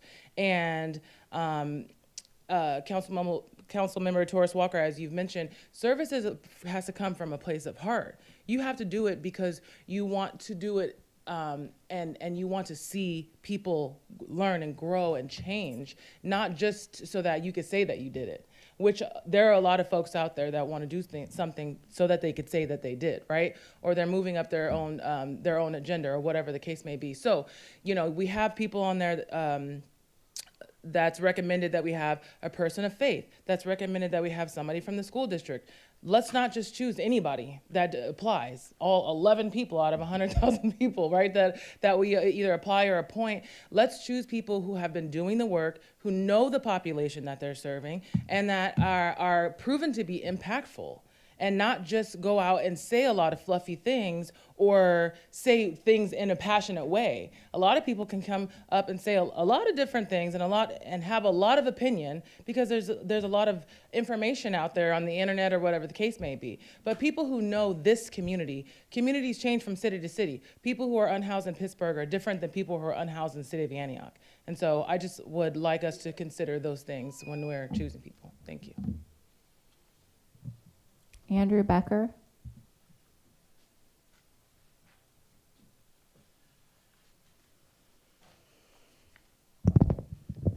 Thank you. I always support committees. I don't necessarily always support ad hoc committees. The intent is always there when the creation is formed, and then something always seems to fall to the wayside. I think that an ad hoc, right, is understanding that we are trying to address short-term needs and create short-term goals. In 2004, Contra Costa County came up with a 10-year plan to end homelessness. So thankfully, in 2014, we no longer had any more homeless here in Contra Costa County, right? And from that action plan came Contra Costa's Council on Homelessness, which is a long-term, sustainable entity that helps to address the needs that are constantly changing and shifting. Ad hocs create the flexibility to meet at everybody's availability. But then one person has a doctor's appointment, and another person wants to go see a family member, and the third person just doesn't go out on Friday, so it won't work. The standing committee says, this is your obligation.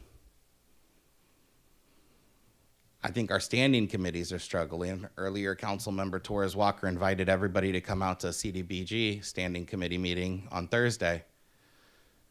It's now 2 days before Thursday, but no agenda has been posted. Why is that? Because we still consider them special meetings, and so people receive notice 24 hours before that meeting. If you want the community to show up, then you need to show up. You need to say, this is what we're here for. We're not going away. We're going to create solutions. I would like to see the previous council member, Gorchak, be a part of those discussions because she does have expertise through Cal Cities and other programs outside of the city of Antioch that can bring resources to this city.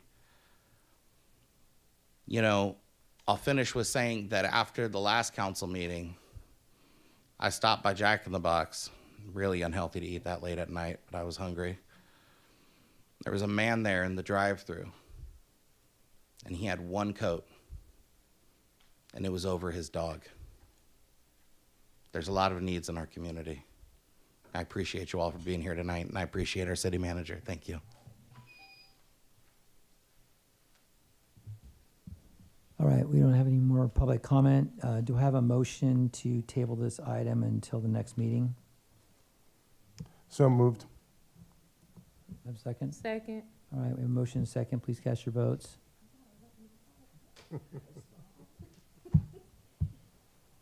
Motion carries 4-0. All right, public comment?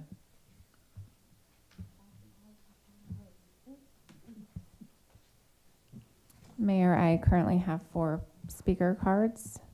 The first speaker, Nancy, followed by Cassandra Quinto Collins and Gavin Payton.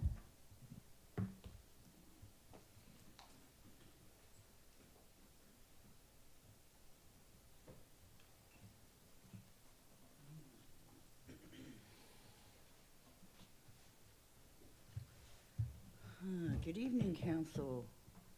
Hi there. Here I am back again. Maybe not all in one piece, but I'm here. I'm here because of thanks to Antioch Police Department Sunday night when they brought the drone out and catch the asshole. Excuse me, the guy that did this, put him in jail. So lift a lot off of my shoulders. Another person I'd like to thank is Swan. Not Swan. It's she works with the code enforcement, one of the new code enforcement women. She came out to my camp and told me that I had to leave. She was the nicest person that's ever come out to get us out of a camp.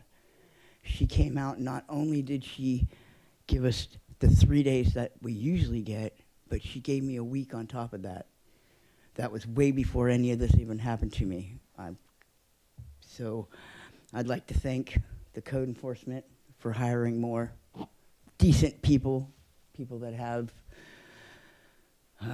more, I don't know what's the word I'm looking for. Yeah, more compassion. I know you all see me because I come up here and I charge my phone up here. Thank you very much. I appreciate that. That's one might not be a big thing to anybody else, but to be able to go and plug your phone in somewhere and sit with your dog, which a lot of you love my dog, and I appreciate all that. I appreciate a lot of things that have changed. You know, I appreciate Rika, our shower. And I am one of those people that are out there at 5:30 in the morning waiting for her to open the gate at 6 or at 8. And lately it's been real cold. She's taken care of a lot of us. Nicole is another one. Nicole Gardner's another one. I'm hoping to start cooking with her because she's down to like one meal a month down here at the train station. And there's quite a few of us that don't have anything. So I'm willing to take the little bit of money out of my pocket to cook for us. As long as I have a vehicle I can serve and she keeps stuff going, everything will be great. As far as housing, I wish that we could settle a lot of things on that because there's a lot of us out here that really need a place. You know, I've been out on the streets way too long. Like I said, I'm 62 years old. I've been out here for probably about 15 years. You know, and that's not consecutive. I'd say maybe 6 years at a time, but it's been a while. I'd just like to thank you all. Thank you. Next speaker is Cassandra Quinto Collins, followed by Gavin Payton and Melissa Case.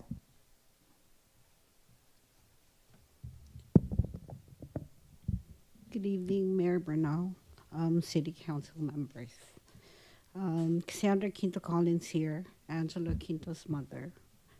I want to take this opportunity to reiterate just how grateful my family are that the Angelo Community Response Team was established.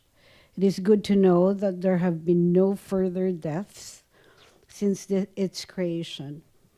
It is unquestionably a necessary and overdue community resource that deserves to continue evolving and supporting residents in need. We hope that you find and allocate funding and resources to ensure this happens. We also urge you to spend the appropriate time and resources to spreading awareness about this service to our community members. Tonight, Angela was killed. My daughter asked the police multiple times if there was someone else she could have called. They told her there was not, and that she did the right thing. I truly believe that if this had been in place then, and she had been informed about it, Angela would still be alive today. We have no doubt that this will save lives. Thank you for your time. Thank you. Next speaker is Gavin Payton, followed by Melissa Case.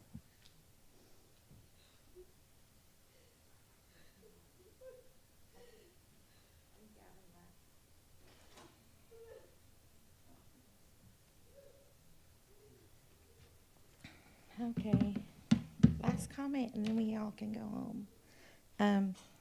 I want to comment on the upcoming special meeting for the budget. After listening to everyone's arguments today on who to hire and when to hire, I'm going to respectfully disagree with you, Dawn, even though I do appreciate your fiscal responsibility.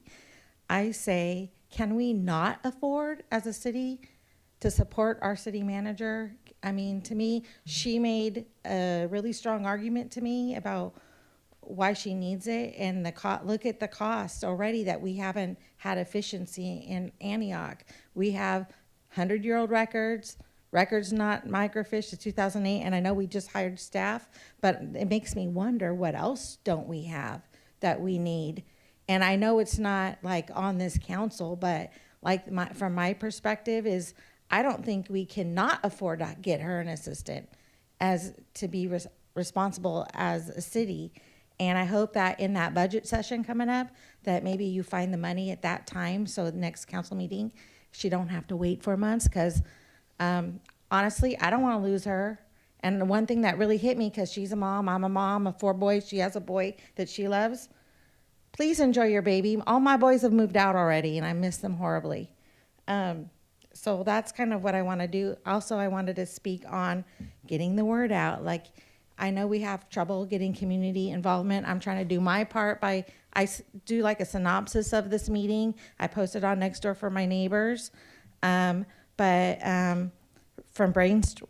I brainstormed with Andrew is maybe using school marquees to advertise community events. I also sent an email to, I think, all of you about maybe adding these community events to the Antioch calendar online, so it's all in one place, or maybe creating a separate calendar for community events and one for meetings.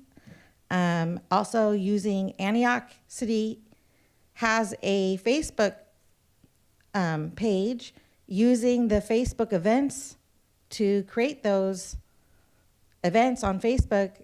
It'll reach more people, especially like the interwebs will find who lives in Antioch and suggest those to them. Also, Nextdoor has things that they can make, and City of Antioch is also on Nextdoor, so they can create events on Nextdoor for these. And what was my next thing? Oh, I really enjoy Scott, so he should be hired permanently, because he doesn't answer his email because he's all alone, but whenever I'm at the meeting, he's read my emails and he answers me in person. So I appreciate him. Thanks. All right, thank you. Any more public comment? I do not have any more speaker cards. Okay, thank you. Staff communications? Thank you so much. I want to announce that we have a new public information officer, Jaden Baird, will start on March 10th. He'll be sitting in the office next to me, and we're excited for his collaboration. And to Mrs. Case's point, he will be coming in to have a robust social media strategy as well as communication strategy. And I wanted to thank the chief, as well as Chief Addington and our assistant city manager for recommending Cole Pro Media to help onboard him. Our relationship with them is really great, so I'm looking forward to the PIO coming.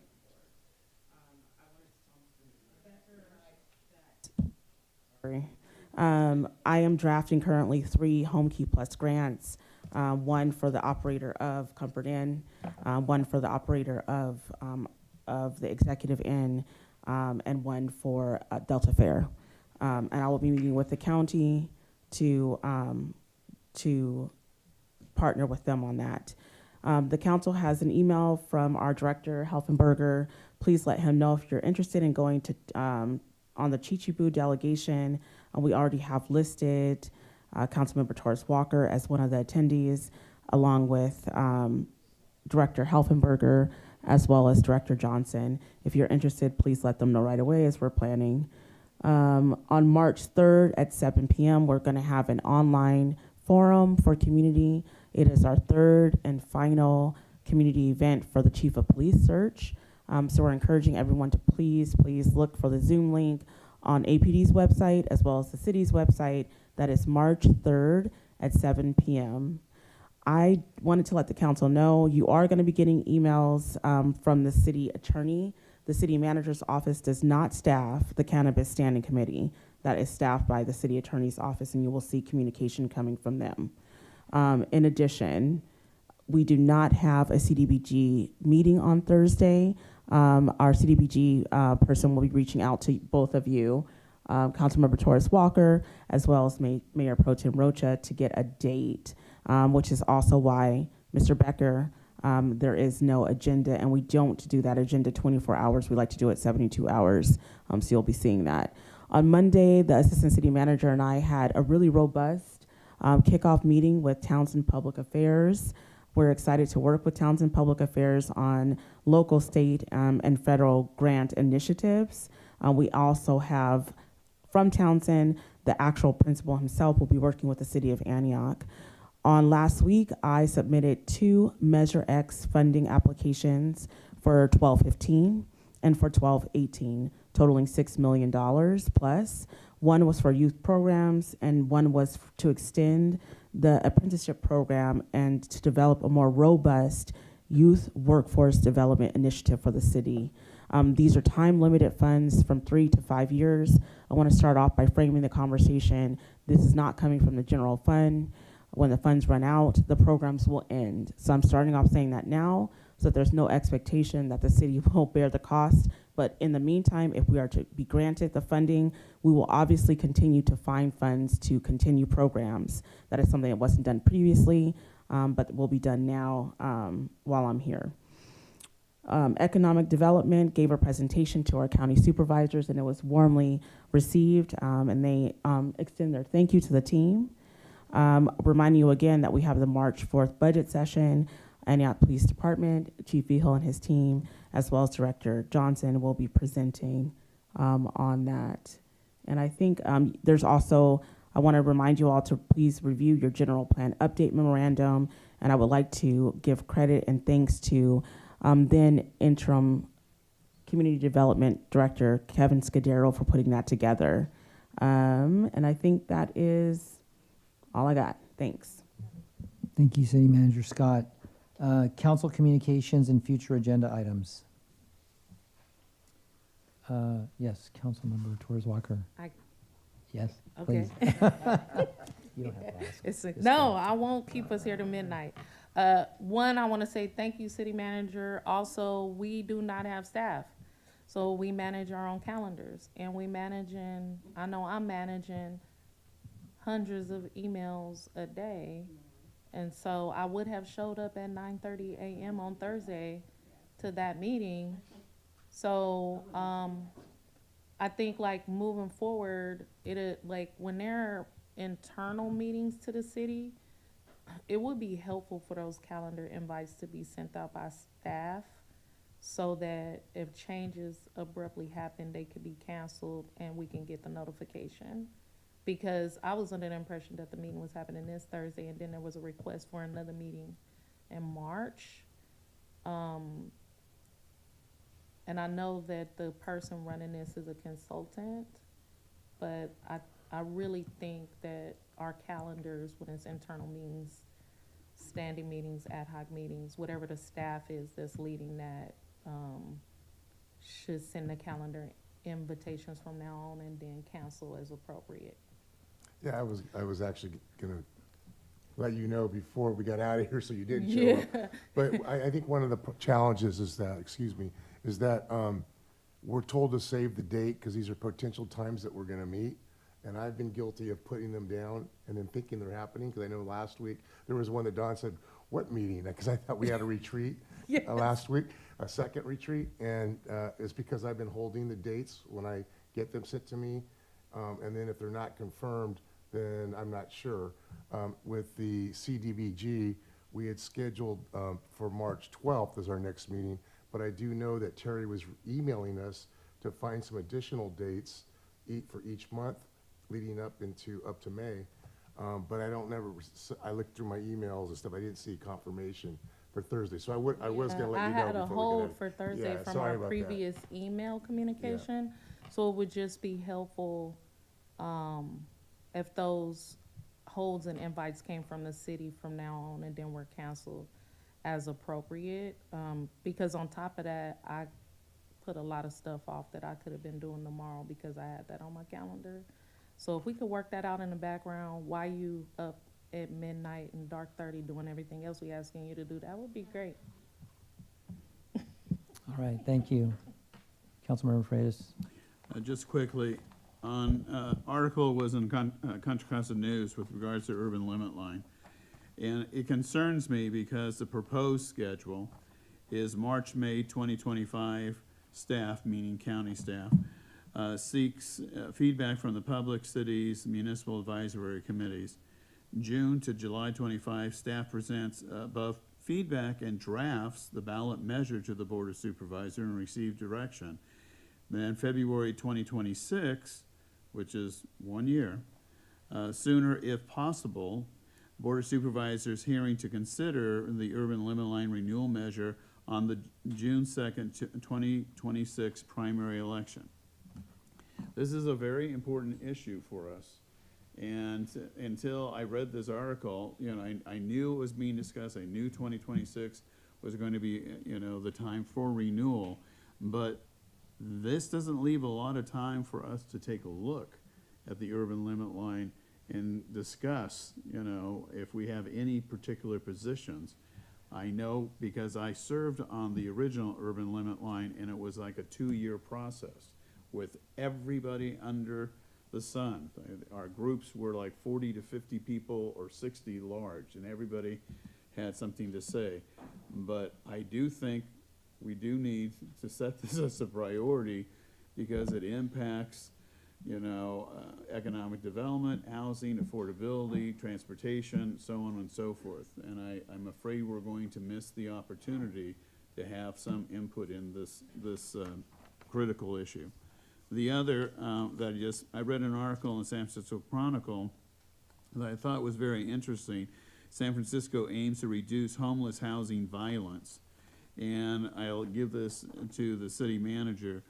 And basically, the policy launched this month by the Department of Homelessness and Supportive Housing requires city-funded permanent supportive housing providers to adopt and enforce a weapons policy that tenants must go through on a lease addendum. And I think it's important that staff take a look at this, because it may be an opportunity for us to take corrective action with regards to violence in some of our homeless, facilities. So that's it. Thank you. Mayor Pro Tem Rocha. All right. Do I have a motion to adjourn? You don't want, nobody want to go home? Mayor So can moved. adjourn. We have a motion, have a second? I'll second. Please cast your votes.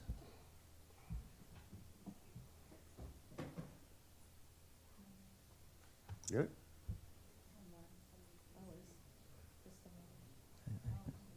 Oh, I'm sorry. I wanted to stay with you all. Motion carries 4-0 All right, meeting is adjourned. at 11:40 p.m. Yes, Michelle's gonna let you know, but I didn't want to. I'm like, Because I had,